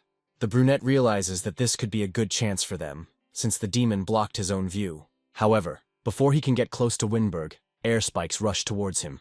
Shinjo manages to jump to the side in time, causing the spikes to crash into the ground. The guy looks up in surprise, because he didn't expect an attack at that moment. Windberg realizes that Shinjo wanted to take advantage of the opportunity while he was out of sight. Playing with the flow of wind with his hand, the demon says that his spell of searching wind will not miss even the slightest movement. Shinjo realizes that Windberg has no blind spots, which automatically makes all of his killing techniques useless. The guy's attention is drawn to Maya, who raises her staff up. The girl reassures Shinjo, saying that she can handle everything herself. Using her powers, Maya summons a powerful gust of wind. When the gusts reach Windberg, all the small search wind currents fly away. The man looks at the girl in surprise. Maya tells him that the search technique is effective, but if she constantly interferes with the wind currents, her technique will destroy Windberg's technique. The demon thinks that the girl knows well how his wind magic works, but does not understand how she can know this. Shinjo, meanwhile, is amazed that Maya's thirst for revenge is producing surprising results. Deciding that Windberg was distracted by Maya, Shinjo decides to get closer to the demon. However, the demon continues to watch him closely, but he does not understand why the guy would come so close. When Windberg gets close enough, Shinjo draws his dagger and swings it. The demon manages to rise up faster than the dagger can get closer. Shinjo looks at Windberg with anger as her next attempt to defeat the enemy ends in defeat. Floating in the air, the demon says that the guy most likely can't fly. While observing Windberg, Shinjo notices that his flying technique is very similar to Narumi's. The guy is pulled out of his thoughts by Maya, who tells him to jump. The guy acts immediately, pushing off with his foot from the airflow created by the girl. Using her power, Maya gives Shinjo a boost of speed, allowing him to quickly reach the demon. Windberg cries out in surprise and tries to dodge. Shinjo has already set his mind to killing the demon while it is confused, so he activates his ability to display weak points. A phantom of Windberg appears at his side, with the indicated weak spot in the neck area. However, a moment later, the weak spot begins to fade and quickly disappears. Shinjo doesn't understand what this could mean, since he has never encountered this before. At this point, Windberg forces himself to pull himself together and takes out the hilt of his sword. A moment later, a glow appears from the empty hilt, forming an air blade. Shinjo and Maya's actions made the demon take the situation seriously, so he had to draw his sword. With one swing of his sword, Windberg sent a multitude of small wind currents towards the brunette. Shinjo tried to fight them off with his dagger, but there were too many of them. One of the streams broke through the brunette's defense and cut his cheek. Windberg continued to strike with a smile, and said that it was he who taught Hector how to fence. However, the demon became too focused on attacking Shinjo and became distracted from Maya. The girl did not waste time at this moment, and threw a large boulder at Windberg, larger than the demon. However, the demon noticed the approaching threat and managed to dodge. Meanwhile, Shinjo took advantage of the moment and moved away from the demon, moving closer to Maya. Despite their previous attempt being unsuccessful, Shinjo and Maya are not about to give up. As he floated in the air, Windberg assessed the size of the stone and realized that it would be very difficult to remove it with wind magic. The demon thinks that Maya cannot be an ordinary elf because she knows not only wind magic, but also earth magic. Windberg thinks that they destroyed the village with the elves a long time ago. but the girl may be somehow connected to her. At this point, the demon comes up with the idea that it was Shinjo and Maya who killed Hector, which he decides to ask directly. The brunette doesn't answer his question, as he believes that Maya should be the one speaking. The girl confirms Winberg's suspicions and asks how he feels after losing a loved one. Her answer makes the demon convinced that the girl is the only survivor from the elven village. Maya was completely overcome with anger and said that 10 years had passed since then, and all this time she had been training to kill Winberg. The demon laughs and says that he is filled with nostalgia, because he remembers that day well, because he had a lot of fun. His words make Maya freeze in place. Winberg recalls the screams and cries, how each of the elves fought not for themselves, but for their loved ones, and prayed to spare at least one. The demon said that it felt so good to watch the villagers being consumed by despair and fear. Maya is furious at his words and is about to attack. However, Shinjo blocks her way, saying that the girl should not fall for his provocations. The guy tries to bring the girl to her senses and says that he will need her magic. His words help Maya to gather herself and focus on the fight. Shinjo activates his blessing and thinks about how to defeat an enemy that has both long-range and close-range attacks. At this moment, Winberg thinks that he did not expect such endurance from this duo, because the guy is an ordinary person. The demon begins to guess the reason and asks if Shinjo is a hero candidate. The brunette makes no attempt to hide his status and directly confirms Winberg's suspicions. The demon says that he knows all the strong people from their country, and since he sees him for the first time, the answer is obvious. He is their new weapon. Winberg thinks that the boys are at a disadvantage, so he shouldn't worry because he is much stronger than them. Shinjo thinks that the precognition will last for another 3 minutes, and if they don't manage to win in that time, they will definitely lose. Suddenly, Maya asks Shinjo to lend her his ears as she has an idea. The girl comes closer to the brunette so that Winberg does not hear them, and tells him what her plan is. Shinjo listens to her and agrees, telling her not to interfere with him. Maya says she should have said it. The demon, who was watching them from the side, asks if they have finished coming up with a plan. Shinjo doesn't answer him and tells Maya that they should get down to business. With a smile on his face, Winberg urges them to come closer. Maya summons the spirit of the wind and uses it to help Shinjo rise into the air. After this, the girl hits the ground with her staff. She calls upon the spirit of the earth, and the next second, the ground beneath her splits, and stones of different sizes rise into the air. With a wave of her staff, Maya directs the rocks towards Winberg with the order to knock him down. The demon is not going to change his position, and is going to repel the attack.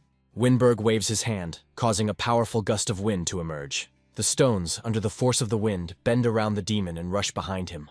While the demon was fending off the attack, he was forced to turn his back on Shinjo and Maya, causing him to temporarily lose sight of them.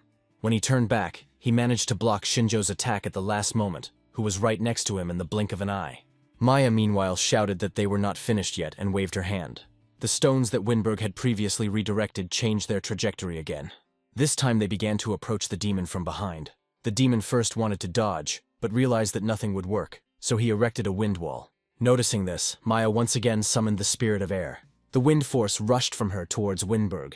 Under the influence of her power, the demon's wind wall was destroyed. Because of this, the stones were able to destroy the pentagram behind Winberg without hindrance. The demon became restless, feeling threatened from all sides, and it was at this moment that he opened himself up to attack. By the time Winberg returned his attention to Shinjo, it was too late. The demon tried to block the attack with his sword, but there was too little space. Shinjo delivered several quick slashes with his dagger at the demon's hand. Due to his arm being injured, Winberg let go of the sword. The demon looked at Shinjo in shock, because only now he realized that the guy's goal was not his heart, but his sword. The hero candidate caught the falling sword. Before Winberg could recover, Shinjo jumped back with his sword in hand. The brunette landed on a large boulder sticking out of the wall.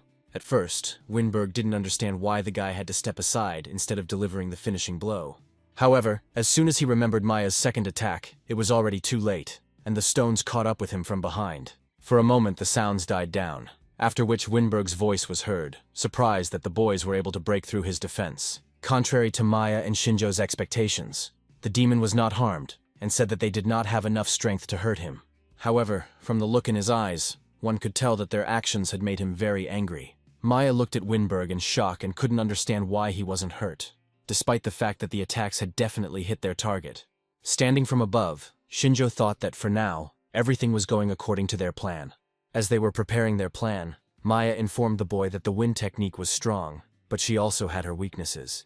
The girl said that heavy rocks are difficult to knock back with a wind flow, so Winberg is weak against the earth attribute. Maya said that if the earth attribute was low, then she would use wind magic to weaken the demon's defense. Shinjo thought that Maya's thirst for revenge was not an empty phrase, since the girl not only had the power to kill him, but also a pre-prepared plan of action. Then the guy said that the girl's plan was good, so the girl should do anything to make Winberg open up.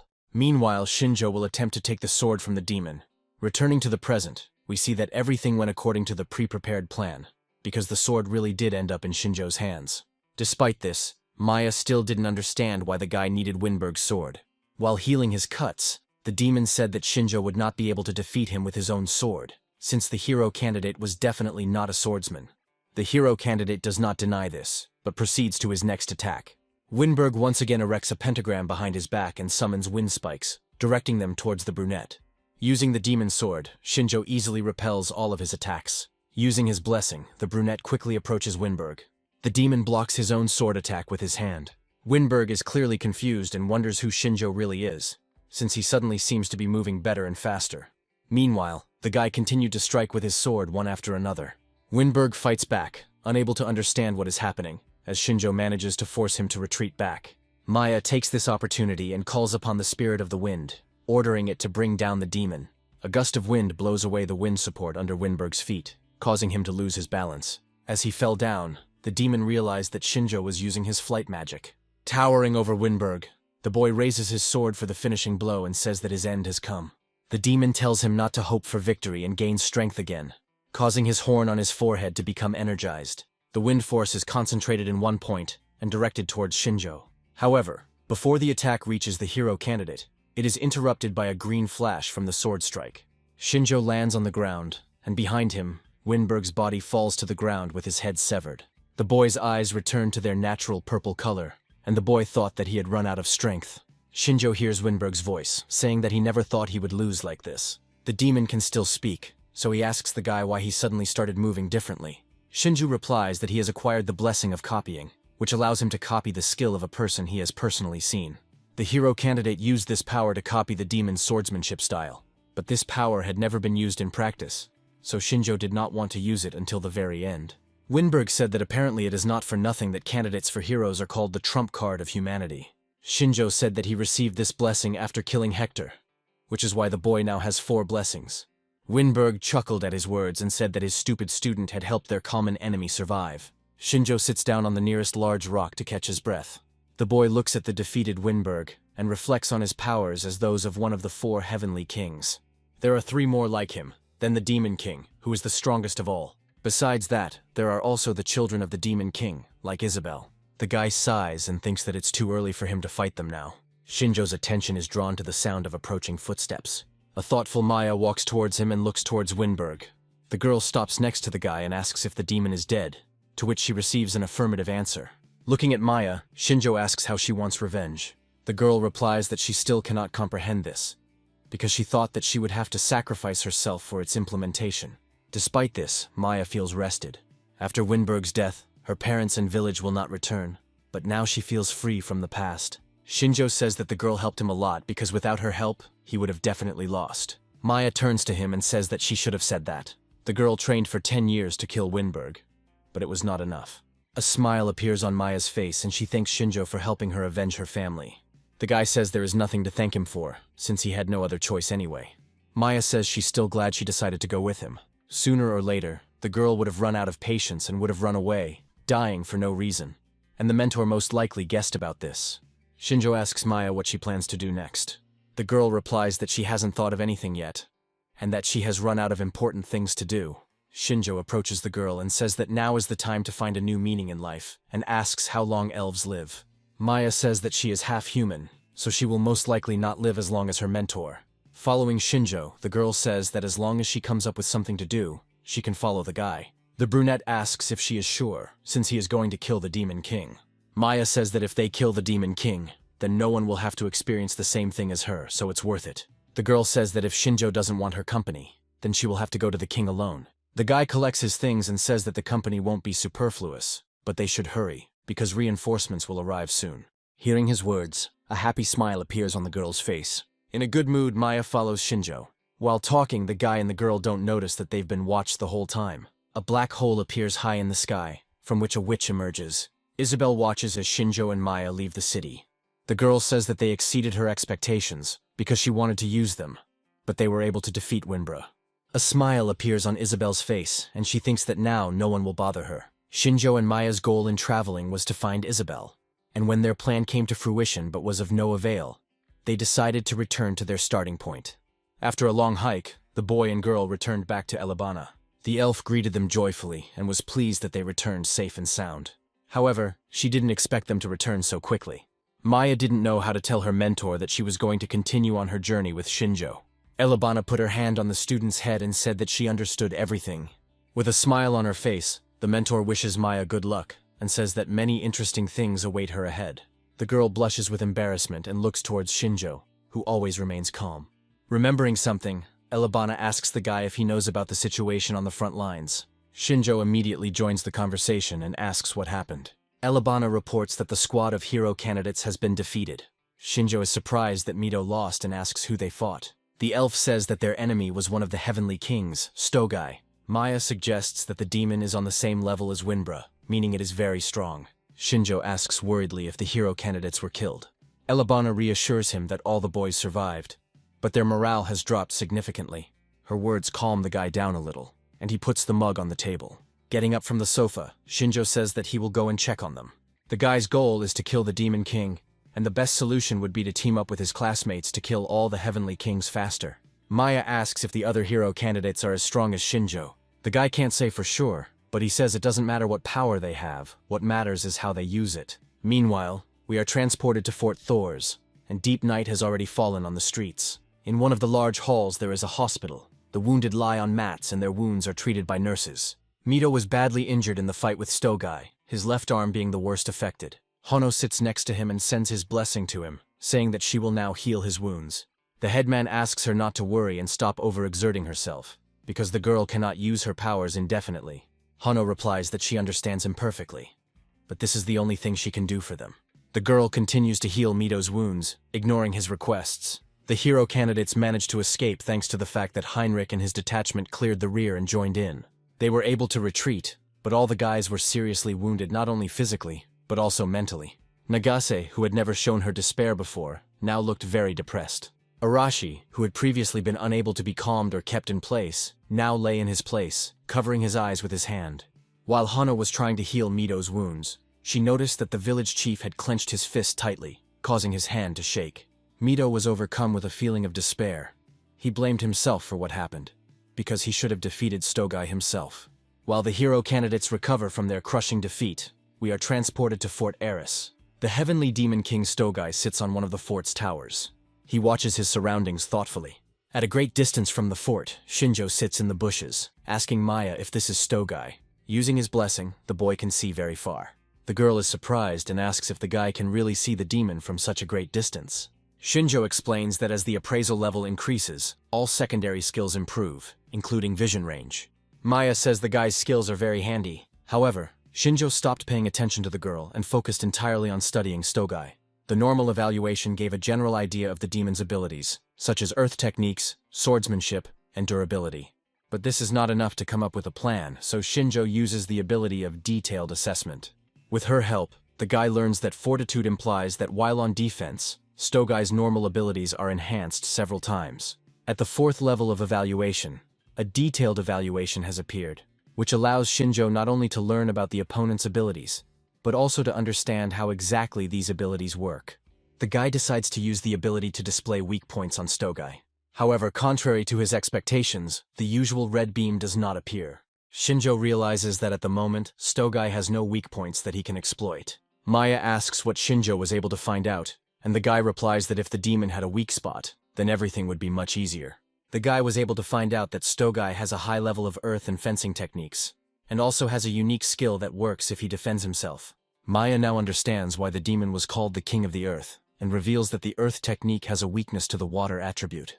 Shinjo asks if there is compatibility of attributes, and the girl replies that it is not that simple, and depends on what the person wants to get as a result. Maya says that a demon can't have all the earth's techniques, so they need to find out what the technique is and find its weaknesses. Shinjo says that they need to talk to the hero candidates at least once, and asks what Maya thinks about it. We return to Fort Thors, where Mito has recovered enough to walk along the wall. He looks into the distance, as if trying to find answers to his questions there. The village chief remembers Shinjo and thinks that everything could have turned out differently if the boy had been with them. Mito begins to shake his head from side to side, driving away bad thoughts. He tells himself that Shuji Mito will never run away. He is distracted from his thoughts by Nagase, who came with the rest of her classmates and asks what Mito is doing. The headman turns around and looks at the boys, who seem to have become more cheerful. The girl knew that Mito would be here, because he always had to do everything alone. The class president looks at his classmates in confusion, realizing that his plan has been discovered.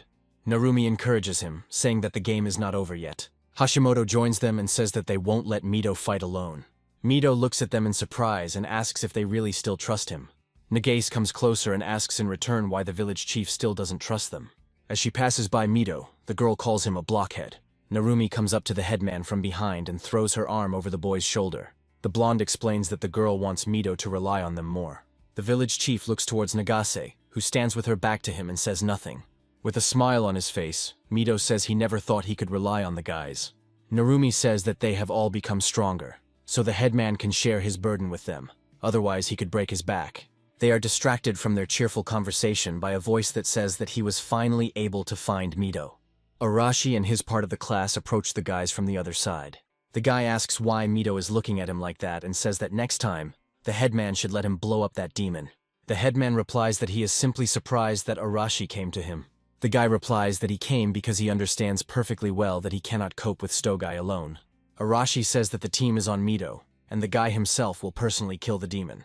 Narumi and Hashimoto chuckle at his words and say that because Arashi suggested acting as a team, it should snow. In response to their joke, the guy says he will kill them if they don't shut up. Mito agrees with Arashi's plan and says that they will defeat Stogai together. The brown-haired man smiles in response and says that the headman has started to think faster. Kanzaki watched their conversation from the side. The girl is glad that the class has finally united, but they still don't have a tactic against Stogai. Suddenly she hears Shinjo's voice, saying that they haven't seen each other for a long time. The girl peeks out from around the corner and sees Shinjo, who tells her to be quiet because he doesn't want to be noticed. The girl covers her mouth with her hands, but still cannot contain her joy at the long-awaited meeting with the guy. Shinjo asks if it's true that the boys fought one of the 4 heavenly kings and lost to him. Kanzaki tries not to look at the guy and says that it is true, after which the guy asks what kind of spells the demon used. The girl thinks for a second, and then begins to talk about the battle. After some time, Shinjo learns that Stogai used a golem creation technique. Kanzaki says that she saw this technique with her own eyes, so she is 100% sure. Shinjo thinks about it, then says that Maya was right in her guess. Kanzaki becomes worried and asks who Maya is. The girl indignantly turns her head towards Shinjo and waits for an answer. However, the guy says not to pay attention to it, because it was just thoughts out loud. Kanzaki asks if Shinjo would like to fight with them. Watching the class come together, the boy replies that he will help them, but if he acts openly, he will only create discord in the team. The guy says he will operate from the shadows, as always. Finally, the team of hero candidates is fully assembled, although most of them don't even know it. Once the boys manage to come up with a plan of attack, they return to Fort Eris. After their attack, the fort's security increased, and now demons were on duty at each watchtower. Just like last time, the hero candidates decided to come from behind. They gathered in the forest near one of the fort's walls and discussed their next plan of action. One of the girls said that together with Yumi, there would be only 100 of them. Nagase looked at the girl with a smile and said that she was glad that the girl was feeling better. Yumi recently joined the combat squad after recovering from Leonora's bullying. Nagase was surprised that she decided to join them, so she asked what prompted the girl to take such a step. Yumi heard that the guys had a hard time, so she decided to support them. The girls laughed together and jokingly called Yumi a heroine. The girl herself thought to herself whether everything would really be okay. She remembers what happened 5 days ago, when she had not yet joined her classmates. The girl was busy with her usual work in the castle in the rear, and after completing her duties, she returned to the room. She said that she was very tired and heard Shinjo, who said that they had not seen each other for a long time. At first, the girl didn't realize what had happened, so she agreed with the guy with a smile on her face. However, the next second it dawned on her who exactly was standing in front of her, so she stepped back and asked what he was doing there. Yumi froze in place and asked if it was really Shinjo in front of her. The guy remained calm and replied that she understood everything correctly. The girl blushed and asked why the guy entered her room without permission. Shinjo reported that her classmates were currently fighting on the front lines, and they really needed her water manipulation power. So the boy was looking for Yumi. The girl was surprised by his words and said that she was not in a combat unit. Shinjo said that the girl has the guts to become a fighter, so she should join Mito and help them. Yumi didn't like his words and asked why she should do what he said. The guy replied that she should do it because she could fight. On that fateful day, Leonora instilled fear in the girl, subduing her actions and forcing her to kill. However, Leonora is now gone because Shinjo personally got rid of her. Therefore, Yumi is no longer restricted by anything, and enough time has passed for her mental wounds to heal. Shinjo says now is not the right time to play the awkward waitress. His words made the girl embarrassed, and she began to justify herself by saying that she accidentally fell and broke all the plates recently. Shinjo looks at her and asks if she really doesn't want to help her friends, Nagase and Shinami. His words make Yumi freeze in place. She said that Shinjo always knows what to say, but she is surprised that the boy cares about his classmates. The guy explains his actions by saying that he simply doesn't want to lose the pieces he can use. Yumi remembers that Shinjo is wanted and asks if he wants to join the fighting force himself. The guy says he has no chance of joining them because they are still looking for him. Turning towards the window, Shinjo says that he will act from the shadows and move the figures to the right place, as this is part of his job. Back in the present, Yumi clenches her fist and thinks that she will try her best if her power can really help her classmates. Kanzaki, as usual, keeps his distance from the boys and watches them. She remembers her conversation with Shinjo when he explained the plan of action to her. The guy said that he found Yumi and sent her to help, and asked if Kanzaki had any questions. The girl understood why Yumi was involved in his plan, but she wasn't sure if his plan would work. Shinjo says he hasn't fought Stogai himself, but he's confident the boys can come up with a plan of action. The boy asked Kanzaki to relay the plan to Mito, and to say that Shinjo wanted to see how much the boys had grown while he was away. The girl sighs and replies that she understands everything. The girl is pulled out of her thoughts by the headman's voice. Mito approaches her and says that they should go over the plan again. The headman clenches his fist and says that they will not lose this time. Kanzaki shares his sentiments, knowing that Shinjo will be helping them this time. The hero candidates gather together and once again announce the entire plan of action. From the side, Maya is watching them from the bushes, asking if everything will be okay. The girl turns to Shinjo and says that if he were in their place, he would come up with a better strategy. The guy replies that if he constantly prompts them, they will not become independent, and this is exactly what he needs in order to defeat the Demon King. Shinjo says they have powers, but they don't have enough control over them yet. The guy will act secretly, directing them in the right direction. From the shadows, he will give them the necessary clues, but he can't do everything for them himself. The most important thing for them now is how the guys will behave in battle, because it is in combat that they will have to think for themselves. Meanwhile, the demons on the watchtower noticed movement from the enemy. Everyone gathered near the main entrance to the fort. Several detachments gathered in the field opposite to distract attention. Amelia leads the squad and steps forward, saying that they have arrived on time. She gives instructions, and the soldiers under her leadership go on the attack. The demons on the walls thought that they had been wrong to let the people retreat last time. Amelia told the soldiers not to be afraid, because their main task was to clear the way for the hero candidates. This time the demons decided to spare no one. The soldiers began to clear the way for the hero candidates who were moving beyond Mito towards the fort. Once inside the fort walls, the elder began to look around in order to find Stogai. In the window of one of the towers, the guy noticed a familiar silhouette. While the rest of the guys were fighting the demons, Mito froze in place. Stogai looked at him from the window with a smile, and he was clearly not surprised by their appearance. From the look in his eyes, Mito realized that he was waiting for them. Stogai was glad that the hero candidates had come and said that this time he would not let them go. The boys make their way into the main hall of the fort again and see familiar doors. This time the doors were not opened but blown up. The guys already knew what to expect from Stogai, so they prepared to counterattack. Arashi and Mito looked at one of the 4 heavenly demon kings with confidence in their eyes. He was already waiting for them and created golems. The headman ordered the boys not to deviate from their plan. There was a small crack in the ceiling of the hall, which did not attract outside attention. Through this gap, Shinjo and Maya could calmly watch the unfolding battle. The hero candidates are determined to win this time. The golems begin to approach them.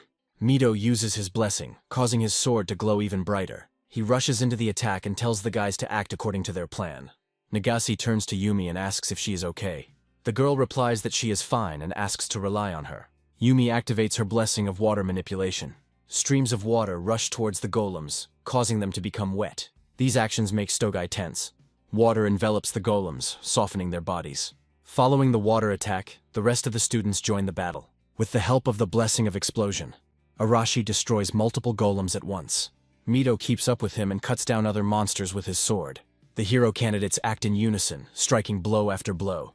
This time they are acting more decisively. as this is not the first time they have worked. While other students fight the golems directly, students with support abilities help them from behind, strengthening their attacks.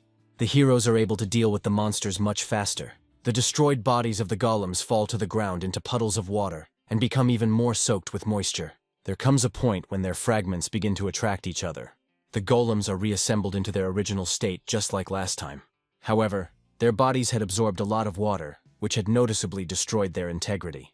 Mud streaks are visible all over their bodies, as if the golems are melting before our eyes. Before the monsters can begin to attack, they dissolve into mud puddles. The would-be heroes shout with joy, realizing that their plan worked. Stogai rubbed his beard and said that last time they didn't have water technology, which meant that a newcomer had joined them. There are still a few undamaged golems around the demon, but they shouldn't be a serious obstacle for the guys. Shinjo watches everything from the side and says that everything happened exactly as Maya read about it. The girl says that if you wet the rock that connects the golem stones, it will be difficult to control them, and in reality, it works even better than it is written in the book. Mito shouts to the guys that the wet golems are not regenerating and orders the guys to continue attacking. Yumi realizes that she must strike first and take out the remaining monsters. The girl uses her blessing and summons a great wave. A stream of water envelops the dry golems, soaking their bodies. The remaining candidates follow the wave. Without delay, they continue to attack the enemy. Stogai understands that this time the hero candidates decided to destroy their golems, which means they now have an excellent strategist with them. The demon places his hand on the ground and summons another technique. Red pentagrams appear all over the floor. Large stones begin to emerge from them. Stogai praises the boys for their ingenuity, but thinks that the golems are just soldiers. And this technique is the real power of the earth. Stogai directs stones towards the hero candidates. Before they can catch up with the boys, Hashimoto stands in front of them. The girl uses her telekinesis ability and stops the stones. Stogai looks at the girl thoughtfully, thinking about how she managed to break his control over the land. The demon loses his guard due to the unusual behavior of the hero candidates and loses sight of Kanzaki. The girl uses her control abilities and stops Stogai. The demon feels that his whole body no longer obeys him. He realizes that the blessing of submission has been applied to him.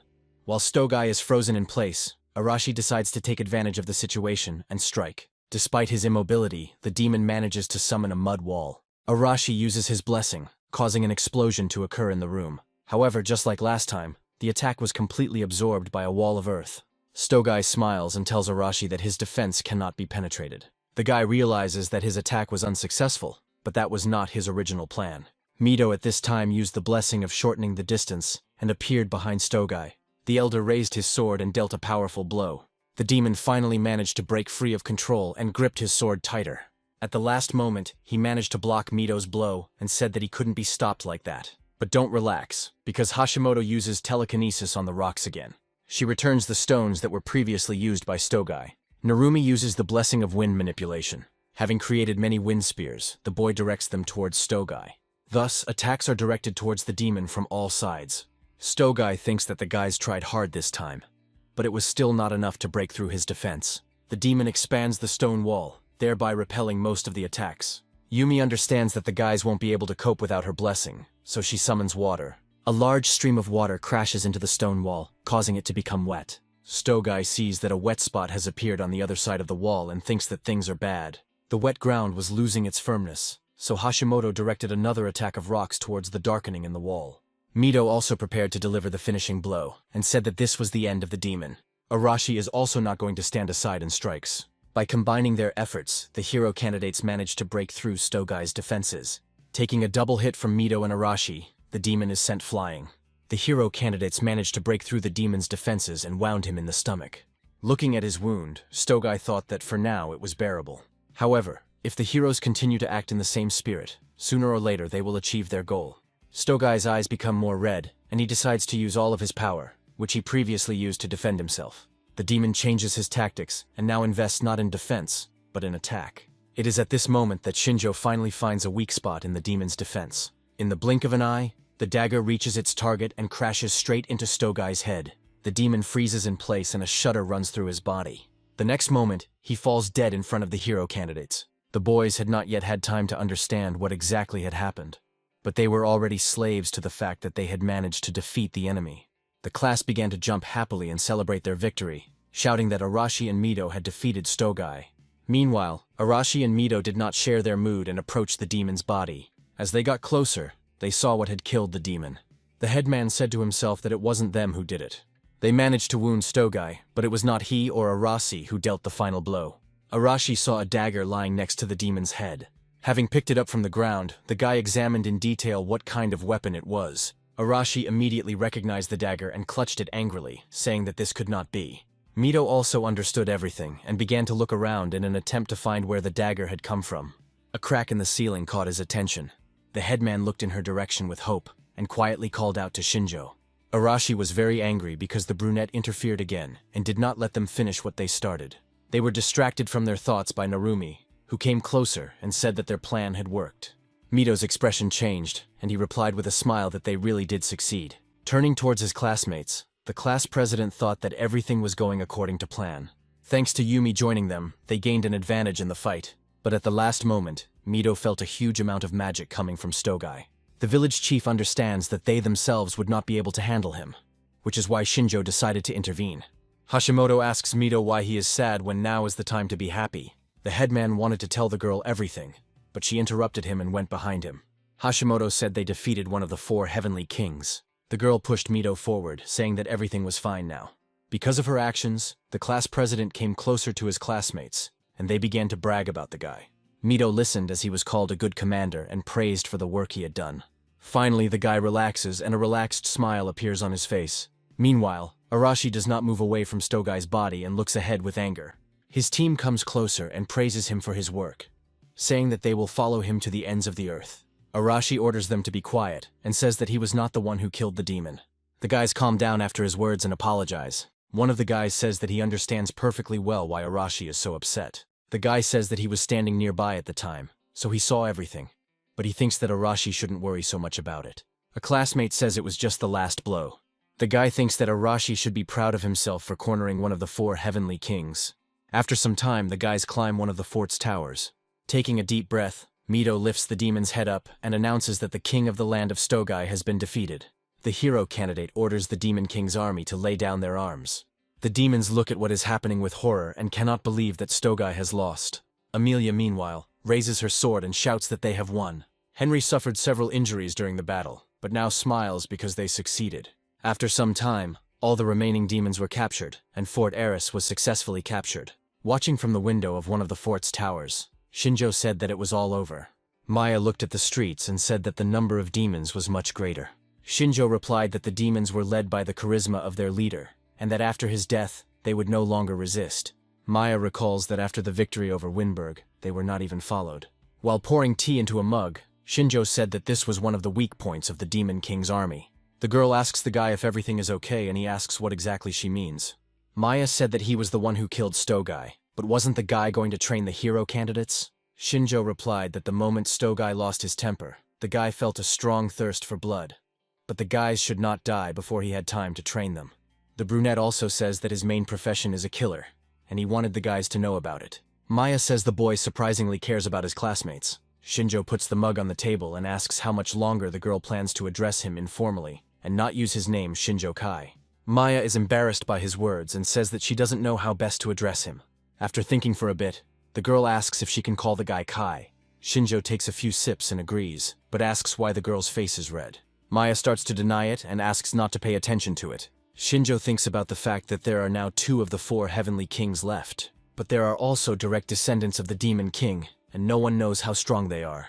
They still have a long way to go before they become the Demon King. Meanwhile, in another part of the sacred land, we see a girl with cat ears lying on the ground. She comes to her senses and rises from the ground, looking menacingly at the enemy. There is a guy standing in front of her who is surprised that she has not yet lost heart, despite the fact that she is no longer able to move. A demon approaches them from the side and says that the princess has been captured and now the Beastman Alliance is under their control. A week has passed since the attack on Fort Eris and the victory over Stogai. Until now, the country had only been on the defensive, so the sudden advance of the Holy Army stirred up the people. The soldiers' morale was revived, and everyone began to anticipate an imminent victory. Every day the glory of the hero candidates only grows. They have become the hope of humanity. After the battle for Fort Eris ended, the hero candidates arrived at the king's castle. Mito appeared before the ruler, and received personal gratitude for his invaluable contribution to the victory over one of the 4 heavenly kings. Only the headman was given the honor of standing before the king. The ruler named Shujo Mido, a knight of the sacred country of Digrest. The boy knelt down and accepted the title with gratitude. When the ceremony was over, Mido breathed a sigh of relief as he returned to the room. Hashimoto, Heinrich, and Amelia were already waiting for him there. While pouring tea for everyone, a classmate asked if Mido was nervous, and he asked what she thought of him. After taking a cup of tea, Amelia praised the boys, saying that all these events could not help but exhaust them. Henry reminded the girl that Mido had not received an aristocratic upbringing, so he had to learn basic etiquette as soon as he learned that he was being granted a title. The headman said that it was a necessary measure, because if he had insulted the king, he could have removed them from their current positions. Henry himself told the guy about this, but he didn't think that it would put extra pressure on the guy. Amelia says that Mido is now a knight, which means he will have to play this role more than once. Sipping his tea, Henry assured the headman that there was no need to worry too much about this. Amelia reminds that everything in this country is under the power of the church, and even the fact that Mido was named a knight was an order from His Holiness the Pope. From that moment on, Mido became a holy knight and captain of the 11th Squad, also known as the Hero Squad. The top brass expects them to be the strongest squad, as it is made up entirely of hero candidates. Mido asks if there is any point in him being made a knight if they are already under the control of the church. With a smirk on his face, Henry says that there are political intrigues and a struggle for power involved in this matter. He offers Mido to listen about it, but the headman immediately refuses. Stopping joking, Heinrich warns that now the guy is their equal, which means that they will demand appropriate behavior from him, so he must always remain on guard. Meanwhile, we are transported to the forest next to the main castle where the ceremony took place. Shinjo and Maya decided to stay in the forest to avoid being discovered, so Kanzaki came to them herself. The girl told the latest news, including that Mido had been knighted. Kanzaki expressed her guess that Mido wanted to gain his right to vote in this way. Maya didn't understand why the guys took this information so badly.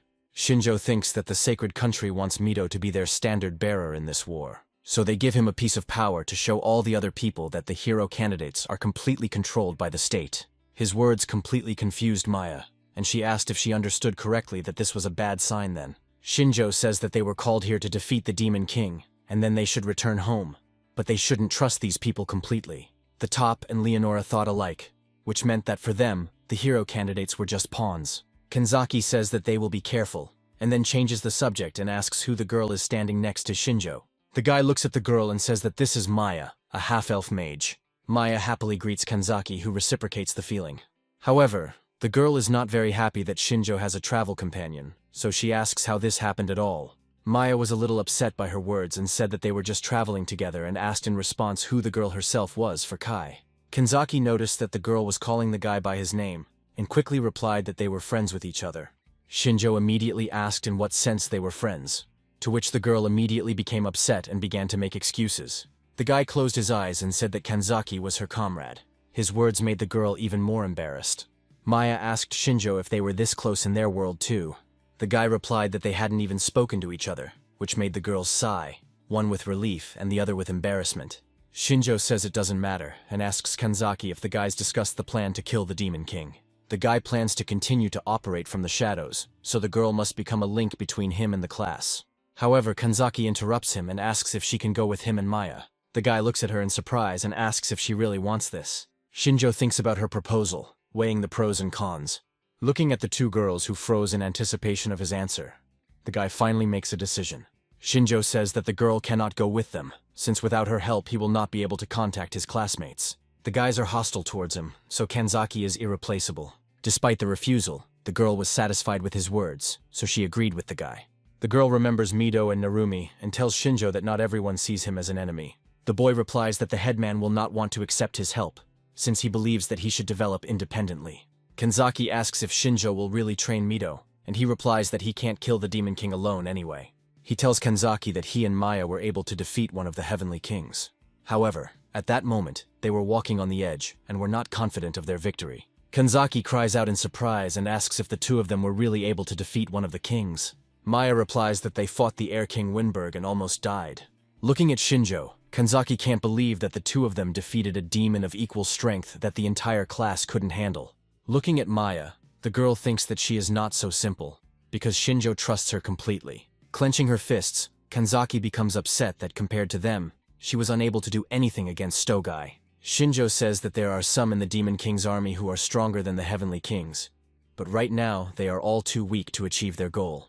The brunette asks Kanzaki to keep a close eye on the class in the sacred country and report to him regularly about what is happening.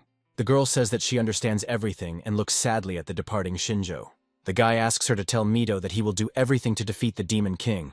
Shinjo calls Maya to follow him and she happily runs past Kanzaki, saying goodbye to the girl. Kanzaki was taken aback by the kind farewell and waved back at the girl. The girl thought that she couldn't help Shinjo in any way now, so she had to become even stronger. The Holy Army defeated Stogai, one of the 4 heavenly kings, and this marked the beginning of a large-scale offensive. The newly formed 11th Squad, also known as the Hero Squad, was furiously pushing forward the front line.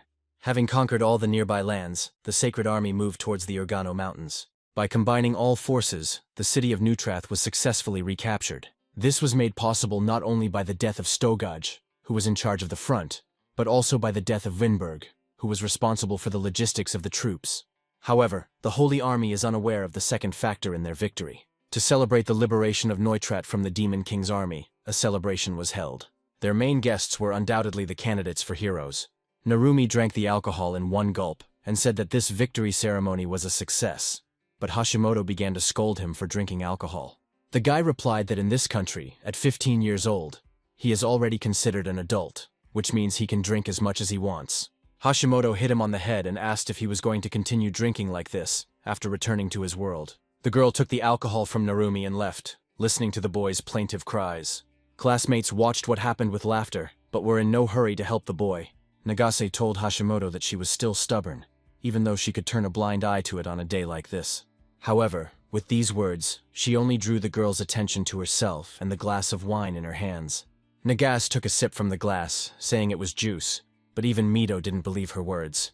Watching from the sidelines, the class leader heard his classmates expressing surprise that everything had gone so smoothly. The boys think that there is something wrong with the Demon King's army, since defeating one heavenly king couldn't have such an impact. Mito also thought about his words. He was convinced that he was not the only one who felt this way. Amelia thought it was some kind of trap, but some time had passed and they still hadn't found anything. Nagase responded to this by saying that the guys were thinking too much, since the Demon King's army was just a bunch of fools. Mito voiced his suspicion that Shinjo had somehow influenced the army from the shadows. Nagase just laughed at his words, saying that this guy was incapable of anything.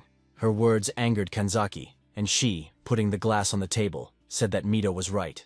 The girl said that while they were fighting at the front, Shinjo was attacking the rear of the Demon King's army. Her classmates were very surprised by her words. Kanzaki explained that Shinjo had killed one of the 4 heavenly kings responsible for these lands, which is why the enemy had such poor defense. The guys couldn't believe the girl's words that Shinjo had killed such a strong enemy single-handedly. Mito said that if all this is true, then Shinjo is amazing. Narumi guessed that the guy was secretly muddying the waters, but he didn't expect this from him. Nagase continues to claim that all of this is nothing more than lies. She turned to Arashi to confirm her words regarding Shinjo. The guy turned to her, not looking up from his food. He thought about her words, but immediately remembered the dagger with which Stogai was killed. Arashi turned back to the table and said he didn't know anything, which only made Nagase even more angry. Hashimoto slammed the table and said that even if it was all true, she still had no intention of forgiving Shinjo. While Nagase and Hashimoto found solace in each other for their anger, Mito approached Kanzaki and asked what Shinjo was doing now. The girl replied that she herself did not know the answer to this question, but his goal was to kill the Demon King. Originally, the lands of the Demon Kingdom were located to the west of Neutrath. Meanwhile, we are transported to a forest near the city, where Shinjo is fighting monsters. The orcs surrounded the guy, and one of them raised his mace to strike. Shinjo deftly jumps to the side, dodging the blow. However, from the other side, a second monster is already approaching him. The guy crouches down and picks up some dirt in his hand, throwing it at the orc's face. The monster becomes disoriented due to dirt getting into its eyes and retreats back. Shinju summons the lightning attribute and commands it to pierce the target. But before his attack reaches its target, the boy notices a hand reaching out to him from the side. Because Shinjo was focused on mastering the new technique, he lost sight of the other monsters. The enemy took advantage of this moment and began to strike at the guy. However, the blow never reached Shinjo, because Maya summoned the spirit of fire and burned the enemy. The brunette remained sitting motionless on the ground, waiting for the girl to finish and the flames to die down. As Shinjo rose to his feet, he told Maya not to imitate him. The girl jumps out of the tree and says that she would not have wanted this if the guy had not been in danger. Shinjo says that he is still not very good at even the basic techniques, despite the fact that he has improved his control. Maya says that Shinjo has a rare thunder attribute. His attacks are fast and powerful, but they are much more difficult to control. The girl is already surprised that the guy can already use basic techniques. She asks him not to look back at his friends because they have gained control over the attribute through the blessing. Shinjo said he spent a lot of time practicing the thunder punch, but still couldn't use it properly in real combat. Maya says that the guy was distracted by the enemy, and did not imagine in his head how exactly the technique works, which made it difficult to master. The girl said that this technique was suitable for long-range combat, but Shinjo said that he needed it for close combat. Otherwise, it was of no use. Maya says that it might work in his case, but she doesn't understand why he wanted to learn the techniques in the first place. Shinjo replied that he himself did not like all this, but he needed strength in order to defeat the Demon King. The guy believes that with techniques, he will have a better chance of winning, and thanks Maya for her help. The girl gets embarrassed and says that there is no need to thank her. She just knows a lot of things and shares it with the guy. However, the good atmosphere is interrupted in the blink of an eye. Distracted by the conversation, the guys do not notice that they are surrounded by a crowd of orcs. Although Shinjo looks tense, he sees this as a good opportunity to practice. Maya says that in this forest, there is always material for practice, and no matter how much you kill, there will never be less of it. This forest is truly filled with monsters of different sizes and types, which will help the kids hone their skills. The monsters began to approach the boy and girl in a dense stream. Shinjo decided to take advantage of the opportunity and use the thunder technique. The guy concentrated the power in his hand and used the power on the nearby monsters. Lightning ran through the monsters' bodies, causing them to scream in pain. However, other than that, it had no effect, and the monsters soon recovered from the effect. Shinjo has trained for a long time and can now use the technique in combat, but its power is not enough to cause significant damage. On the other hand, an orc began to approach the guy and raised his hand to strike. Shinjo managed to jump to the side in time, causing the mace to hit the ground where the boy had previously stood. The brunette decided to climb higher so that close attacks would not come as a surprise to him. Climbing a tree, Shinjo was able to assess the situation from above. Pushing off from the branch he was sitting on, the guy began to quickly move between the trees. The monsters were confused because the guy was moving too fast. When their guard was down, Shinjo threw several daggers in their direction. Each of them reached their target, killing one monster with one blow. The other monsters that weren't within Shinjo's range watched from the side in shock. This time the guy used daggers enhanced with magic. Despite the fact that they required Shinjo to form an image right during the fight, the effect was worth it. While the guy was thinking about his next steps, a monster that could also move through trees crept up on him from behind.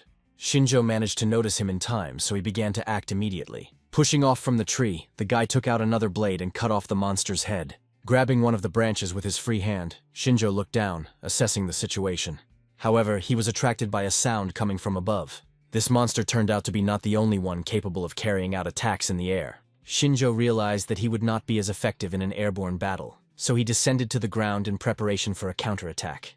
As the monsters approached him, the guy neutralized them with a few precise movements. Having regained the advantage in the air, Shinjo jumped onto a tree branch. But at that very moment, the tree beneath him began to shake, which made the guy look down.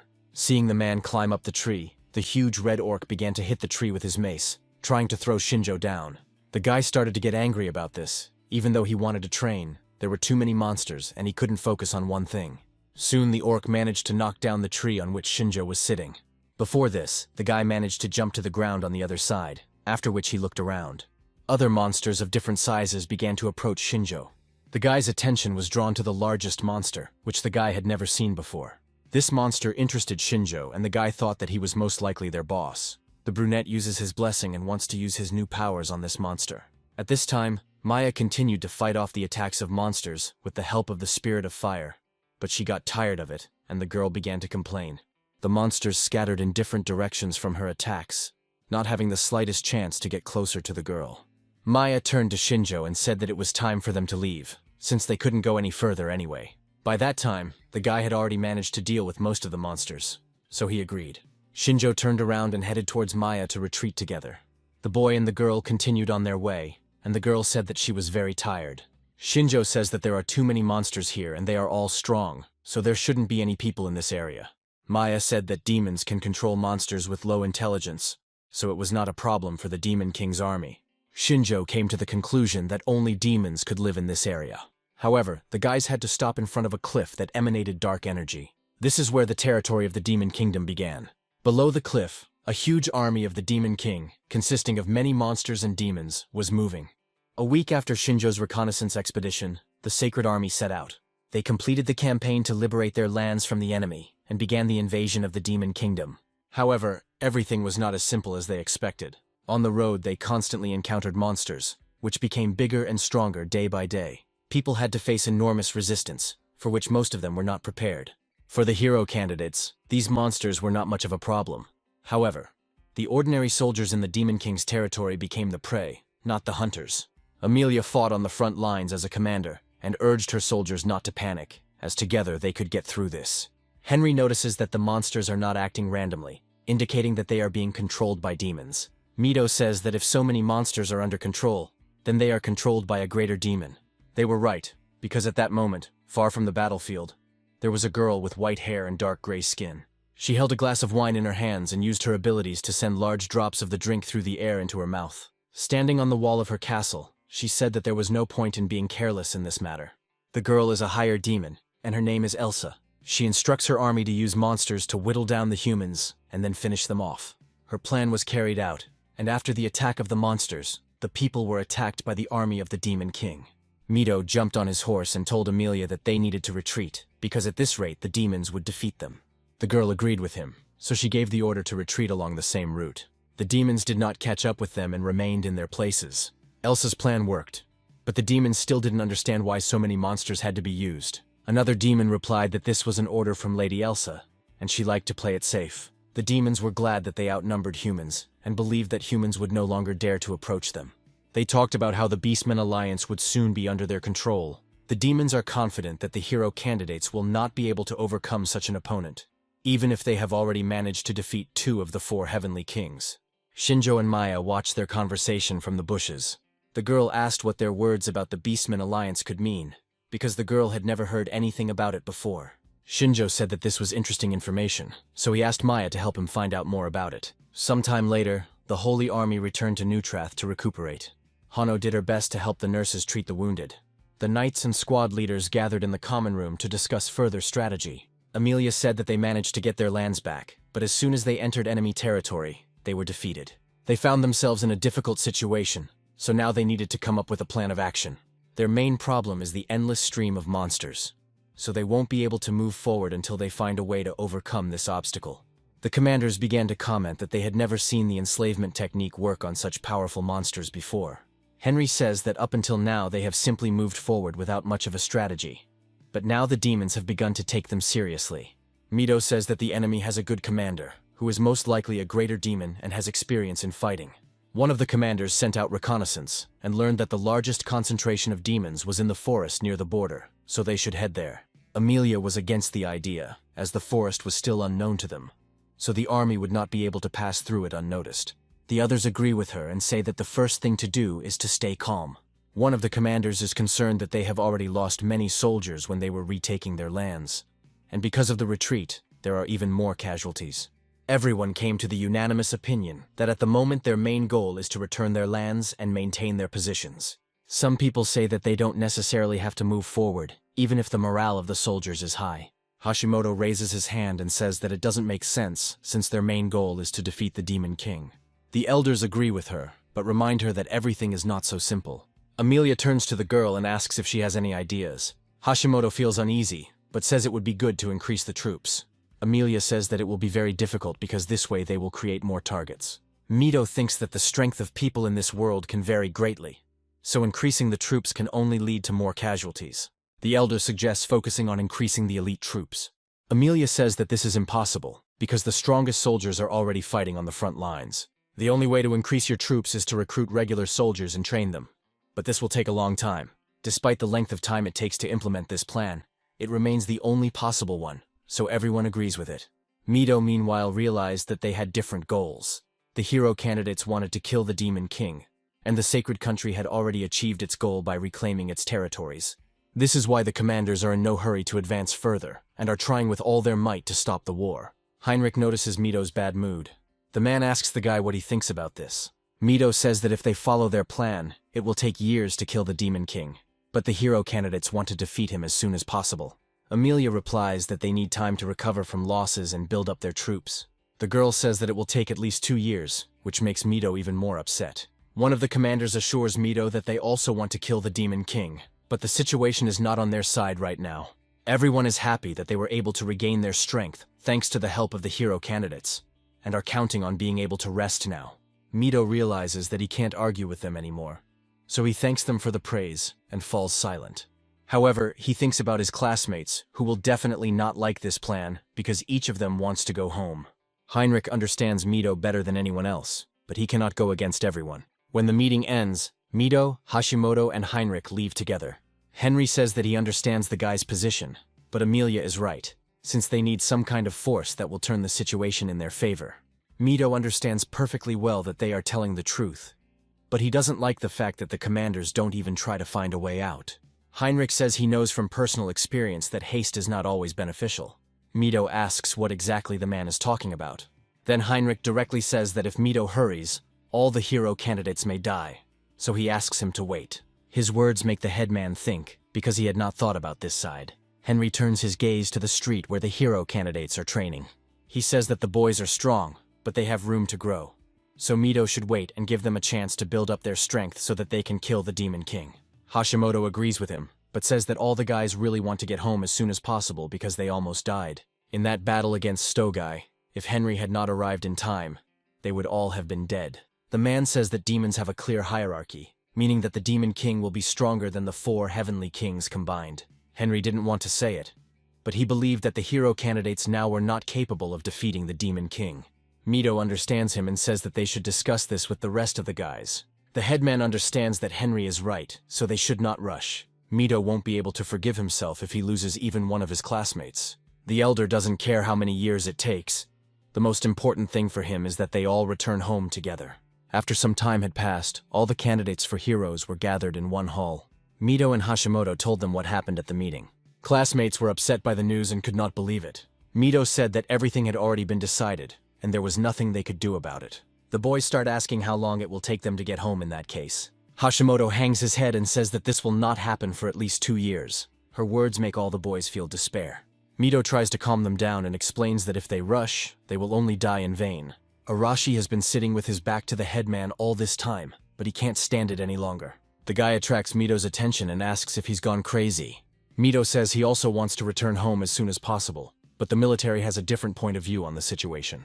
The chief asks if Arashi would like to offer to infiltrate the demon lands and fight through the hordes of monsters alone. The guy replies that the holy state is not their ally, so they have no need to obey their orders. Mito says that if they do this, they will die for nothing, so they need the support of the sacred state. Arashi says they don't necessarily have to attack head-on, as small groups have their advantages too. Their main goal is not to defeat the entire demon army, but to kill only the Demon King himself.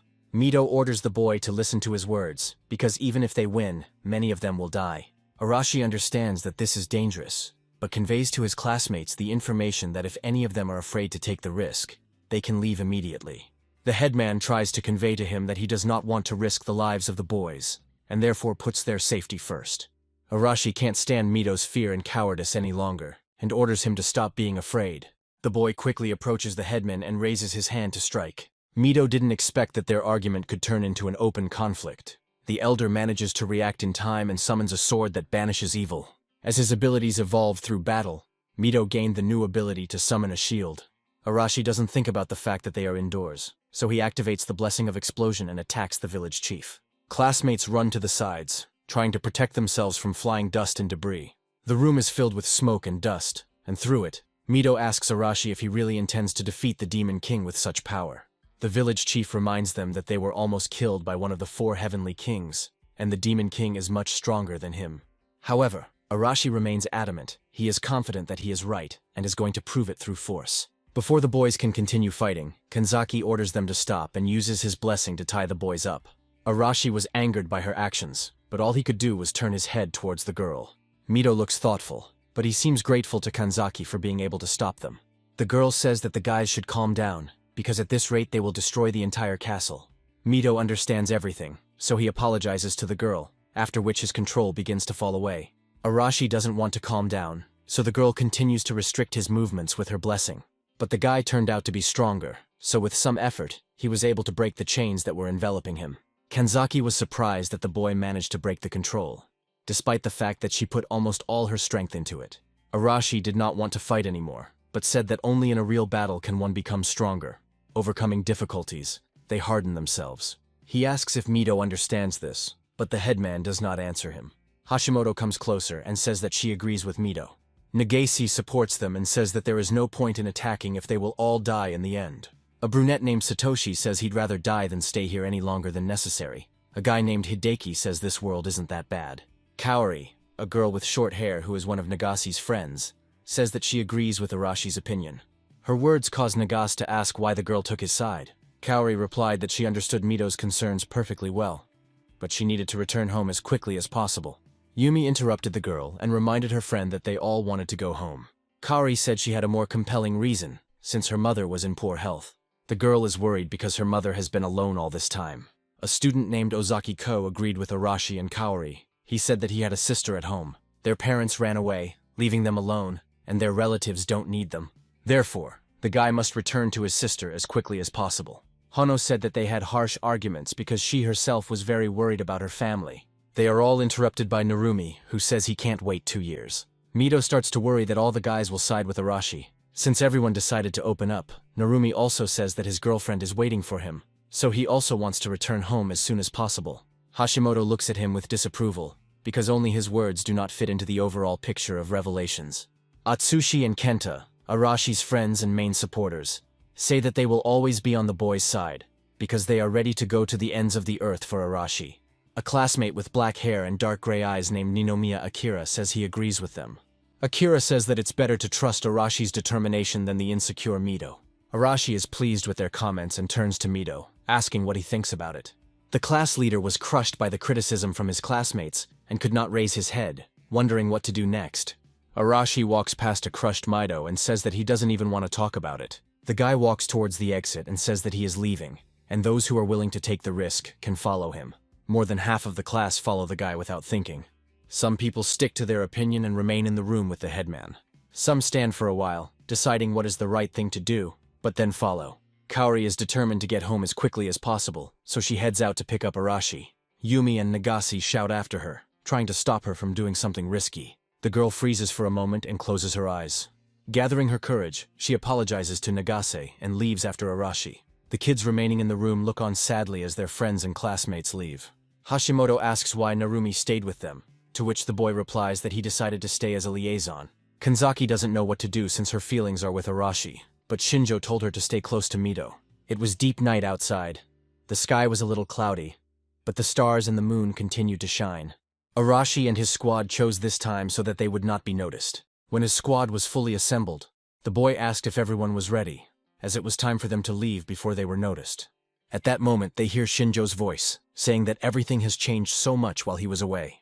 The classmates begin to look around, but Arashi is the first to find the source of the sound. He sees Shinjo and Maya slowly approaching them and asks what the guy is doing here. The guys are not too happy that the brunette showed up so unexpectedly. They ask what right he has to come. Akira urges them to be quiet, as the guards might hear them. Ku looks towards the angry Arashi and says that this applies to the guy himself as well. Arashi says that they don't have much time, so he will hit Shinjo if he came for no reason. The brunette immediately understands everything and decides to get down to business, and says that he wants to ask the guys for help.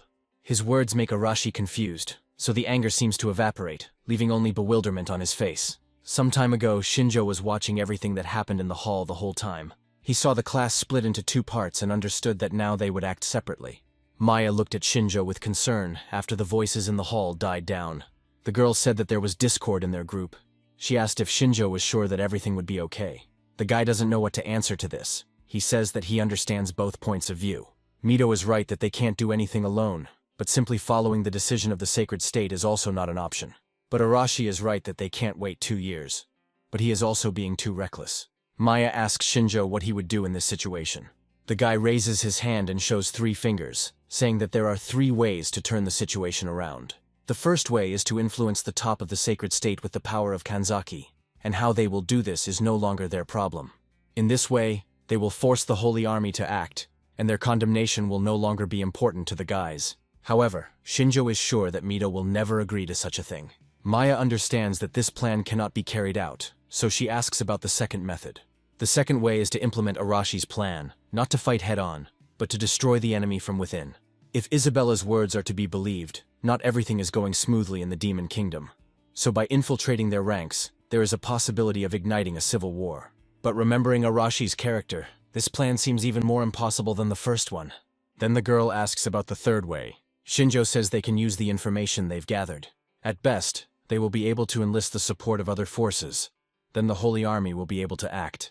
At the present moment, Arashi and his squad gathered around the fire to listen to Shinjo. The brunette briefly explained the gist of the matter, which caused Arashi to ask about who the princess of the Beastmen was. Shaitan wanted to know more about this person and her importance in this matter. Shinjo said that the girl was very important, because she was the daughter of the head of the Beastmen from the cat race. But the Demon King's army kidnapped her. Shinjo managed to get this information while they were torturing several soldiers from the enemy army. The boy assured Arashi that the demons could not lie to him. The girls sitting away from the fire felt sick from Shinjo's words about torture. Akira wondered who Shinjo really was, to be able to talk so calmly about torture and carry a gun. Arashi takes a bite of dried meat and asks what they care about the Beastmen. Kenta and Atsushi, who were sitting on either side of Arashi, said that they really wanted to see the girl with cat ears and a tail. But Arashi quickly reassured them. Shinjo suggests starting over, and asks if the guys know that there is a large Beastman state in the south. Akira remembers a certain Grandas, who is also called an ally of the Beastmen. Shinjo confirms his words and says that they prefer to remain neutral, which is why they have not interfered in the conflict between humans and demons until now. Arashi asks if the brunette really wants to ask a bunch of cowards who are afraid of demons like fire for help. Maya interrupted the brown-haired man, saying that the Beastman soldiers were much stronger than he thought. They have excellent physical fitness and heightened senses, which is why they have repeatedly repelled attempts by the Demon King's army to invade their lands. Arashi asks why the Beastmen continue to remain neutral when they can end the Demon Kingdom once and for all. Maya says that they are strong, but not strong enough to deal with all the demons on their own, and the enemy's forces are directed more towards people. Shinjo says that if the Beastmen and the Sacred State unite, they will have a chance to win. Akira realized what Shinjo's plan was, and says that this is exactly what the Beastmen princess will help them with. Kaori asks if Shinjo plans to save the girl to use as an advantage in negotiations with the Beastmen. Shinjo confirms her words, and says that he already knows what route she is being taken, and how many guards are with her. So the guy wants to use the class as bait. The explosion is intended to attract the enemy's attention and cause confusion in their squad, while Shinjo himself will act from the shadows. Akira understood his plan, but asked why the Sacred State had not yet united with the Beastmen. Shinjo says that it's a good question, but there are reasons for that too. Maya explains that the Beastmen dislike demons primarily because demons look down on everyone. But in the past, the Beastmen suffered discrimination and persecution from humans, who called them subhumans. Driven from their homes, the Beastmen formed an alliance, so it is not surprising that they want nothing to do with humans. Kaori asked if they could form an alliance in that case. Shinjo says that this is exactly why they need a bargaining chip. They were very lucky that the Beastman princess was captured by the Demon King's army. Maya says that the Beastmen value blood ties very much, so if they save the princess, they will at least agree to negotiate. There is silence in the air for a while. Shinjo asks if the guys want to try, because if they sit back, nothing will change. Arashi rises from his seat and says that Shinjo has come out of nowhere at the right time, and is acting as if he knows everything better than anyone else. The guy's stream of angry words is interrupted by Ku. The guy asks Arashi not to forget that now the lives of the guys who trusted him and went with him depend on his decision. His words make the brown-haired man angry, but he can't help but take them into account when making his decision. Arashi looked at the guys around him, who were holding their breath, waiting for his decision. His classmates have already decided to follow him, but his character makes them tense. Arashi sits back down in his seat with anger. The guy looks up at Shinjo and says that they agree to try to put his plan into action. In the morning, Arashi's detachment set out on their journey. They were able to take one cart for things and several horses. Shinjo led the procession, showing the way. Kaori noted that they had been walking south for quite some time now, and asked if Shinjo had indicated the correct route. The guy said that the Beastman Alliance is in the south, so they will come out from the south to transport the captive. Their target is a path that runs through the forest near the Demon Kingdom, because Beastmen and demons do not trade with each other. There are very few roads between them, so it is easy to understand which path the demons will choose. Akira points out that they will have to infiltrate the Demon Kingdom's territory. The boy asks Shinjo if he is afraid that they will be caught. Shinjo asks the guy not to worry, because he has already found a way for them to get in unnoticed. Usually animals walk along this road, but there are also many monsters, so Akira asks if a carriage can pass there. Shinjo reassures him by saying that Sorairo will help them with this because the girl has the blessing of space, allowing her to create a pocket space and use it as storage. The girl asks how Shinjo was able to remember her blessing if he had separated from their group a long time ago. The boy replies that her blessing is very useful, and these words make Sorairo happy. Ko asks Shinjo if he has been busy gathering information from within the demon kingdom all this time. The brunette replies that this is not entirely true, since he was also looking for an alternative way to return home. Hono excitedly asks if he was able to find anything. Shinjo says that he came to the conclusion that there was only one way out, to kill the demon king. So he began searching for information. Akira realizes that during the reconnaissance, the guy learned about the kidnapped princess, and is now sincerely surprised by the guy.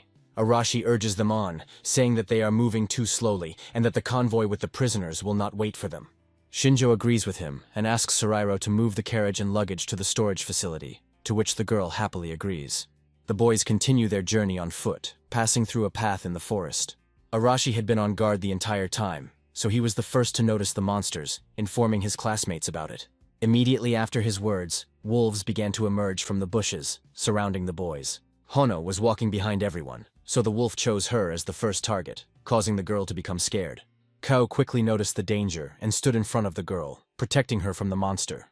The wolf bit his hand with his teeth, but they crumbled in an instant when they collided with the steel. With a smirk on his face, Ku apologized, saying that such attacks would not work against his blessing. With a blow from his other hand, the monster was thrown aside. Akira told everyone to form a circle with the support squad in the center while the rest would attack. Standing in the center, Akira used his blessing of support on all the boys to strengthen their attacks. Feeling the familiar support in their bodies, the guys happily rushed into battle. One by one, they dealt with the wolves with ease. Kaori used her blessing to hinder the enemies from getting close to the support squad. Her vines easily wrapped around the wolves' bodies and threw them aside. The monsters were confused by such work and did not have time to get their bearings. While one of the wolves lost his balance, a candidate for heroism jumped on top of him and finished him off. One of the wolves attacked the motionless Arashi. However, the guy easily caught the wolf by the neck with one hand. Arashi looked angrily at the monster and ordered him not to get in his eyes. Using the blessing of explosion, the guy finished off the wolf. A moment later, all that was left in Arashi's hand was the charred body of the monster. The guy threw the wolf aside and looked around. Looking around the area, Arashi asks if there are any wounded, and if there are, he orders them to come to the healer. Shinjo watched them from the side and noticed that the boys were moving well, and that Arashi was showing the makings of a good leader.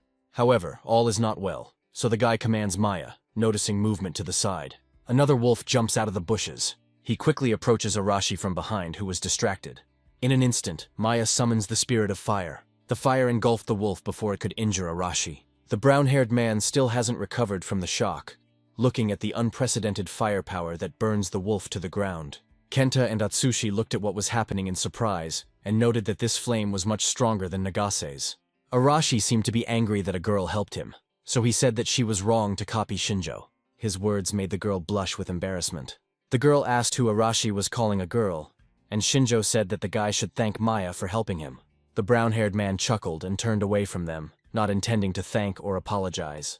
Maya sheepishly asked Arashi to take his words back. However, Shinjo told her to forget about it, but the girl continued to insist that it was not nonsense. At this time, Kenta and Atsushi were jealous of Shinju for finding such a beauty as an escort. At this time, Maya was distracted by the girls who came closer and asked if it was true that the girl was an elf. Maya seemed afraid to start a conversation with them, so she began to look at Shinjo, but he said that she could do whatever she wanted. After his words, the girl blossomed and happily ran to chat with her new acquaintances. Shinjo stood to the side, smiling as he watched the laughing girls. Night had fallen on the street, and because of the trees surrounding the road, Arashi's squad could not be seen in the pitch darkness. Shinjo took a comfortable position and said that this place offered a good view. Arashi sat down to the side and asked the boy if the prisoners would really come, because a lot of time had passed. Shinjo activated his blessing to see many kilometers ahead. Noticing a moving carriage in the distance, the boy hurried to calm Arashi down. Having taken a better look at the squad of demons, Shinjo reported that he already saw their target. Shinjo used his blessing to assess the enemy's strength. Thanks to this, it was possible to find out that on the enemy side, there were 3 lower demons and 15 middle demons. However, these were only the ones Shinjo could see, and there could be other demons hiding in the carriages. The squad was led by the supreme demon Zaganda, who possesses the fire attribute technique and the subjugation technique. After hearing this information from Shinjo, Arashi asked if this demon was their leader.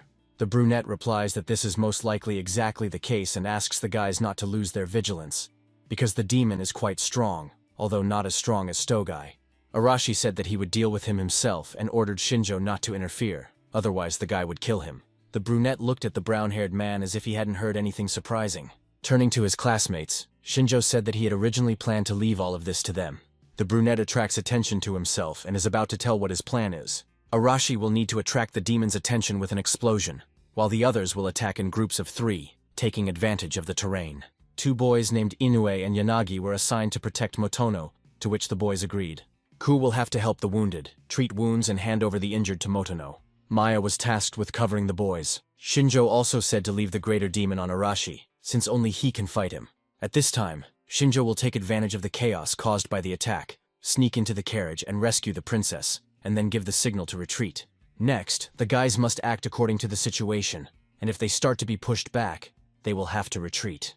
Arashi said that there was no need to worry about that, since once he killed their leader, the demons would be too shocked to do anything. Shinjo agrees with him and says that further improvisation will be on Arashi. The brunette once again reminded the brown-haired man that all these guys followed him, so he had to show himself as a leader. The boys supported his words, but began to scold Shinjo for being too bossy and not letting Arashi say a word. At that moment, the brown-haired man came up to them from behind, and hitting them on the heads, ordered them to be silent. Arashi told the boys that they had to be ready at any second, and act according to the plan that Shinjo had laid out. It takes some time before the convoy of demons manages to approach the trap site. The greater demon. Zaganda walks ahead of the convoy and looks around. The demons behind him complain that they are coming from the Beastman Alliance itself, and have not made a single stop yet. Zaganda heard them, so he shouted that they should hurry, because their final destination was already close. The demon thought to himself that they could be understood, since he himself had already become tired from this long road. The demon's sacrum hurts from riding a horse, but now they won't be able to make a stop. Here an idea appeared in Zagan's head on how to warm up, to check on the captive. Turning to the soldiers, the demon ordered them to show him the captive, while everyone guarded the perimeter. The demons began to carry out the order, but had already guessed that Zaganda himself also wanted to rest. Dismounting from his horse, the higher demon approached one of the carts, throwing back the cloth. A bound princess looked at him from the carriage. The girl had medium-length hair, brown color and blue eyes, and her name was Sina. Zaganda climbed into the cart and sat in front of the girl, asking how the girl was feeling. Sina didn't answer him, continuing to maintain silence in the carriage. He reports that very soon they will arrive in the city, where she will be put in a dungeon, from where no beastman will be able to get her. Sina ignored his words, saying that the carriage made her too seasick and that she would soon throw up. Zaganda did not respond to this, and said that the girl had nothing to worry about, because if the beastmen agreed to their conditions, the girl would be released quickly. Sina shook her head and replied that they were in vain hoping that by kidnapping her they would be able to form an alliance with the Beastman Alliance. The demon said that the girl did not fully understand how valuable she was, being the daughter of the leader of the cat race. The brunette wished him luck, since he so strongly believed that she alone could solve something. Zaganda was angered by her words, and he decided to teach the girl a lesson. Reaching forward, he grabbed the collar of her dress. The demon pulled the fabric with such force that it tore, revealing the girl's chest in her underwear. The horns on the demon's head grew longer, and he said that it wouldn't be a big deal if he had a little fun. Sina blushed with shame and looked angrily at Zagand, not expecting help from anyone. The demon had already extended his hand to touch the girl. Zaganda stopped the bright lights behind and a loud explosion sound. The demon immediately looked out of the cart and asked what was going on. The soldiers guarding the cart reported that they were attacked by people. Zaganda was taken by surprise by their words, because he expected that they might be attacked by beastmen. But people have nothing to do here. At that moment, another powerful explosion was heard, scattering several small demons to the sides. Zaganda jumped out of the cart and climbed onto the horse. He ordered the demons to capture the people and not allow any of them to escape. Obeying the orders of their commander, the demons rushed into battle. They immediately encountered people who jumped out of the bushes on the sides of the road. The hero candidates were no less powerful than the soldiers of the Demon King's army. The guys easily dealt with ordinary demons. Zaganda watched what was happening and could not believe his eyes. These people easily push back his elite soldiers, and they can do nothing about it. At that moment, his attention was drawn to a guy walking straight towards him, who asked if Zaganda was the one in charge. Arashi is determined to defeat the demon as planned in advance. Zaganda began to materialize a spear and asked who the guy was. Arashi, flexing his fists, replied that the demon didn't need to know that, since he was only here to have fun. Zaganda became enraged by his words and rushed at the guy, saying that no man could defeat him.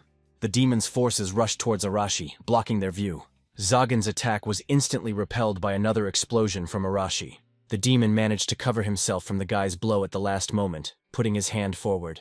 Zaganda asked with a grin if the boy really thought that a blow of such power could defeat a greater demon. From the look on Arashi's face, it was clear that he was confused because his blow had no effect. The demon swung his spear, but the guy quickly came to his senses and jumped to the side. Arashi landed to the side, trying to think of another tactic as quickly as possible. Zaganda was strong, but not stronger than Stogai, which obviously gave the guy an advantage. Arashi thought that if he applied more miraculous power, the explosion would be more powerful. But his energy was only enough for 7 explosions. If the miraculous power runs out, then the physical abilities will also decrease, so the only way out is to identify a weak point and hit it as hard as possible. Zaganda was also busy analyzing the enemy, and based on the fact that this person was strong and blessed, he came to the conclusion that he was facing a candidate for a hero. The demon already knows that the hero candidates defeated Winberg and Stogai, so he must not relax under any circumstances. After twirling the spear in his hand a few times, Zaganda prepared to continue the battle. He didn't understand how exactly the humans knew about them, but it was obvious that their target was the princess of the beastmen. There are many guards near the carriage with the princess, so people will not get to her soon. Zaganda sees his soldiers being pushed back by the rest of the guys, and thinks that he needs to help as quickly as possible. The demon assumed that Arashi was their leader, and therefore the sooner he got rid of him, the better. In the blink of an eye, Zaganda finds herself very close to the guy. He decides to get rid of Arashi in one hit, so he uses his maximum speed. However, this was not enough to injure the guy. He managed to dodge, causing the spear to hit his jacket. Arashi quickly rolled to the other side, noting that the demon's speed was very high. But distracted by his thoughts, Zaganda did not notice the actions of the hero candidate himself.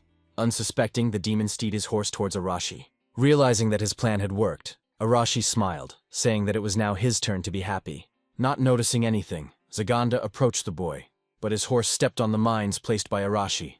The horse was instantly engulfed in flames and threw its rider off its back.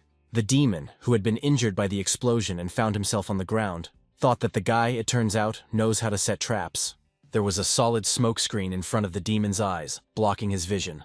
Arashi decided to take advantage of this situation, because now Zaganda would not be able to find out where exactly he was. Sneaking up from behind, the guy decided to put as much effort into the attack as possible. As soon as Arashi appeared from the smokescreen, Zaganda immediately noticed him.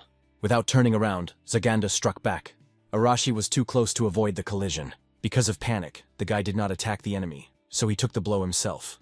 Arashi flew to the side and fell to the ground. This attracted the attention of the worried boys who continued to fight the low-level demons. Arashi rose from the ground and stroked his bruised stomach, telling the boys not to be distracted from their studies. Zaganda realized that the boy did not attack because he concentrated his miraculous power in one point to minimize the damage from the attack. Despite the fact that the guy has good intuition, the demon already knows his fighting style, and that he can set traps by touching a certain place. Zaganda also realized that Arashi could activate an explosive strike upon contact with the opponent's body. The demon decided that one spear would be enough to keep the guy at bay, to wear down the hero candidate and see where he would set his traps. From his gaze and smirk, Arashi could guess what the demon was thinking. Zaganda quickly approached and began to deliver multiple rapid attacks with his spear. Arashi had a hard time keeping up with his speed, but still hadn't missed a single punch. The demon thought that now the guy would not be able to get closer to him. At some point, Arashi got tired of playing catch-up and changed his position, moving to the side. The guy deliberately said that Zaganda understood how his blessing works. The demon was pleased with his words, and he boasted that, unlike the guy, he had a lot of experience in battles. At that moment, Arashi extended his hand forward and said that this was precisely the demon's main mistake. The guy took advantage of Zagan's confusion and used a new shooting technique. The demon froze in bewilderment, as he thought he had calculated everything in advance. He was so shocked that he didn't have time to come up with another plan. Arashi used maximum power in his shot. The explosion was much stronger than any the guy had ever used. After this, dust from the road and smoke from the explosion rose into the air. When the curtain lifted, the body of the defeated Zagand appeared before everyone. Realizing that his plan had worked, Arashi breathed a sigh of relief. Using the appraisal ability, Shinjo learned that the boy now had 3 blessings: explosion, mine, and shot. Maya turned to the guy and said that he was cool, since he was actually able to defeat a higher demon on his own. Zagan's soldiers were stunned and could not understand how their leader could lose. Akira said that Arashi defeated the Supreme Demon, and their formation was destroyed, so the guys should make every effort and finish off the remaining demons. The boy used his blessing of support, enhancing the abilities of his classmates. Meanwhile, near the cart, Shinjo had already managed to get rid of the demons guarding it. The guy slowly approached his target, walking around the corpses of the guards. The guy is sure that it is in this carriage that the princess of the beastmen must be. Shinjo carefully pulled back the fabric and looked inside, so as not to frighten the girl with abrupt actions. Inside the cart he saw Sina, who was looking at the stranger with fear and confusion. The girl was surprised to meet a man here and asked if they had come to save her. Shinjo said that was roughly what they had planned. The guy came closer and took a dagger out of his bosom. He approached Sina from behind and quickly cut the ropes binding the girl's hands. Finally, the rope released Sina's hands and fell to the floor of the cart. The girl raised her sore hands to her face and asked what people were planning to do to her. Shinjo replied that they wanted to use her in the same way as the demons. Sina says that's fair enough, and then Shinjo asks if she would believe him if he said they decided to save a damsel in distress. The girl answers negatively, but asks if he really thinks that she will stand and do nothing. In an instant, the girl's hands became like the clawed paws of a beast, because the girl used partial conversion. Shinjo didn't expect the girl to rush into attack and be so fast. At the last moment, the guy manages to jump out of the cart, avoiding the blow. Shinjo arms himself with a dagger and prepares for his next attack. The girl doesn't keep you waiting and jumps out of the carriage after him. She strikes with her clawed paw, but only hits the air, as Shinjo managed to jump. Even without analyzing her abilities, the guy was able to notice that the girl was moving very quickly. By repelling her attacks, Shinjo deduced that the beastmen had high physical abilities. The guy got tired of playing cat and mouse, so he used his thundershock technique. Small lightning bolts pierced the girl's body, causing her to freeze in shock. The girl's body was shaking, but she was able to see small lightning bolts and came to the conclusion that it was witchcraft. When the effect of Shinjo's technique wore off, the girl lost her balance. Sina fell right at the guy's feet, unable to move. In the blink of an eye, Shinjo jumped onto the girl's back and pulled her arm behind her back, restricting her ability to move. The thundershock technique is not the most powerful, but it helps to distract the enemy and gain an advantage in close combat. Sina glanced over her shoulder at Shinjo, not understanding why the boy was so strong. The brunette asked if the girl understood the difference in their abilities, and offered her to calmly follow them, or he could tie her up. Sina lowered her ears and agreed to his terms, saying that humans were better than demons anyway. Meanwhile, the battle between Arashi's squad and the remaining demons was almost over. Looking over his fallen comrades, the demon realized that he was left alone on the battlefield. The demon looked around in panic and could not understand what to do next. He didn't understand who was standing in front of him, but he knew that he couldn't defeat them because they were real monsters. Arashi ordered Kaori to act, and the girl happily began to conjure vines. Bright green vines first appeared on the branch of a nearby tree and then rushed downwards. They wrapped tightly around the demon's leg and pulled it towards themselves. Because of this, the demon lost his balance and fell face down on the ground. Before he could do anything, he heard Arashi's voice from the side. The guy came closer and grabbed the demon by the jaw, lifting him off the ground. Arashi ordered the demon to deliver his message to the Demon King. The boy told the Demon King that they were coming to kill him, so he should sit quietly and wait for them to arrive. Sometime later, the hero candidates gathered in a circle near the fire, in the company of the Beastman Princess. Atsushi and Kenta ate and were happy that the demons had food, and everything was edible. Kaori sighed and said that she felt like a bandit, and her classmates said that they were bandits. Sine was given things to cover her nakedness, and hot soup with bread and dried meat was placed before her. Shinjo looked at the thoughtful girl and asked why she didn't start eating. Sina's mouth began to water, and she asked if she could really eat since they had given her such good food. Arashi said that it was barely decent food, and it wasn't even close to the food from their world. Shinjo said that they needed the girl, so if she died of hunger, they would be in big trouble. Besides, they had already given her food. Sina thanked them and immediately began to eat the bowl of soup. After taking a couple of sips, the girl admired its taste. The girls laughed and said that it was Hano who cooked it, and her food always turns out the most delicious. Maya carefully asked Sina how she ended up captured by the demons. The girl's gaze became sad, and she looked thoughtfully into the flames of the fire. Sina said that while she was hunting in the forest, she was suddenly attacked by a group of demons. The hunting grounds were very far from the Demon King's territory. Sina didn't understand what the demon squad was doing in this place, because they weren't supposed to be there. Because of this, the girl thought that they knew in advance where to look for her. Shinjo explains that their plan was to subjugate the Beastmen Alliance. Capturing the princess was part of their plan, so they tracked her down. Kaori didn't understand why they needed this, and her classmate assumed that since the demons had already invaded the Sacred Kingdom, it meant they wanted to conquer the whole world. Sina said that it is more than similar to demons, but she does not understand what people want from her. Shinjo replied that they wanted to use the girl as a bargaining chip to gain the Alliance's support and defeat the Demon King. Sina looked at the guy seriously and asked if they were really going to defeat the Demon King. Arashi intervened in the conversation, saying that they had their own reasons for this. The guy said that until they kill the Demon King, they won't be able to return home to their world. From their words, the girl understood that they were candidates for heroes, the main trump card of humanity. Shinjo asked Sina what she thought about this, and said that they too would help the beastmen in turn. The girl nodded her head and agreed with their plan, considering it gratitude for saving her. Shinjo reminds her that it wasn't a rescue, but the girl insists that the result was the same, and they even shared hot food with her. In addition, Sina believes that the beastmen will need outside help to fight the demons that are operating behind their backs. The girl says it's just a theory, but she suspects that there are traitors lurking among the top ranks of the beastmen. The day after the hero candidates recaptured the beastman princess, Shinjo and the rest of the boys left the Demon Kingdom's territory. The boys overcame difficulties together, helping each other, and the princess followed them of her own free will. The guys followed the same path and reached Neutrath without any problems.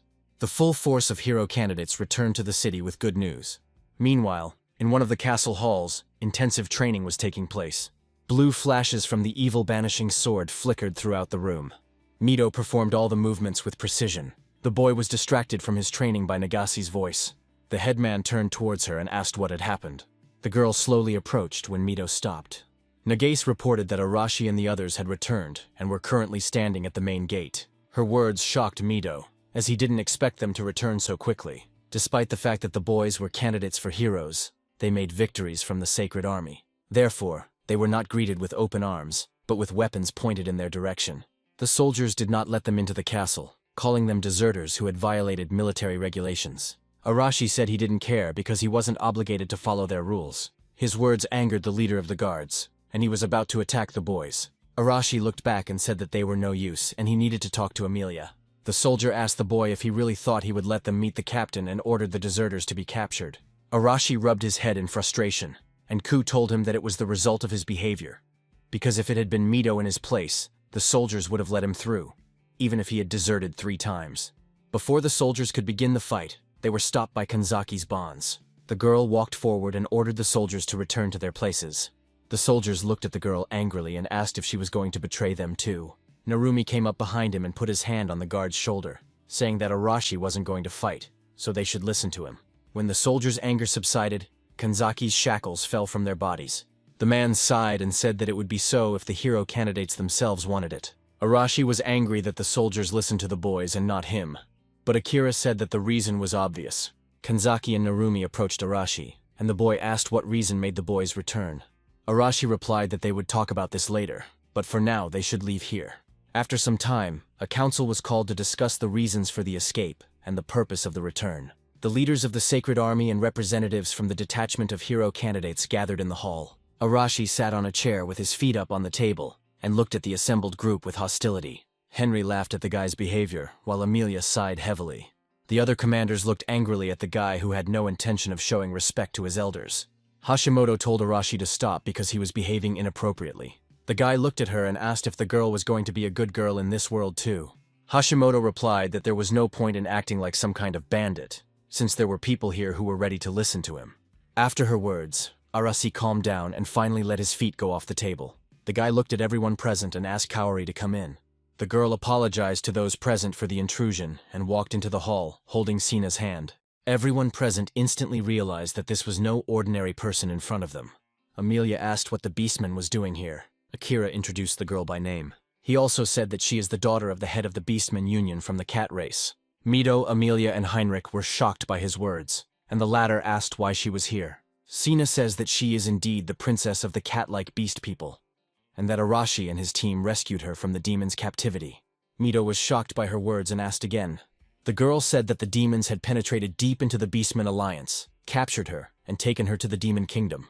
Arashi said that with the help of this girl they would be able to negotiate an alliance with the Beastman Union, because they couldn't wait 2 years. Amelia considered the proposal and said that their position was clear to her. The girl said that they had thought about an alliance with the Beastmen before, and given the situation, she couldn't say that it was a bad idea. Arashi was surprised by her words, as he didn't expect everything to be so simple. Amelia said that they didn't expect half of the hero candidate squad to desert, so they were willing to make concessions as long as they returned. Henry added that they had a strong influence on the soldiers, so it was unlikely that they would face serious punishment for desertion. Amelia said that she personally understands all the requirements of the hero candidates. She asks if the guys would be okay with the idea that if they could form an alliance, they would immediately resume their campaign against the Demon Kingdom. Arashi no longer looked angry and even smiled, saying that they could finally get down to business. Amelia said that it was in their interests, because people were waiting for the Demon King to fall. Sina says that she will act on the side of the humans in the negotiations, so she asks them in return to help her destroy the demons hiding in the territory of the Beastmen Alliance. Mito happily agrees to her terms. Heinrich asked Arashi how they knew that the demons had taken the Beastman princess captive. The guy dodged the question, saying that they had captured the demon as usual and interrogated him. Perhaps Henry guessed something, but decided not to pry information out of the guys. Within a week of the meeting, the commanders finally made a decision. Heinrich and Amelia informed the hero candidates that the Holy Country had decided to send a messenger to the Beastman Alliance to negotiate an alliance. This news greatly pleased the boys, who had already lost hope of returning home anytime soon. All this time, Shinjo and Maya hid in one of the empty houses inside the walls of Neutrath's fortress. Akira came to them to report on the progress of the matter, and Shinjo asked who was going to take part in the negotiations. Akira announces that they will be represented by Mito, Nagase, Kanzaki, and Narumi. Due to Kanzaki's control, Shinjo approves of their choice. Akira says that Mito and Narumi are very personable, while Nagase can seem rude, but always knows what to say. Heinrich will be the leader of the negotiations, and accordingly he will be accompanied by a delegation of 30 people. Shinjo asks what Arashi is planning to do at this time. Akira replies that the guy will remain on the front lines, since negotiations are not his strong point. Hashimoto will remain as captain during Mito's absence, and her biggest challenge will be dealing with Arashi and his gang. Akira asked Shinjo what he himself would do next. Brunette says that he is also going to go to the Beastman Alliance, but not with them. After some time, the delegation led by Henry set out on its journey. The hero candidates rode on horses down the center of the procession. The soldiers, in turn, walked on either side of them to ensure the safety of the heroes and the princess. Nagase fixed her hair and said that all this was really annoying to her. Mito turned to her and said that they had a long way to go on horseback. Narumi said he was very surprised to find himself in the negotiating group in Nagase. The girl got angry and asked him why he thought so, and the guy quickly calmed her down, saying that he was glad that she went with them. The guy pointed his finger forward and said that without Nagase, Mito would do something stupid again. The headman realized that they meant him, and turned to ask why Narumi was saying that. The blonde turned his gaze back to Nagase and asked if he was right. The girl said that the guy made it sound like Mito couldn't be trusted, and her personal presence wouldn't change anything. Kanzaki walked behind and watched their squabble. The girl sighed, thinking that she would like to be in silence, but the guys were making too much noise. The girl looked around because Shinjo said that he would also go to the Beastman Alliance, so he might be somewhere nearby. Henry noticed her strange behavior, but said nothing. Shinjo and Maya watched the procession from behind the bushes. The guy said that it was time for them to set out, to which the girl agreed. Maya followed Shinjo and asked if they were going to follow the delegation the whole way. The brunette replied that he knew the way to the Beastman Alliance, but was not familiar with the area, so it would be easier to follow them. Some time passes and the delegation enters the forest. During all this time, they never changed their formation, continuing to move forward. Kanzaki began to look around more often, hoping to notice a shadow or some movement. Heinrich couldn't take it anymore and decided to ask Kanzaki directly why she was constantly looking around. The girl was taken by surprise by this question. Kanzaki turned to face Heinrich and said that she was very afraid that they might be attacked by monsters. Narumi winked at her and told her that they had nothing to worry about since Mito and Heinrich were with them. The girl lowered her head and said that the guy was right. After a few moments, Heinrich turned to Mito and asked if he could ask a question. The captain asked if it was true that Arashi and his gang had only left the fort for a few days, to which Mito replied in the affirmative. Henry asked the boy how they knew about Lady Sina's capture in such a short time. Nagase answered for Mito, saying that they had captured the demon soldier and were interrogating him. Henry said they had too little time to gather information, make a plan, put it into action, and then return to the fort. Mito didn't understand what the captain was hinting at, so he asked directly. Henry insisted that these were just his guesses. However, it seems to him that the guys received information from the outside, from someone who operates from the shadows. Heinrich says that Mito is still a bad liar, so the answer is written all over his face. Narumi thought that things were bad for them, because they understood that Arashi helped Shinjo. But he remains nothing more than a murderer of a saint for the holy country. The guys understand that if the fact that the hero candidates are still in contact with Shinjo is revealed, they will not escape punishment. It wasn't that Nagase didn't understand what Heinrich was saying, she just couldn't believe it, so she denied it. Henry decided that some of the hero candidates were still unaware of the secret assistant. Henry said that because the guys are from another world, their social circle is very narrow, and there is only one person they don't want to talk about. The captain openly said that the shadow of the hero candidates is Kai Shinjo, but he also reminded that Shinjo is the killer of the saint. Mito felt threatened by the captain and asked what he would do now. Henry laughed and said that he had guessed correctly, despite the fact that he had simply pointed his finger at the sky. Narumi says that the man poked them well and asked what would happen to them now, since they didn't ask Shinjo for help. Henry replied that the boys had nothing to worry about, because he was not going to punish them for it. The man said he was just curious, and that he was very grateful to Shinjo for killing the woman. Narumi worries that the soldiers heard them, and Heinrich says that if this information reaches the top, he will face the death penalty. Henry turned and looked around. Based on Kanzaki's behavior, the man assumed that Shinjo was nearby and watching them.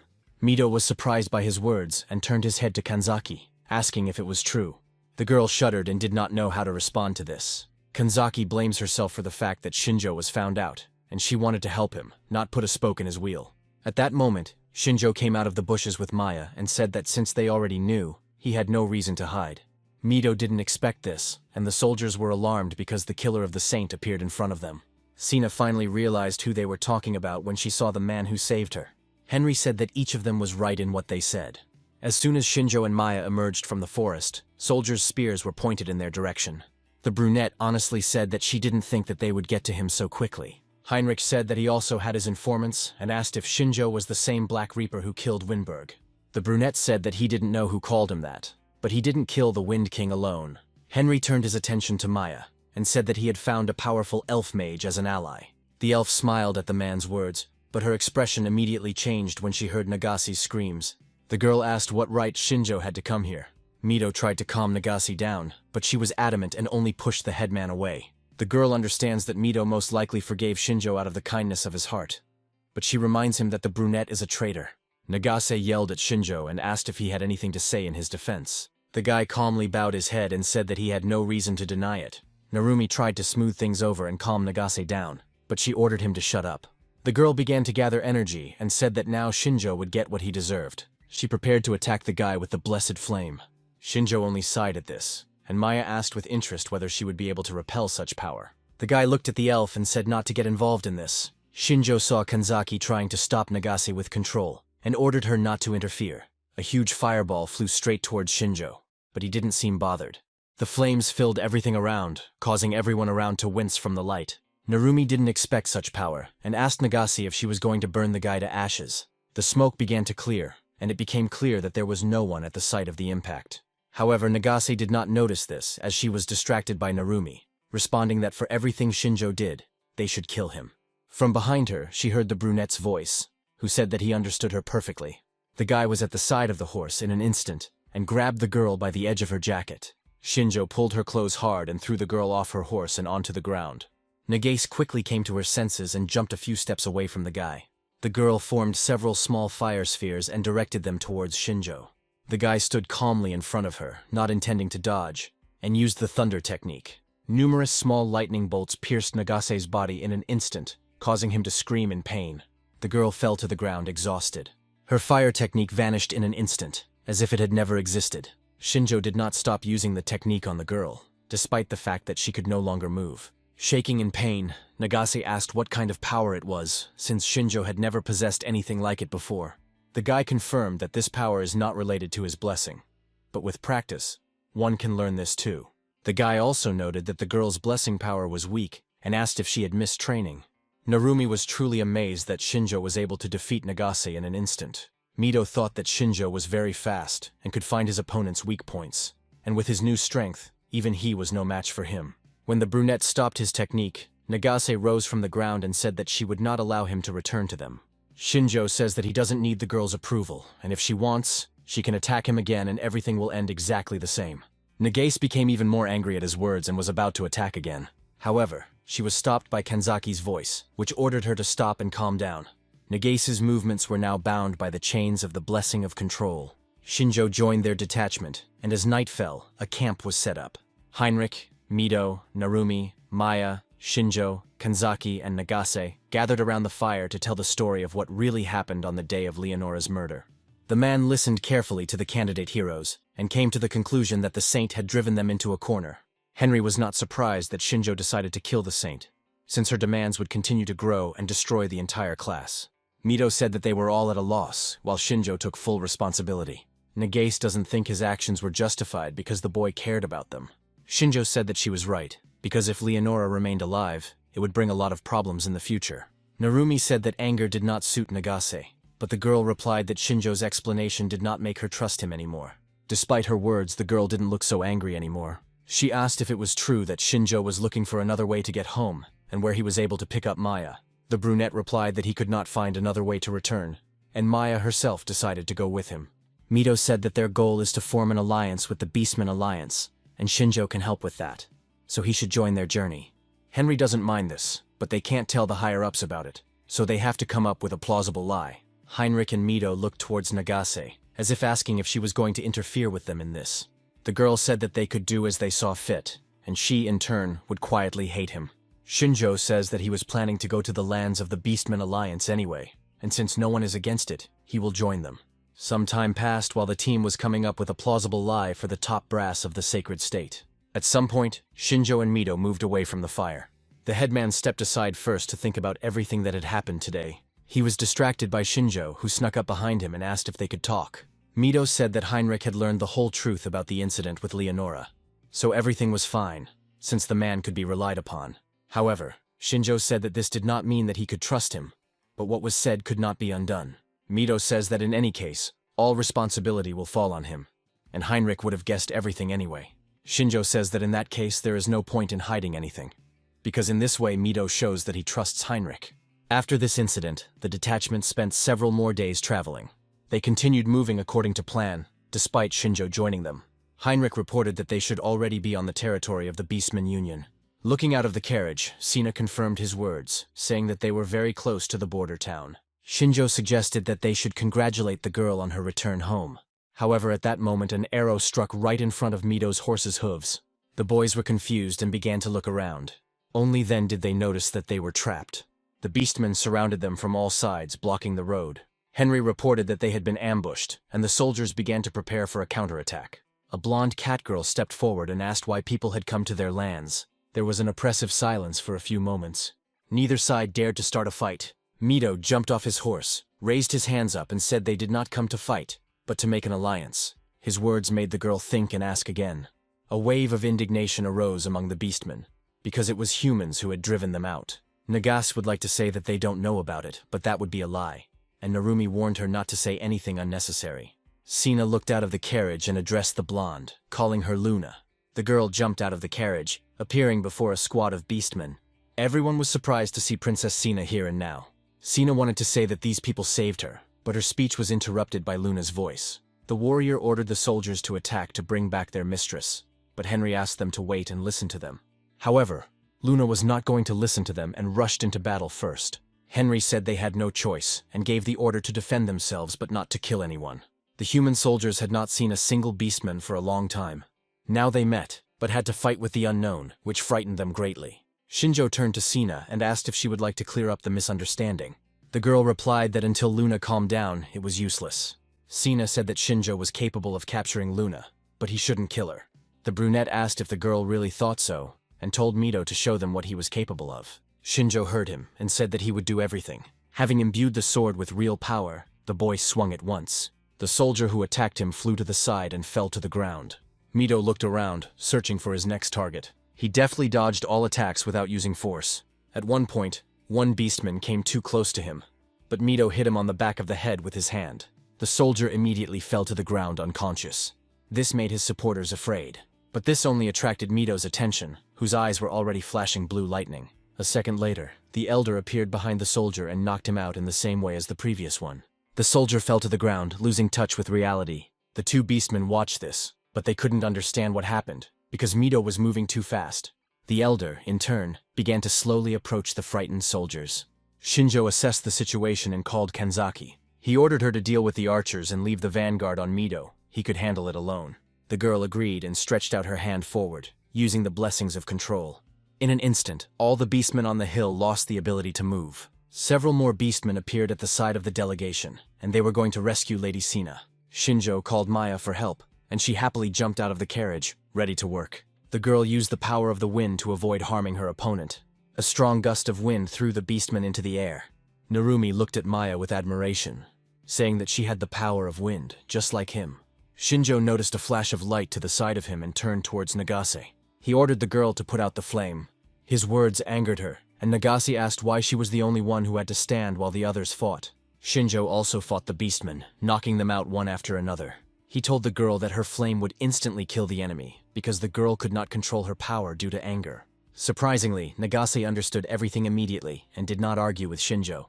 Loon looked around, not understanding why the human soldiers were so strong. Mido approached her from the side and said that they had not killed anyone, so the girl could lay down her arms and listen to them. However, the girl had no intention of obeying people's orders. Loon flew up with Mido and swung her sword, but the boy grabbed the blade and stopped the attack. The girl looked at what happened in shock and could not move. Mido was able to stop her sword attack with 2 fingers. Her hand shook with tension, and she kept her eyes on the boy. From behind Mido, Sina approached Luna and asked if the girl had calmed down. The princess stopped next to them and asked Luna to listen to them. The beastmen had no other choice as they were completely defeated. When the situation was finally clarified, the beastmen apologized. The hero candidates and their squad gathered together. The beastmen, led by Loon, bowed to them in gratitude for saving the princess and an apology for the attack. Mido anxiously asked them to stop and raise their heads. Loon continued to bang her head on the ground and beg for forgiveness for daring to attack Lady Sina's saviors. Henry said with a smile that this was a normal reaction, given the relations between their countries. Luna hit her forehead until it bled, but continued to feel guilty about the situation. Shinjo stood next to the carriage and suggested that the beastmen take them further as an apology. The guy said that they needed to talk about creating an alliance, and to do that they needed to meet with the leader of the Beastmen Alliance. Sina says that she agrees with him, because these people are her saviors, which means they should show them respect. Loon nodded in agreement and said that they would take them all the way to the capital of the Beastmen Union. After this, the blonde began to cry and said that they were very glad that the girl was safe. Sina agreed with her and said that she had finally returned home. It took some time for the beastmen to recover from the battle. After that, they accompanied the delegation all the way to the capital. Passing through the lands of the beastmen, people studied their way of life and the structure of buildings with interest. To form an alliance, you need to negotiate with a congress consisting of representatives from each tribe of beastmen. It is the congress that governs all the lands. This congress is located in Minrasi, the capital of the Beastmen Union. After a long journey, a large and beautiful city appeared before the eyes of the people. Narumi was genuinely surprised by the size of the city. Loon turned to Mido and said that they couldn't take them any further. They are grateful for saving Lady Sina, but the United Congress is responsible for matters of state. Mido understood her and said that now the matter was up to them. At this point, the detachment's paths diverged, and the delegation independently descended to the city. Upon entering, she saw the streets filled with beastmen. Most of them looked at the people with interest and did not understand how they ended up there and what they needed. The delegation moved in an orderly formation along the streets towards the main castle. The procession was led by Sina, riding a horse, and Luna walking beside her. The beastmen looked at the people passing by with alarm. Mido looked at them and couldn't say anything. Shinjo expected to be met with hatred and disgust. However, in fact it turned out that they were looked at with fear. Narumi said that it was quite logical, since for any race, soldiers from another country would look frightening. Heinrich said that they were surrounded by civilians, and their task was to meet with the top, where hatred would be better than fear. They were interrupted by a male voice loudly calling Sina's name. Apparently Sina's father, the leader of the feline beastmen, was running towards them. He asked in panic if the girl was hurt. The man ran up to her out of breath, and Sina said she was perfectly fine. The father hugged his daughter and said that the most important thing was that she was safe. Sina told him that he was hugging her too hard and that it was hurting her. The man pulled away and apologized, saying he was just nervous. Sina looked very much like her father, her dark blue eyes moving from her daughter to the people accompanying her. The man asked if it was true that this group of people had saved her and brought her home. The girl answered in the affirmative and said that she would like her father to show respect to them. A smile blossomed on the man's face, and he invited people to stay at his mansion today. The man said that his name was Alt, and that he was the leader of the Beastman tribe, as well as Sina's father. Alt said that he was very grateful to them for saving his daughter and would definitely repay them for this service. Henry approached him and introduced himself, saying that they had a counter request for him. Alt raised his finger and said that they can ask for whatever they want. After some time, Alt arranged a meeting, which was attended by representatives of both countries. Mito outlined the gist of their proposal. After finishing the story, Henry asked the representatives of the Beastmen to think about this question. Alt said that he agreed with their proposal, as he was indebted to them for saving his daughter. The leader of the wolf tribe of Beastmen, Edgar, agreed with him, as the threat from the demons was growing every day. The head of the bird tribe, Camila, said that this should not happen, as people had treated them badly in the past. The head of the fish tribe, Max, supported Camila, since his father died as a slave to humans, and such grievances are not easily forgotten. The leader of the dog tribe, Niels, was on the side of Alt and Edgar, as he believed that the people should receive their reward for saving Lady Sina. However, he noted that this should not be equated with forgiveness for all their previous actions. His words made Alt turn towards him. Niels reminded them that it was the humans who drove them out of their lands, so they were being too selfish in thinking that the Beastmen should now help them. Max and Camilla supported his words, saying that they would never agree to an alliance. They were interrupted by Henry, who said that he understood perfectly well that their request was selfish. However, he says that the Beastmen themselves also want the war with the Demon Kingdom to end. Max exclaimed that Heinrich was being too arrogant, since the Beastmen could resist the demons without their help. Edgar stopped the leader of the fish, wanting to ask the people something. He said that they had heard that the humans had driven the demon army back into their territory, so he didn't understand why they needed the Beastmen's help. Henry realized that he was not the one who should answer this question, so he fell silent. Mito replied that they wanted to infiltrate the Demon Kingdom and take the Demon King's head. The leaders of the Beastmen froze in surprise. They couldn't believe their ears and looked at the guy in shock. A few moments later, the silence in the hall was broken by Edgar's laughter. The man said that the guy has an honest look, and that's interesting. Camilla did not understand Edgar's change of mood, and he explained that according to his data, people were no longer in such a disadvantageous position as before. This means that people turn to them for help, not out of despair. Mito said that they want to defeat the Demon King, so they need the help of the Beastmen. The hero candidate's attention was drawn to Alt's voice, which reminded him that demons were harming them too. The man wanted to know the true intentions of the people, but he did not expect that everything would turn out exactly like this. Edgar raised his fist in the air and said he was for the alliance. He said that if the Demon Kingdom completely switched to them, then the Beastmen alliance wouldn't stand a chance. Edgar realizes that if the Holy Kingdom falls, they will be next, in which case, it would be best to unite and defeat the common enemy. His words made the hero candidates relax and smile. Camilla flapped her wing and said that despite Edgar's arguments, she was still against the alliance. She said that it is unknown when people will turn from allies to enemies and want to stab them in the back. Max said that even if it was a good offer, people couldn't be trusted. Niels also spoke out against it. Even if the offer sounds tempting, there's no guarantee that they will not be used as bait. Sina looked at Niels and asked why he had changed so much. She doesn't remember him ever being against people. The man looked at her and said that with age, one's point of view changes. Alt sighed and said that the majority of votes were against the alliance. Edgar said that they shouldn't make such an important decision so quickly, so he invited the people to tell their story and stay with them for a while. Alt agreed with him and said that the cat tribe would give them rooms, since he was still going to thank his daughter's rescuers. Max and Camilla said that no matter what, they would not change their minds.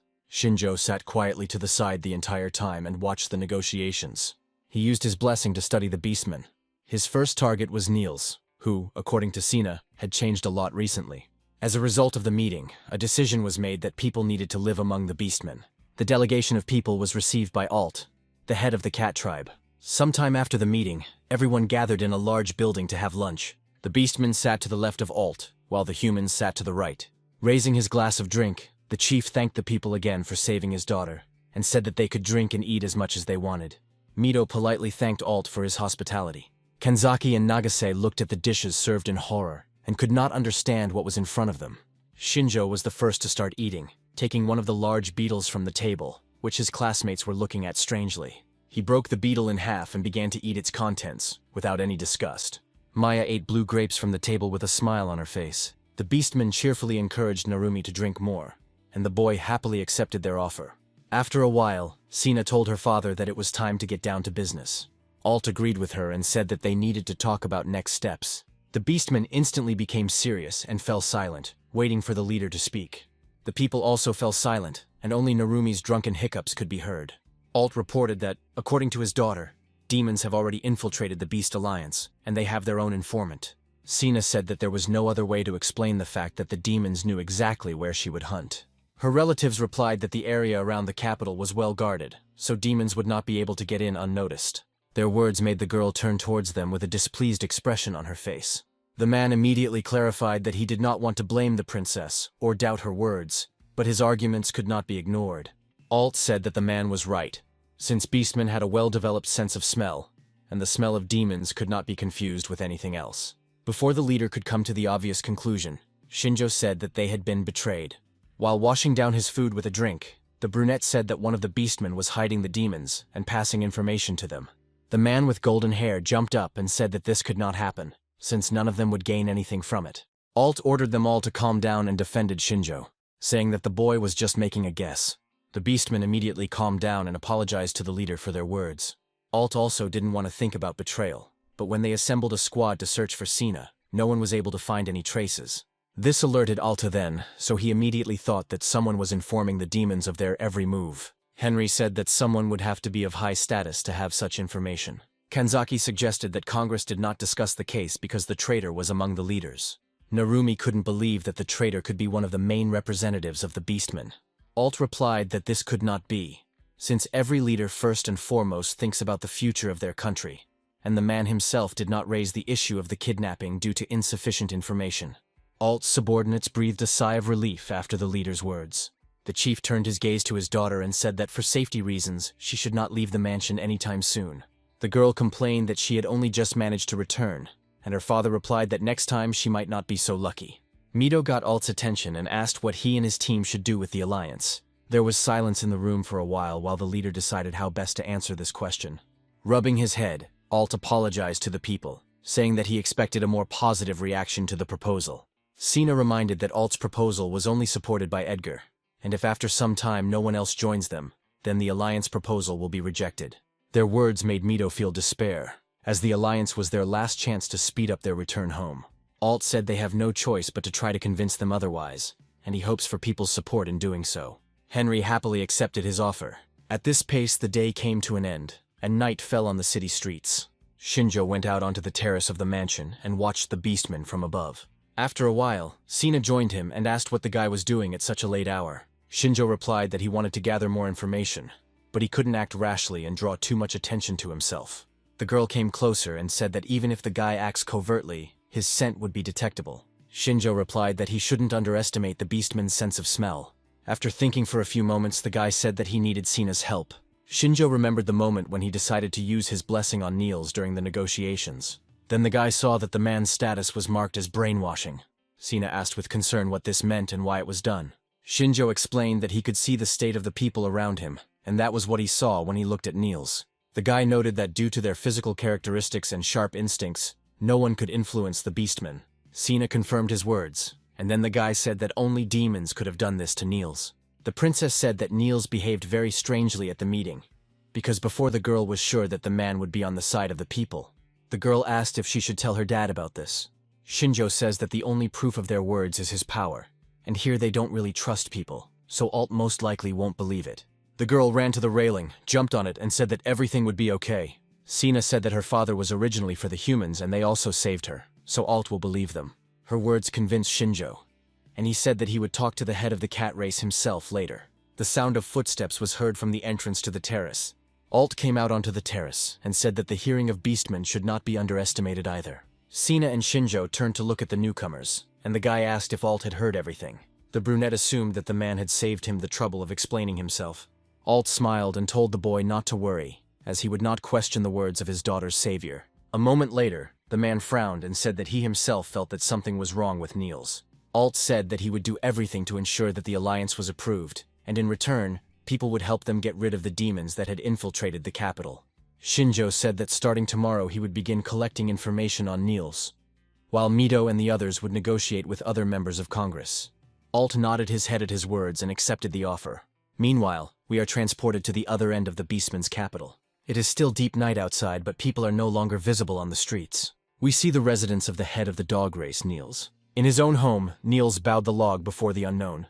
Opposite him sits the greater demon Bright, shaking a glass of wine. The demon rubs his chin and says that now they have problems. Bright said that most of Congress, including Camilla, was already on his side, and through Cena he wanted to subjugate Alt, but his whole plan collapsed. The demon slammed his hand on the table, lamenting that humans had stolen his daughter Alta from him and ruined his plan. Bright shamed Zagand for failing to complete one simple task. Niels said that people have no sense of shame at all. The man is angry that the humans sent them here and now they are proposing an alliance, so he will never agree to this. Bright smiled and said that Niels was right, so people needed to be gotten rid of before they had a bad influence on them. Rising from his knees, Niels said that people were their enemies. When the day came, people began to put their plans into action. The first in line was the fish tribe of beastmen. It was to the mansion of the head of the tribe, Max, that the delegation of people went. Mido, Heinrich, and Nagase, accompanied by Alt, asked for an audience with Max. The leader agreed to the meeting, but immediately warned that their words would in no way change his decision regarding the alliance. Mido said he insisted that Max listen to them again. The elder looked at the head of the fish tribe with force, and had no intention of retreating.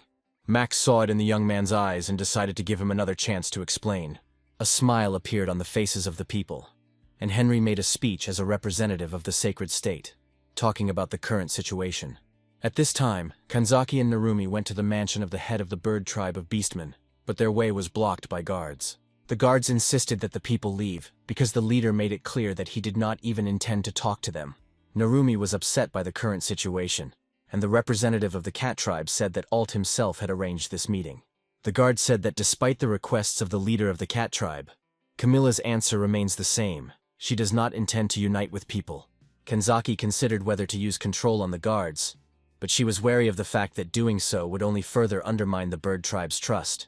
While she was thinking, Narumi turned the other way and said that they would retreat for today, since nothing could be done.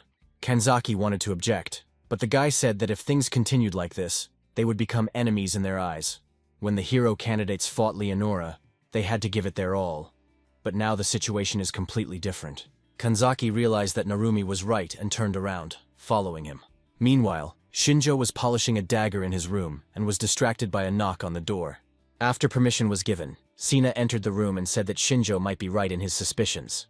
The guy turned towards her and asked if the girl had been able to find out anything. Sina said that she had spoken to her friend from the dog tribe today, and the situation had only gotten stranger. The girl said that all representatives of the dog tribe openly express aggression towards people, and she feels that someone is behind this. Sina also said that she was concerned about the soldiers' movements and suspected that they were planning to kill the people. Shinjo realized that their patience was running out, which meant they needed to get some solid evidence as soon as possible. Sina and Shinjo waited until nightfall to attract as little attention to themselves as possible. Under cover of night, they went out on reconnaissance.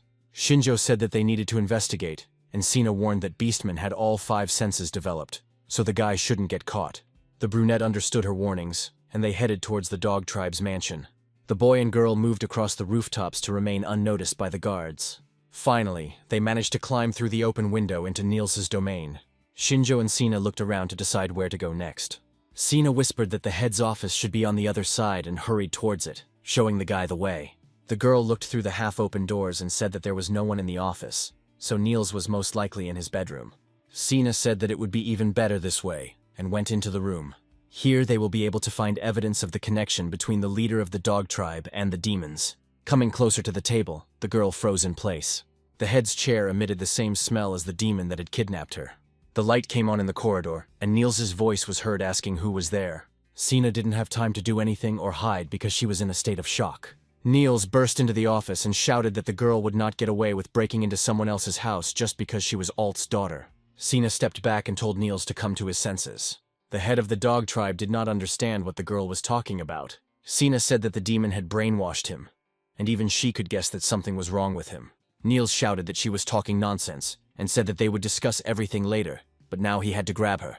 A crowd of guards burst into the room, attracted by the noise from the chief's office. Niels shouted that an intruder had broken into their mansion. He ordered the girl to be seized, and the guards immediately began to carry out the leader's order. Sina didn't understand why Niels had changed so much and now treated her like that. She turned around and jumped onto the windowsill. Sina broke the window and jumped out, escaping from the guards. Several men ran to the broken window and looked where the girl had run off to. The others headed for the exit, saying that she wouldn't be able to go far. Bright was in another room at the time, thoughtfully rocking a glass of wine in his hand. He wondered why the intruder needed to come here. The demon suggested that the girl might have found out something about him. Until now, Bright had acted cautiously and even entered the capital alone, so as not to leave a trace. After Sina was kidnapped, there shouldn't have been any suspicions about the leader of the dog tribe. The only exception would be if the brainwashing could be seen through the skill. Bright chuckled and thought that this simply couldn't be true. While he was thinking about this with a smile on his face, Shinjo snuck up behind him. The demon only felt his presence when the dagger was pressed against his neck. Bright wanted to turn around to see the man who had disturbed him. However, he didn't have time as Shinjo struck first. It was still night outside. There was noise coming from the dog tribe's mansion all around. Niels desperately tried to catch the escaped Sina. Having jumped out of the window, the girl quickly moved across the rooftops. Sina jumped from one roof to another, escaping from her pursuers. At some point, the girl turned around to look for Shinjo's silhouette, but found no one. Sina didn't even have time to notice at what moment the guy disappeared. The girl thought that the guy had managed to find the demon, but her attention was drawn to a voice from one of the streets. Sina stopped and saw a weak source of light on one of the streets. She noticed a patrol of Cat Clan taking up a defensive position. Loon was at the head of the patrol, and now stood and looked at the princess in surprise, raising the lantern higher. Sina jumped off the roof, walked up to the blonde and asked what she was doing there. Loon said that Alt ordered them to wait for Shinjo and Sina at this location in case they needed help. Their conversation was interrupted by the guards of the dog tribe, who caught up with the princess. The feline representatives instantly stood up for the girl after the guards said that the girl had illegally entered their mansion, and Niels ordered her to be captured. Sina said that Luna had arrived as timely as ever, and the blonde asked what the mistress would order. The princess ordered to fight back if they were attacked, but ordered not to kill anyone, since the dog tribe was also a victim of the situation. Meanwhile, we return to the room in the mansion where the battle between Shinjo and Bright is taking place. The demon was wounded, but managed to jump to the side without receiving a serious injury. Bright was confused, as he did not understand who was in front of him. Shinjo waved his hand and sent the dagger flying. The demon crossed his arms in front of his face, and the dagger pierced his left hand. Bright landed next to the potted tree, and looked at his injured arm. The demon decided that now was not the best time to clarify the circumstances, and that he urgently needed to recover. Bright grabbed the plant and threw it towards Shinjo. With a swing of his dagger, the hero candidate cut the pot containing the tree in half.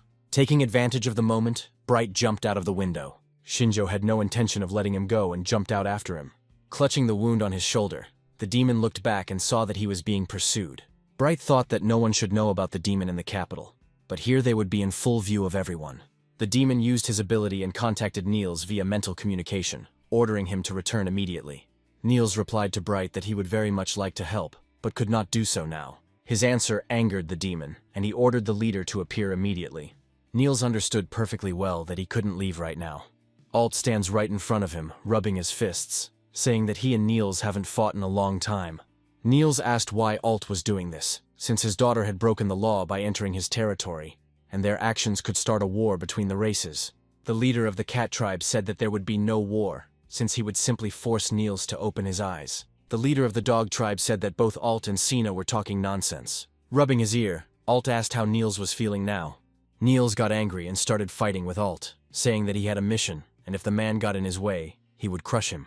Alt had no intention of retreating and decided to repel Niels' attack. The men clashed in a fierce fight. The clash of their forces caused a golden flash to illuminate the city. Nagase, Narumi, and Kanzaki watched from the sidelines, sitting on a rooftop a few buildings away. Loud sounds began to echo through the streets, causing Nagase to cover her ears.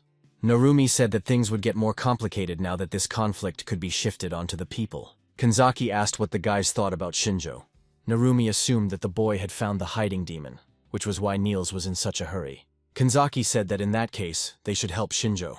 Narumi shook his head and said that they would only be a hindrance to him, and they didn't know where the guy was now. The guys remained to watch everything from the sidelines, deciding not to interfere. A few moments later, Narumi opened one eye and looked down. He saw Mido, who was in a hurry somewhere, and said that if they found out where Shinjo was, they could come to him. Meanwhile, Shinjo continued to pursue the demon through the streets of the capital. He kept up with Bright, but he couldn't catch up with him either. Shinjo noticed that the demon was trying to hide in deserted places. Bright looks at his wounds and realizes that they are so deep that he can't move his arm, so he won't be able to fight the guy now. Distracted, the demon does not have time to notice two girls of the cat tribe moving towards him. Bright kills the girls with a wave of his hand and says that anyone who notices him will be killed on the spot. Shinjo doesn't have time to help them and says that this could go on forever. He needs to increase his chances, so he decides to use body enhancement. Shinjo channels all his strength into his legs to quickly catch up with the demon. The speed of the hero candidate increases several times, and he rapidly approaches the goal. Bright notices the rapid approach at the last moment and turns around. The demon crosses his arms, waiting for another blow from the dagger. However, the next second he is sent flying and crashes into the wall behind him. Since all of Shinjo's strength was now in his legs, the boy struck with his foot. Bright looks at the leg, which is so energized that it glows. The demon only now realized that the daggers were just a trick. The demon rolls down the ruined wall of the building and falls to the ground. Looking at Shinjo, Bright realizes that he is inferior to the guy in strength, despite the fact that he has the abilities of a higher demon. Coughing up blood, the demon asks the boy how he knew about him. Shinjo said that his eyes are capable of analyzing the target's state. Spitting blood, Bright said he was unlucky to meet such an enemy. The demon smirks and thinks that he can still defeat Shinjo since he has a trump card hidden away. Looking at Bright's behavior, the hero candidate realized that the demon was up to something. Meanwhile, the dog and cat clans were locked in a fierce battle. The dog clan members began to panic, and their commander ordered them not to deviate from the plan and to carry out the leader's orders. Loon told their commander that it was time to retreat as no one wanted to fight. Sina remembered that this man was close to Niels and asked him if the man had noticed that the leader had changed a lot. The canine representatives did not like her words and asked what it meant. However, some of them began to show understanding on their faces. Seeing this, Sina said that it was written all over their faces. The captain agreed that he hadn't been understanding Niels very well lately. But that didn't change the fact that they had to follow his orders. Sina asked if he would speak the same way when he found out that Niels had been brainwashed by a demon. The soldiers stopped and said that this could not have happened. The captain ordered the soldiers to come to their senses and not let her fool them. Realizing that the dog clan is not going to resolve this issue peacefully, Loon asks Sina to step aside. However, before the battle can continue, a blue flash illuminates the street. She rushes between the representatives of the cat and dog clans, not allowing them to collide. When the light goes out, the beastmen see a huge gap under their feet. The leader of the dog clan begins to look around, trying to find the source. Looking up, the man notices a person on one of the roofs. Mito stands at the top, holding his sword in his hands. The guy jumps to the ground and another person follows him down. It turned out to be Edgar, who came closer and ordered them to stop the battle and lower their blades. The beastmen became wary when they saw the leader of the wolf tribe in front of them. Meanwhile, Shinjo tried to figure out what Bright was planning and why he decided to evaluate his abilities. Not seeing anything suspicious, the brunette used the detailed assessment skill on the demon. From this, Shinjo learned that Bright activates his technique when he touches the victim's head with both hands, so the guy should be careful. Suddenly, the hero candidate's attention is drawn to movement from the side. He manages to jump to the side as the spear crashes into the place where he stood a second before. While he was distracted by studying Bright, demons managed to sneak up on them. The greater demon rose from the ground and thanked Shinjo for following him and coming straight to his servants. The brunette realized that the demon was deliberately moving along deserted streets in order to quickly get out of the city and join up with reinforcements. Bright chuckled and said that Shinjo didn't even look around, and didn't think about the fact that a demon would never come to the capital alone. Shinjo sighed and called the demon a fool. His words angered Bright, who asked what the hero candidate was talking about. Shinjo said that there was no point in looking for all of his followers on his own, since the demon himself led them to them, so it would be much easier for the guy to kill them all at once. For a moment there was silence in the air, and the smiles disappeared from the faces of all the demons. Bright became even more angry and ordered Shinjo to shut his mouth. The demon squad took out their weapons, and they said that they would make Shinjo experience the same pain that their master was experiencing. Bright thought that the brunette was just a fool, because his subordinates, although they were middle-class demons, were the best of the best. At the command of the master, the demons rushed to attack, surrounding Shinjo. Before they could get close to the guy, they were blown apart by a strong gust of wind. The demons were trapped and could do nothing about the suddenly rising tornado. The soldiers who were not caught by the wind looked up and noticed another man on the roof of the building. Shinjo reminded Bright that he didn't say anything about chasing the demon alone. Since the boy didn't know exactly how his brainwashing technique worked, Shinjo took Maya with him as a backup. The girl lowered her staff and the wind died down after it had driven all the demons away from the guy. Bright looked at the boy and the girl and said that her presence didn't change anything, because there were only two of them. The girl activated her abilities again, but this time she turned to the spirit of the earth. At her command, the tiles that lined the paths on the street began to rise up, taking the shape of projectiles. The girl waved her staff and sent stone projectiles towards the squad of demons. The demons erected barriers, but the stones easily overcame them and inflicted wounds on their enemies. Those who managed to slow down the shells were killed by Shinjo, who jumped up, taking advantage of their distraction. The demons were distracted by Maya's attacks and did not have time to follow the guy's movements. While the demons defend themselves against magic, Shinjo finds their weak points. One by one, the demons fall dead. Bright began to panic and ordered the demons to show what the elite warriors of the greater demon were capable of. The soldiers were a little inspired by the commander's words, and he launched an attack. One of the demons approached Shinjo and used the cloning technique, asking if the boy could now guess which of them was the real one. The dagger unerringly pierced the original's head, thus dispelling all the clones. The demon fell to the ground and with his last breath asked how Shinjo knew exactly where he was. The hero candidate weakened his abilities and said that demons do not know how to use the information they receive. To the side of Shinjo, one of the demons created a pentagram. A wind spear began to appear from it at the demon's command.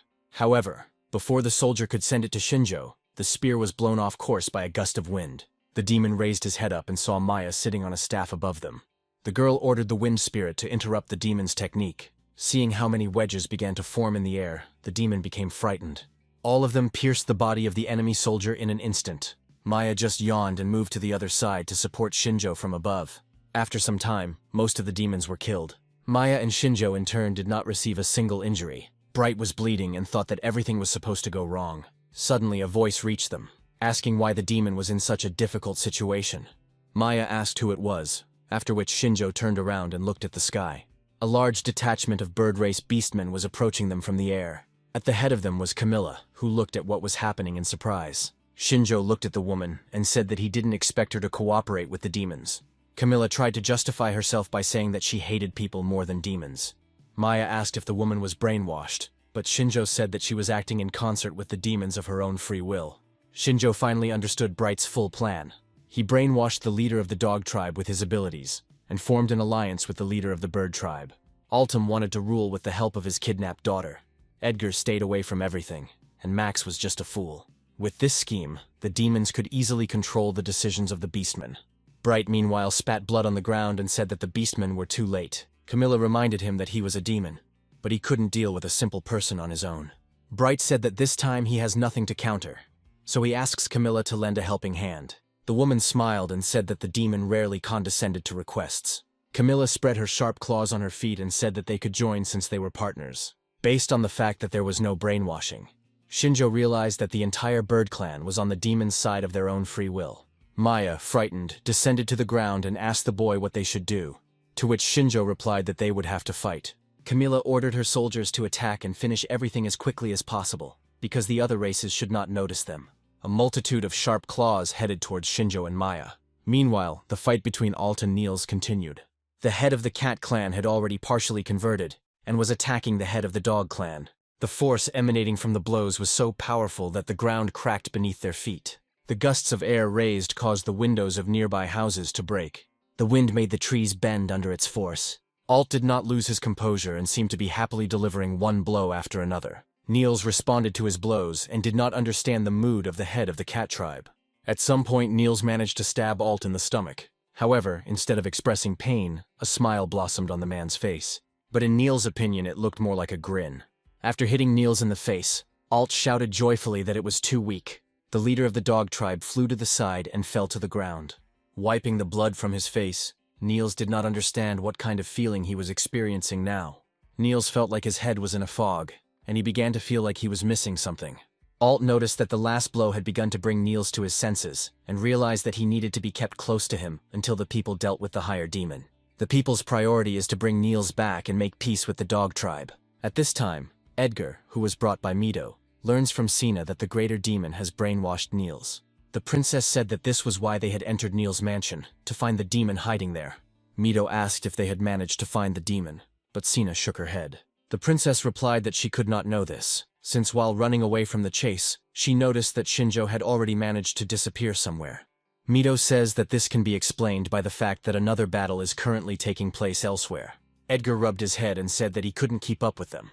But if they were fighting demons, then he was obliged to lend them a helping hand. Luna was standing on the roof of one of the buildings the whole time and said that she saw something strange. Sina asked the girl what exactly she saw. Luna said that a squad of bird tribe was flying north. Edgar couldn't even guess what had made them go in that direction at night. Mito headed north and said that they should check everything personally in case anyone needed help. The battle between Alt and Niels continued unabated, raising more and more dust into the air. Nagase, Narumi, and Kanzaki continued to watch this from the rooftops of the buildings. Kanzaki felt bad that they were forced to just sit and watch this without being able to help. The girl realizes that Narumi is right in his words that if they interfere, it could be misinterpreted. Kanzaki called the boy and said that she wanted to ask a question. The girl assumed that Narumi's entire plan was based on Shinjo being able to defeat the demon. The boy agreed with her assumption, and then Kanzaki asked what would happen if Shinjo lost. Narumi admitted that he hadn't thought about it, but if it happened, they would be driven into a dead end. Kanzaki asked if they should help Shinjo then, since no matter how strong he was not invincible. Nagase said that she understood the girl's train of thought and asked if she knew where Shinjo was now. Kanzaki understands that they are right, but the girl can't do anything about her selfish desires. She clasped her palms together with force and didn't notice how she used her blessing. Kanzaki really wanted to become Shinjo's power, but she couldn't. At some point, Shinjo's voice flashed through her head, calling her by name.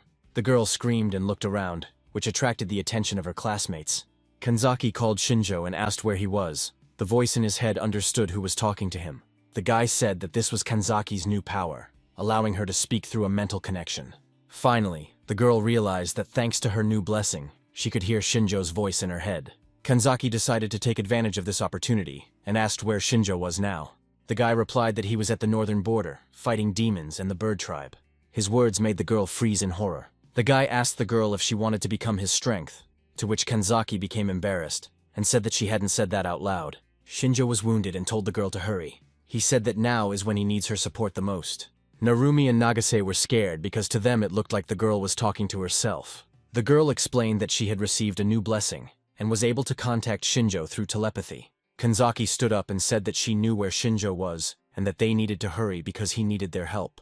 Meanwhile, 30 of the best soldiers from the bird tribe rushed towards Shinjo and Maya. Obeying the order of their leader, they were going to get rid of the people. Maya waved her staff and commanded the wind spirit to keep them away. A powerful stream of wind carried the beastmen to the side. Maya did not hesitate and called upon the spirit of the earth, creating stone projectiles. She directed them towards the beastmen with orders to shoot them down.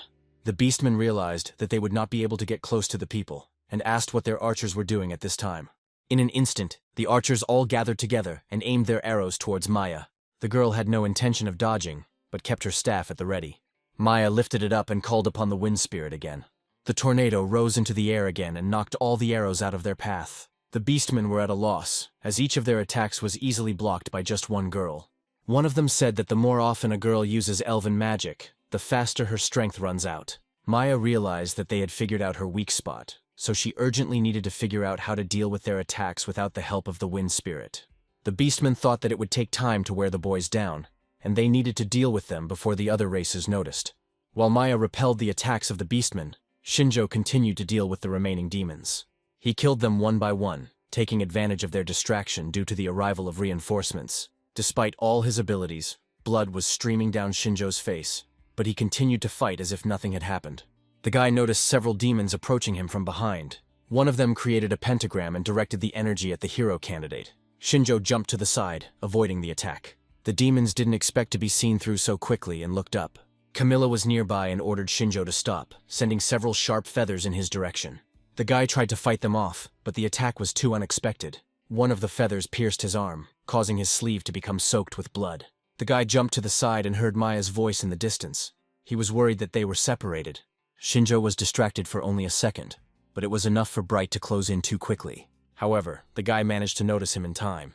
Before the demon could touch his head, Shinjo used a shock strike skill. Lightning struck Bright's body, forcing him to step aside. The demon didn't expect that the boy could use a lightning attribute technique. At this time, another demon began to approach Shinjo from the front. In an instant, the brunette kicked the higher demon and stabbed the second demon with a dagger. Bright flew to the side and fell to the ground unconscious. Shinjo landed next to the demon killed by the dagger. The guy realized that Bright wanted to use his brainwashing technique on him, and thought that he should be more careful. Shinjo was distracted by Kanzaki's voice and saw a girl rushing to help. The guy smiled at her and said that she arrived just in time. Narumi and Nagase were shocked by what was happening, and the blonde said that things were bad for Shinjo. Narumi said that they would help deal with the enemies and use their powers to enter the battle. The demons realized that they had been joined by hero candidates and said that they should be careful. Shinjo said that he would take care of the head of the bird clan and the higher demon, and entrust the rest to the guys. The boys accepted his request, but Nagase asked if they could really fight the bird clan. Shinjo said that the girl could burn them, and Kanzaki asked if the boy could handle it alone. The brunette told the girl to take control of him like when they fought Leonora, since the higher demon has the ability to brainwash. Kanzaki immediately understood what Shinjo was talking about and stepped forward. Reaching out her hand towards the guy, the girl activated the blessing of control. Feeling the familiar control, Shinjo said that the chances of defeat were now reduced. Camilla warned her subordinates that they couldn't relax with Shinjo. Bright ordered the woman not to be distracted, because they had to kill the guy, no matter what. Shinjo apologized and said he wanted to sort things out as quickly as possible. Energy thickened around the boy, and his eyes turned completely red. Seeing this, Camilla was afraid of what might happen. Bright also felt threatened by the boy. Meanwhile, separated from her squad, Maya fought alone against some of the elite soldiers of the bird clan. Suddenly, they were distracted by Edgar's voice. Maya turned towards the direction from which the voice of the wolf tribe leader came. Edgar asked what was going on and why they were attacking the cat tribe's guests. The bird clan soldiers were at a loss and didn't know what to do, since the other races weren't supposed to arrive so quickly. One of the soldiers ordered them to stop panicking and follow Camilla's orders. At first, the representatives of the bird tribe fell into a stupor. However, they raised their bows after hearing the order to get rid of all witnesses and kill the leader of the wolf tribe. Edgar couldn't hear what they were saying, but Mito said that they were definitely not in the mood for a peaceful conversation. Maya decided to clarify the situation and said that the bird tribe had entered into an alliance with the demons. Her words shocked both Edgar and Mito. The girl pointed to the side and said that Shinjo was fighting demons there right now. Edgar said it was very bad and told Mito to go and help as soon as possible. Mito declined the offer and said that the guys were already helping Shinjo, and he should stay and help Maya. Edgar agreed with him and said that he could not believe that the bird tribe had united with the demons. The man believes that the soldiers are only following the orders of their leader, so he would not like to kill them. Edgar was already preparing for battle, but he was stopped by Mito, who agreed with the man's idea.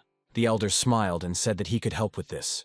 Meanwhile, we return to Shinjo and see that Camilla and Bright feel the oppressive atmosphere coming from the guy. Camilla's face twisted at the feeling she felt when she looked at the hero candidate.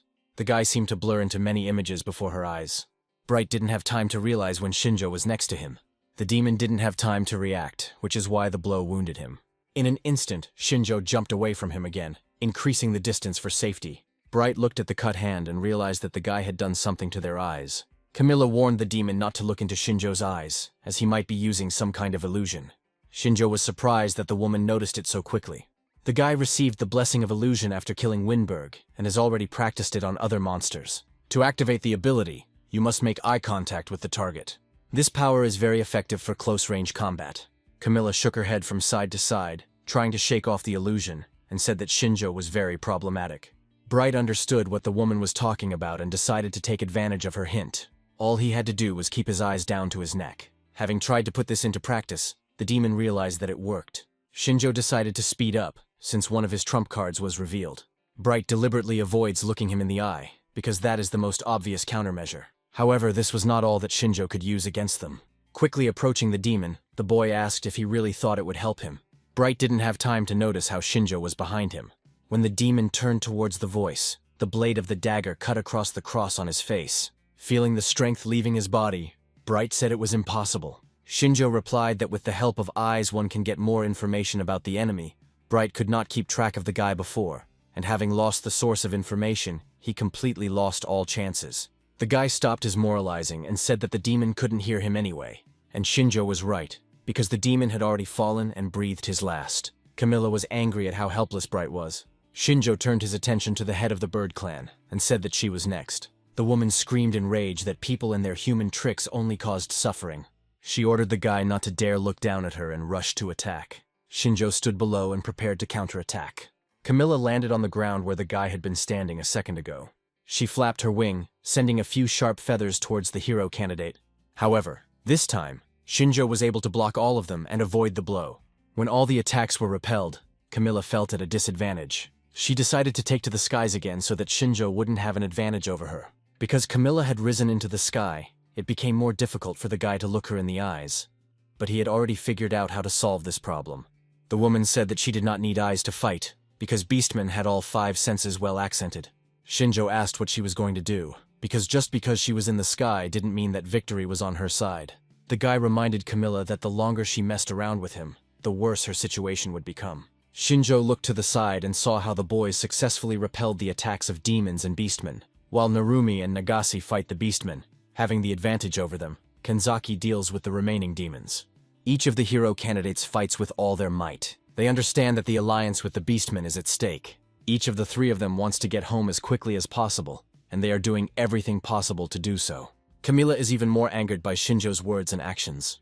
She says that people always get in her way, time after time. Camilla enters a state of rage and completely turns into a beast. Shinjo knows that beastmen have beast-like traits and unique powers. Full transformation into a beast dramatically reduces the level of intelligence. However, in return, the beastman receives explosive power. Camilla's face completely transformed into a bird's, as did her voice. The woman's speed increased several times. Shinjo watched calmly as Camilla darted from side to side. The guy decided to deactivate the illusion and activate foresight. Here he sees Camilla herself, who is high in the sky. At the same time, he sees how her silhouette changes, and the shadow shows the exact route of further movement. Shinjo moves to the side a little, causing Camilla to fly past him. Using foresight, the guy knows with precision every next step of the woman and repels her attacks. This makes Camilla even more furious. She flaps her two wings and sends several times more feathers than before towards Shinjo. The guy understands perfectly well that this form cannot be used for too long. The longer Camilla remains in beast form, the higher the chance that her consciousness will be consumed by the inner beast. Shinjo understands that the woman is in such a state that she is ready to sacrifice everything. But he cannot use the miraculous power for too long and it will soon run out. The guy decides to go on the offensive and start by showing the weak points. He sees Camilla heading towards him at great speed. Shinjo understands that this is the most effective method of dealing with a woman.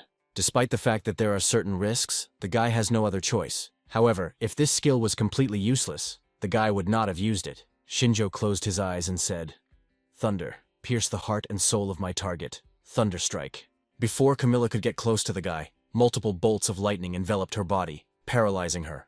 The woman's movements were completely constrained, causing her to inevitably fall. Shinjo released all his abilities and waited for her downstairs, ready. As soon as Camilla was within his reach, the guy dealt her multiple blows with daggers. The woman's body flew past Shinjo by inertia. She hit the ground and rolled to the side. Groans of pain emanated from the frozen body. Gradually, Camilla's face began to transform from bird-like to human-like. However, as soon as this happened, the last breath came from her side.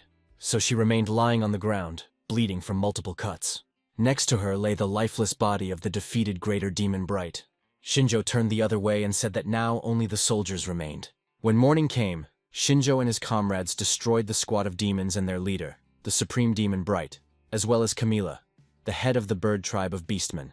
Mido and his group successfully held off the troop of birds. Upon learning of the death of their leader, the remaining representatives of the bird tribe decided to surrender. After the death of the Greater Demon Bright, Niels, the leader of the dog tribe, was freed from brainwashing. The incident that took place in the beastmen's capital ended with the arrival of dawn. A few days later, everyone gathered at the house of the head of the wolf tribe. Henry asked Edgar what would happen to the bird tribe. The man replied that only Camilla and her close associates knew about the conspiracy with the demons, so there was no point in punishing the innocent. Camilla's subordinates will be subject to punishment in the form of imprisonment in hard labor. Meanwhile, a meeting was also held at the house of the head of the cat tribe. Shinjo asked what was wrong with the leader of the dog tribe. There was silence in the room for a while. Alt said that Niels would be punished, even though he committed the crime under the influence of a higher demon. At the general meeting, the man said that in a recent incident, humans saved the Beast Alliance from demons. He said it was impossible to express his gratitude in words, and Edgar and Max supported him. Niels said that he now understands how dangerous demons are, and hopes that an alliance with humans will help the Beastmen cover their weaknesses against the enemy. Their words made the hero candidates freeze in agonizing anticipation. Alt said that the Beastmen agreed to form an alliance, and the Beastmen Alliance promised to provide full support to the sacred kingdom of Digrest. Following Alt, 4 more hands were raised into the air, showing their agreement with this decision. The hero candidates jumped up from their seats and screamed with delight. Nagase, in a fit of joy, rushed to hug Mido, which clearly embarrassed the guy. Henry watched the boys with a smile on his face. Shinjo stood quietly to the side, showing no emotion. Sometime later, it was time for the delegation of people to return to their country. Mido asked the boys again if they had forgotten anything before setting off. Nagase said that they took everything, and Narumi said that he didn't want to leave. 4 representatives of the Beastmen saw them off, and Alt told them to drop by at any time, as their countries would soon become even closer. Shinjo and Maya stood to the side, and the girl said that their mission was accomplished. Maya asked what they would do next, since the delegation was returning to the Sacred Kingdom. Shinjo replied that their current goal had been achieved, and now all that remained was to wait and watch from the sidelines. Sina saw a guy and a girl standing to the side and went over to ask if they were going to stay with them. Shinjo confirmed her suspicions, reminding her that for the sacred country, he was still a murderer. So it would be much more convenient to stay here. His words made Sina happy, but Maya clearly didn't like it. The princess asked if Shinjo would continue his journey after this. The guy says that his goal is to kill the Demon King, and if nothing changes, then they will move to the Demon Kingdom. Sina put her hand to her chest and asked to take her with her. Maya didn't like it, and Shinjo asked why the girl needed it. Sina says that she is the only heir of the cat tribe, and before taking her father's place, she would like to achieve her own success. Shinjo said that she would only be able to gain recognition on the battlefield, while the guy always acts from the shadows. The girl reminded that the guy was going to kill the Demon King, and this would definitely not go unnoticed. Their conversation was interrupted by Alt, who asked Shinjo to take Sina with him. The man stroked his daughter's head and said that this way he would worry about her less. Shinjo said that the journey would be dangerous, and what would the girl do if she was kidnapped? Sina says that soon the war will reach them too, and then there will be no safe places left. And in hothouse conditions, she will not be able to prepare for it. Alt supported his daughter and said that if she was ready for anything, then he did not dare to resist her. Sina says that she is ready for anything, which is why she asked to join Shinjo. The boy gives in to the pressure of the father and daughter and says that they will start training, after which they will hit the road. Shinjo asked if the girl would agree to undergo a test, during which he would find out whether she would be useful to them on the expedition. Meanwhile, we are transported to the kingdom of the demon Wardora. Hot lava flows through the streets of the capital like rivers. In one of the main buildings of the fortress, the demon knelt down and asked why he had been called. Isabel told them to tell the others that the hour of revolution was approaching. A delegation led by Mido formed an alliance with the Beastmen Alliance. After that, they returned to the fort, their main base. Edgar arrived with them as a representative of the Beastmen Alliance, and upon arrival the man greeted Amelia. The girl welcomed him warmly and said that she was also pleased to meet him. As Amelia and Edgar shook hands, the Holy Kingdom and the Beastmen Alliance united to the applause of both sides. The would-be heroes who became the driving force behind this event did not realize the full historicity of this moment. When all the conversations died down, it was already deep night. The walls of the fort were illuminated by the full moon, bringing peace to these lands. Mido was fast asleep in his room. Suddenly he opened his eyes and sleep began to leave him. The guy got out of bed and said that he usually doesn't wake up in the middle of the night. Hashimoto said that the guy had been sleeping since lunchtime. Apparently the fatigue from the journey had finally made itself felt. Mido screamed and covered himself with the blanket, asking what the girl was doing in his room. The girl said that she found the headman sleeping in the restroom and used telekinesis to transport him to the room. Mido calmed down a little and apologized to the girl for the inconvenience caused. Hashimoto shook her head and said that it was no big deal, as she was glad that everyone had returned safe and sound. Mido asked what was happening at the front, and the girl replied that the Demon King's army tried to attack several times, but no one was hurt. Hashimoto didn't want to admit it, but it was all thanks to Arashi, because the boy became terribly strong. Mido chuckled and said that was encouraging. The headman asked what was wrong with Edgar and the others, and the girl said that everyone was resting after a long journey. Hashimoto said that they were going to hold a strategy meeting tomorrow, and asked what the warriors of the Beastmen Alliance were really like. Mido replied that the Beastmen were strong, and their representative, Edgar, would be even stronger than him. His words surprised the girl, and the headman said that Edgar took elite warriors with him, and the guy also had no doubts about their strength. Mido said that with them, the hero candidates will go through the forest, infiltrate the Demon Kingdom, take control of it, and take the head of the Demon King. Hashimoto asked if the headman was afraid, although it was too late to ask now. The girl clenched her fists and said that the battles would only get harder. It would become much more dangerous than before, and they could all die. Mido looked at the girl and honestly answered that he was also scared.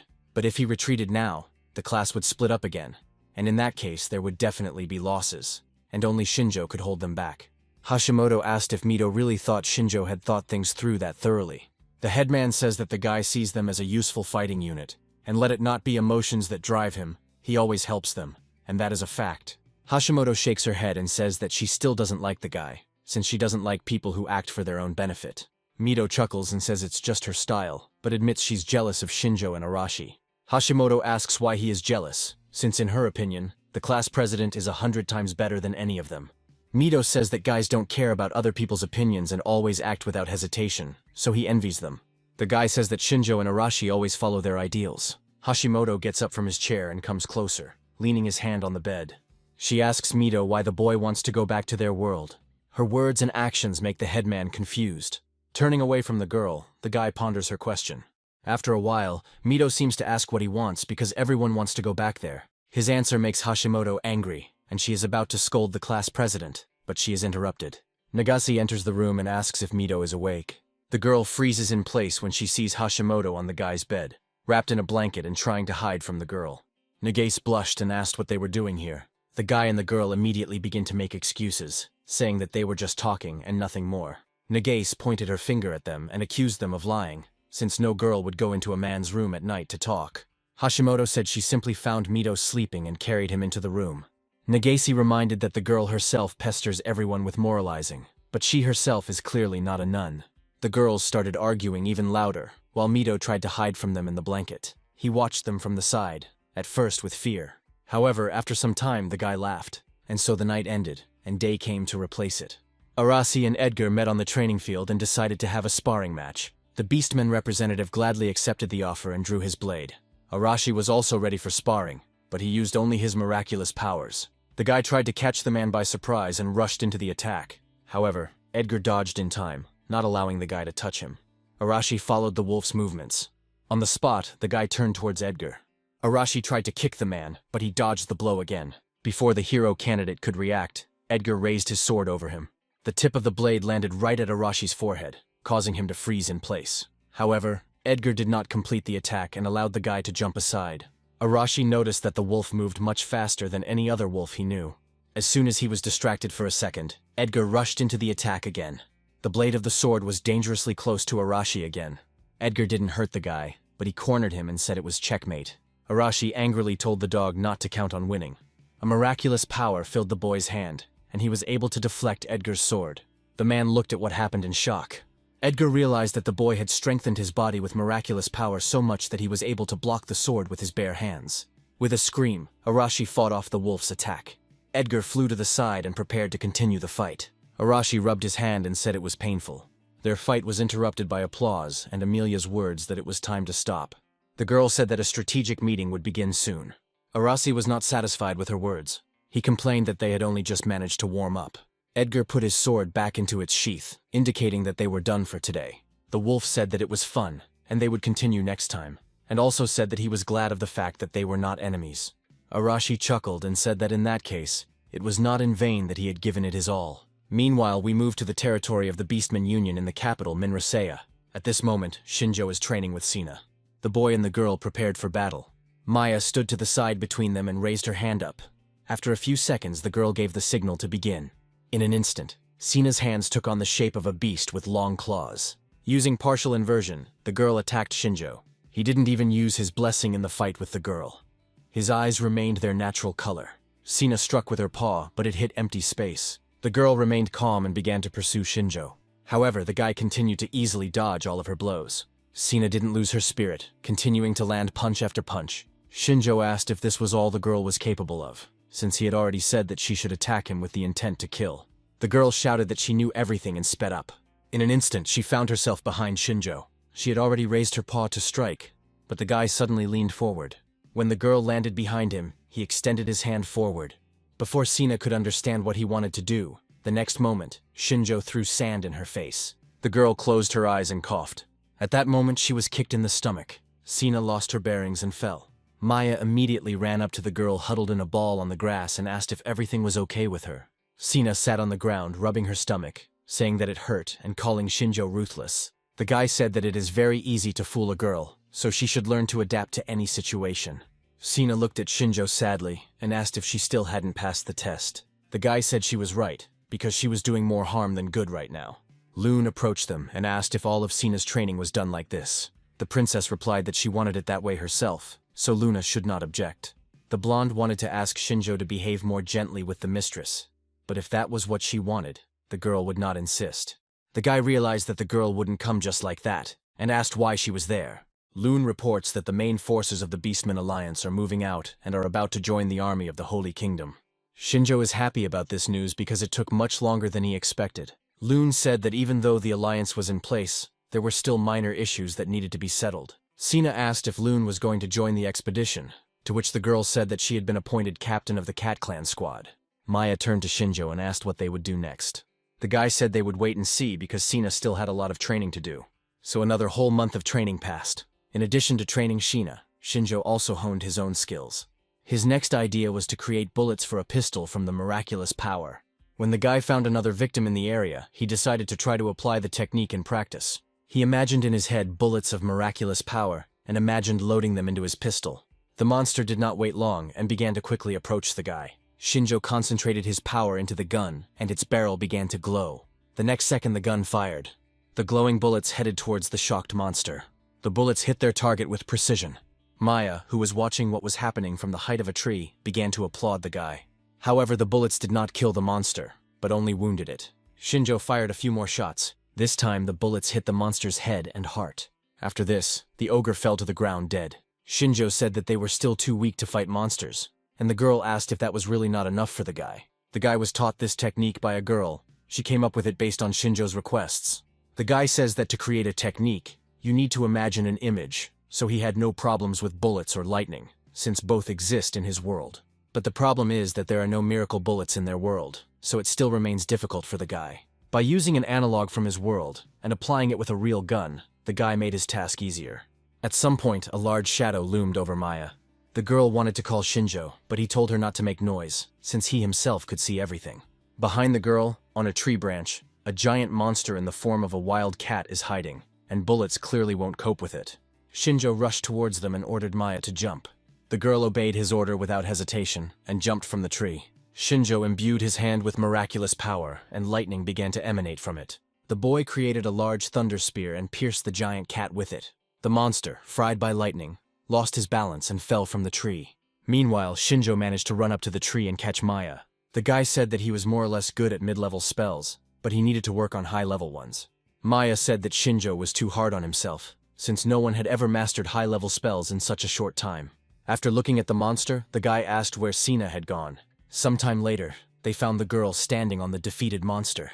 The girl licked her wounds and noticed a guy and a girl approaching her. Sina jumped off the monster and ran towards the guy, saying that she defeated the monster and asked if she passed the test. Shinjo examined the defeated monster. After that, he turned his gaze to Sina, who did not emerge from this fight unscathed. But still, Shinjo said that the girl passed the test, after which a smile appeared on her face. The guy turned around and said that they would soon be heading to the Demon Kingdom. The combined forces of the Holy Kingdom and the Beastmen Alliance have resumed their invasion of the lands of the Demon Kingdom. The first barrier was the Demon Forest, the number of demons in which gave the Holy Army no peace. The soldiers mixed among themselves and moved cautiously through the forest. Everyone looked around, expecting an attack at any moment. At some point, Edgar's keen sense of smell caught the scent of monsters. The man immediately reported that several creatures were approaching them from the right. With this phrase, he surprised the soldiers from the human side, and they began to take a closer look. However, people never managed to notice anything. Mito felt the soldiers relax for a moment, but that shouldn't have happened. Now Heinrich also felt that there was definitely someone in that direction. Sometime later, a horde of monsters of various levels ran out of the forest into the clearing. Edgar gave the signal, and the Beastmen soldiers rushed into battle. Without a trace of fear, the Beastmen launched a powerful counterattack. One after another, the monsters fell dead under their onslaught. The Beastmen acted quickly and in a coordinated manner. Not a single monster could pass by them. The human soldiers were genuinely impressed by their abilities. Before the people had time to come to their senses, the entire wave of monsters was killed by the new allies. The soldiers gasped in admiration as they watched the allies effortlessly deal with the enemy. Mito said that the strength of the Beastmen is impressive, but that's not all. Heinrich said that thanks to their developed 5 senses, they notice monsters much earlier than humans. So having the Beastmen on their side is an incredible benefit. Edgar meanwhile returned the sword to its sheath. He told the people to leave the reconnaissance to them, since surprise attacks from monsters wouldn't work on them. As Edgar said, the allied forces were perfectly able to withstand the monsters' attacks. The Beastmen warned people in advance of the approaching threat, while people fought the monsters. As a result, the greater demon Elsa's control over the monsters has greatly deteriorated. The Dark Forest is ideal for guerrilla warfare, and the reason for the Holy Army's previous defeat was because they could not predict the enemy's movements. but thanks to the beastman's instincts, they can now fight back against the monsters. The alliance advanced deeper into the forest without any difficulty. Demons are watching all this from the side, and they are unhappy with the current situation. Their plan was that the monsters would break up the ranks of soldiers, and then the demons themselves would attack, but their formation would not be broken. Another demon asked how much longer they would have to wait, and was told that Lady Elsa had given them no other instructions, so they had no other choice. The demon commander signaled the demons to retreat. However, Edgar, hiding behind their backs, asked if they really thought they would be allowed to retreat. The demon turned around sharply and asked how the man had managed to sneak up on them. But his words were interrupted by a sword cutting through everything in its path. Meanwhile, we move to the castle of the supreme demon Elsa.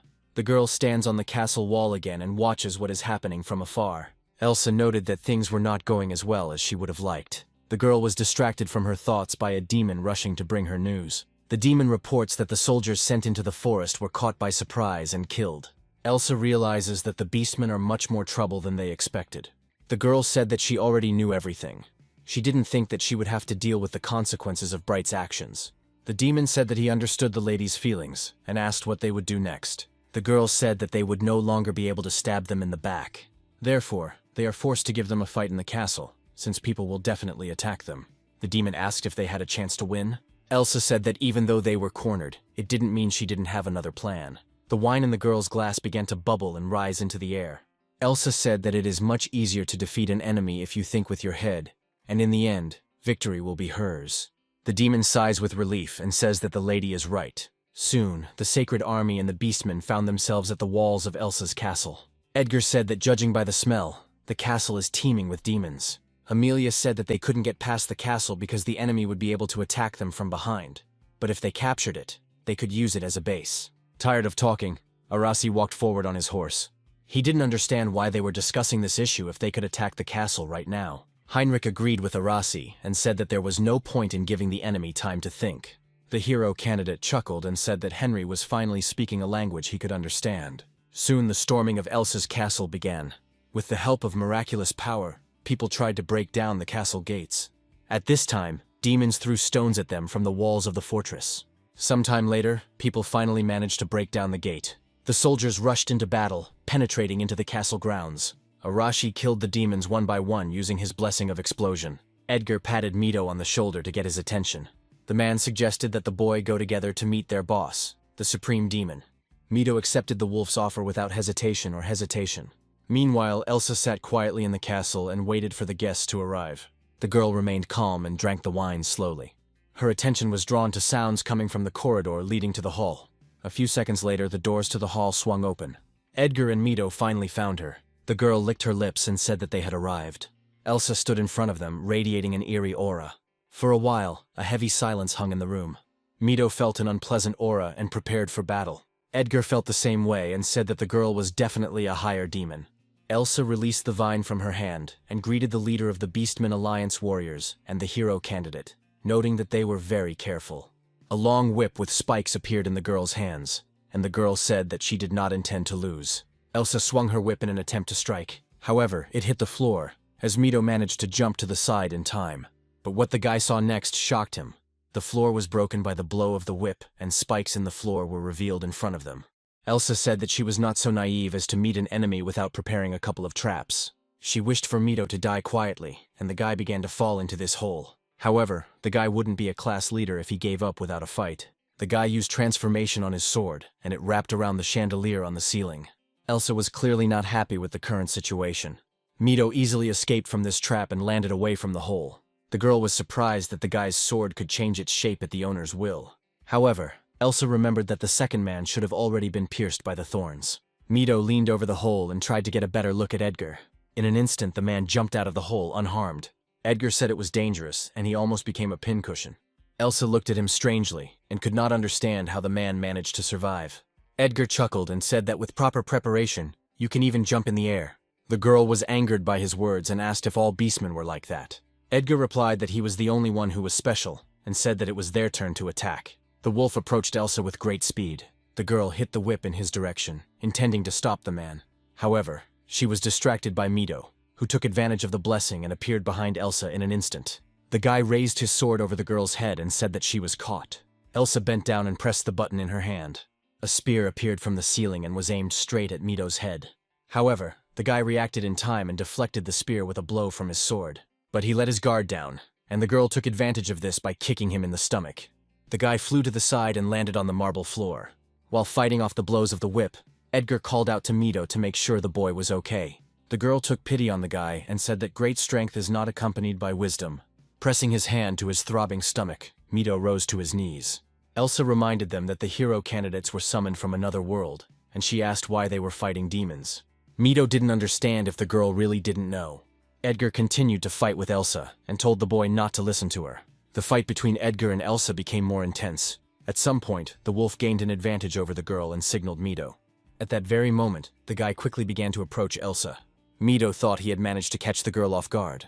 However, before the blow could hit the girl, she turned her head towards the guy. Trembling and with tears in her eyes, the girl asked for mercy and begged to help her. Mito froze in place and knew what to do next. In an instant, the girl changed and said that the guy was not paying attention to his surroundings. Her whip was wrapped around the hero candidate's leg in an instant. Elsa said that the boy couldn't hide his doubts even in the midst of battle.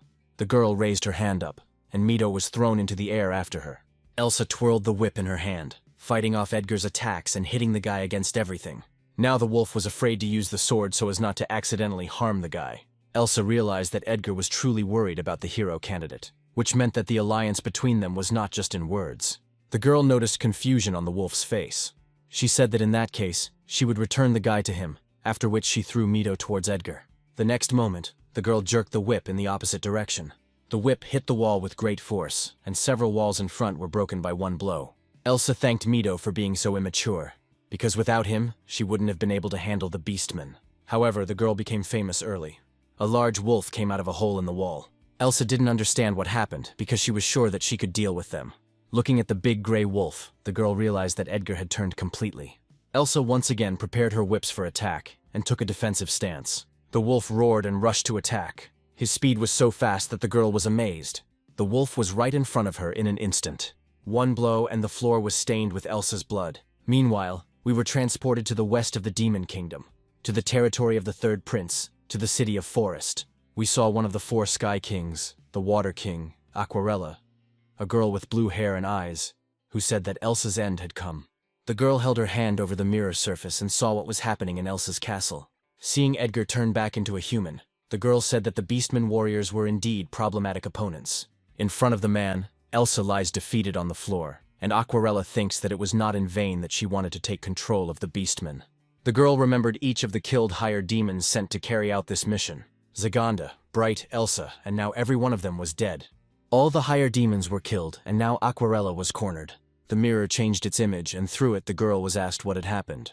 A guy named Leonhard was looking at the girl from the mirror. Aquarella asked if the guy was really worried about her, and he replied that it was natural, because the girl was his fiancée. The girl blushed at his praise and thanked him for his concern, saying that she was completely fine. Leonhard heard that Elsa had lost, meaning that in a few days the allied forces of humans and beastmen would reach Forest. The guy asked what Aquarella thought about it, and she admitted that it would be difficult to fight them, since she plays her games more from behind the scenes. Leonhard warned the girl that the shadow forces of the Demon King's army were now moving towards Forest. The shadow forces are an elite unit of higher demons, an assassination squad that doesn't officially exist, but they do the dirty work, and are one of Leonhard's trump cards. The guy said that he was handing over command of the shadow squad to Aquarelle. The girl asks if this is true, and Leonhard asks the girl to hold out until he returns. Aquarella, with a smile on her face, says that she will definitely wait for him, and asks him to rely on her as his bride. Leonhard says that it's up to Aquarella and cuts off the connection. Tears begin to fall onto the crystal, and the girl says that despite her failure in conquering the beastmen, Leonhard is still kind to her. The girl hugs the crystal and says that she must justify his love. Meanwhile, in the demon kingdom of Eisenhard, things are unsettled. As usual, demons are scurrying around and doing their own thing.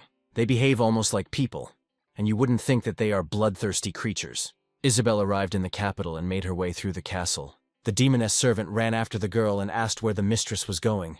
Isabel replied that she was heading to Alice. After some time, the girl walked through the large doors and found herself in a large garden.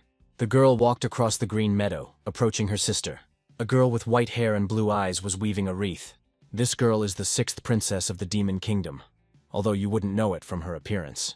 The girl greeted her older sister happily, but Isabel's expression did not change. Alice got up from the ground and ran to her sister to hug her. Isabel blushed and said that she didn't come here to see her sister. She was just bored. The maid said that the girl would not have traveled such a distance just out of boredom, but Isabel asked her to remain silent. Alice said that she was glad to see her sister anyway, and Isabel asked what the girl was doing. The girl showed her sister the flowers and said that she was weaving wreaths. Putting the wreath of daisies on her head, Alice asked if it suited her. Isabel replied with a smile on her face that everything suited the girl. The girl didn't like her words, and she said that her sister was getting something mixed up. As if remembering something, Alice ran towards the place where she had been sitting earlier. She picked up another wreath from the ground and said that she made it for her sister. Isabel was very surprised and asked why Alice did this if she didn't know her sister would come. The younger sister said that she had no one else to weave wreaths for, because the girl was not allowed to go anywhere and was not allowed to see the outside world. Isabel thought for a moment, then called her sister. Alice immediately raised her head and asked what the girl wanted to say. Isabel looked at the wreath again and replied that she didn't mean to say anything. Isabel tried to put the wreath on her head, but it began to fall apart on her head. Alice laughed at her sister and said that she was very funny. Isabel looked at the crumbling wreath and said that she had just put it on. Alice called her sister and asked when the ceremony to summon the god of evil would begin. After her words, Isabel noticeably darkened. The girl was told that God would enter Alice's body, and she couldn't wait for it to happen. Isabel replied that she didn't know when it would happen, but it would definitely happen very soon. Alice was glad about this, because when this happened, she would be able to go outside. Isabel looked at her sister sadly, as if she did not fully understand the essence of the summoning of the god of evil. The maid called Isabel and she said that she knew everything. As if they had run out of time to talk, Isabel turned around and headed towards the exit. Alice became sad and asked why her sister was leaving so soon. Without turning around, Isabel said that she would come again and told her sister to behave well. The only thing the girl heard in response was consent from her younger sister. When the door closed behind Isabel, the girl sank into silence. A guy came up to her from the side and greeted her, leaning very close to the girl. Isabel turned towards him and looked at him with an expressionless gaze. Prince Leonhard stood in front of her and greeted his little sister with a smile on his face. Her brother suggested that she address him informally, but Isabel replied that she could not do so because of her position. Leonhard asked if his sister had come to see Alice. Looking at the door, Leonhard said that Isabel should not become so attached to the child, because she would have to become a vessel for the god of evil. Even though the girl's soul will be removed from her body, Leonhard still considers it a great honor and envies her. The boy looked at Isabel and asked if his sister thought the same. The girl only answered affirmatively, but without emotion. Isabel apologized to her brother and said that it was time for her to go. The maid followed her mistress. When Leonhard was left alone, his aura and gaze did not bode well.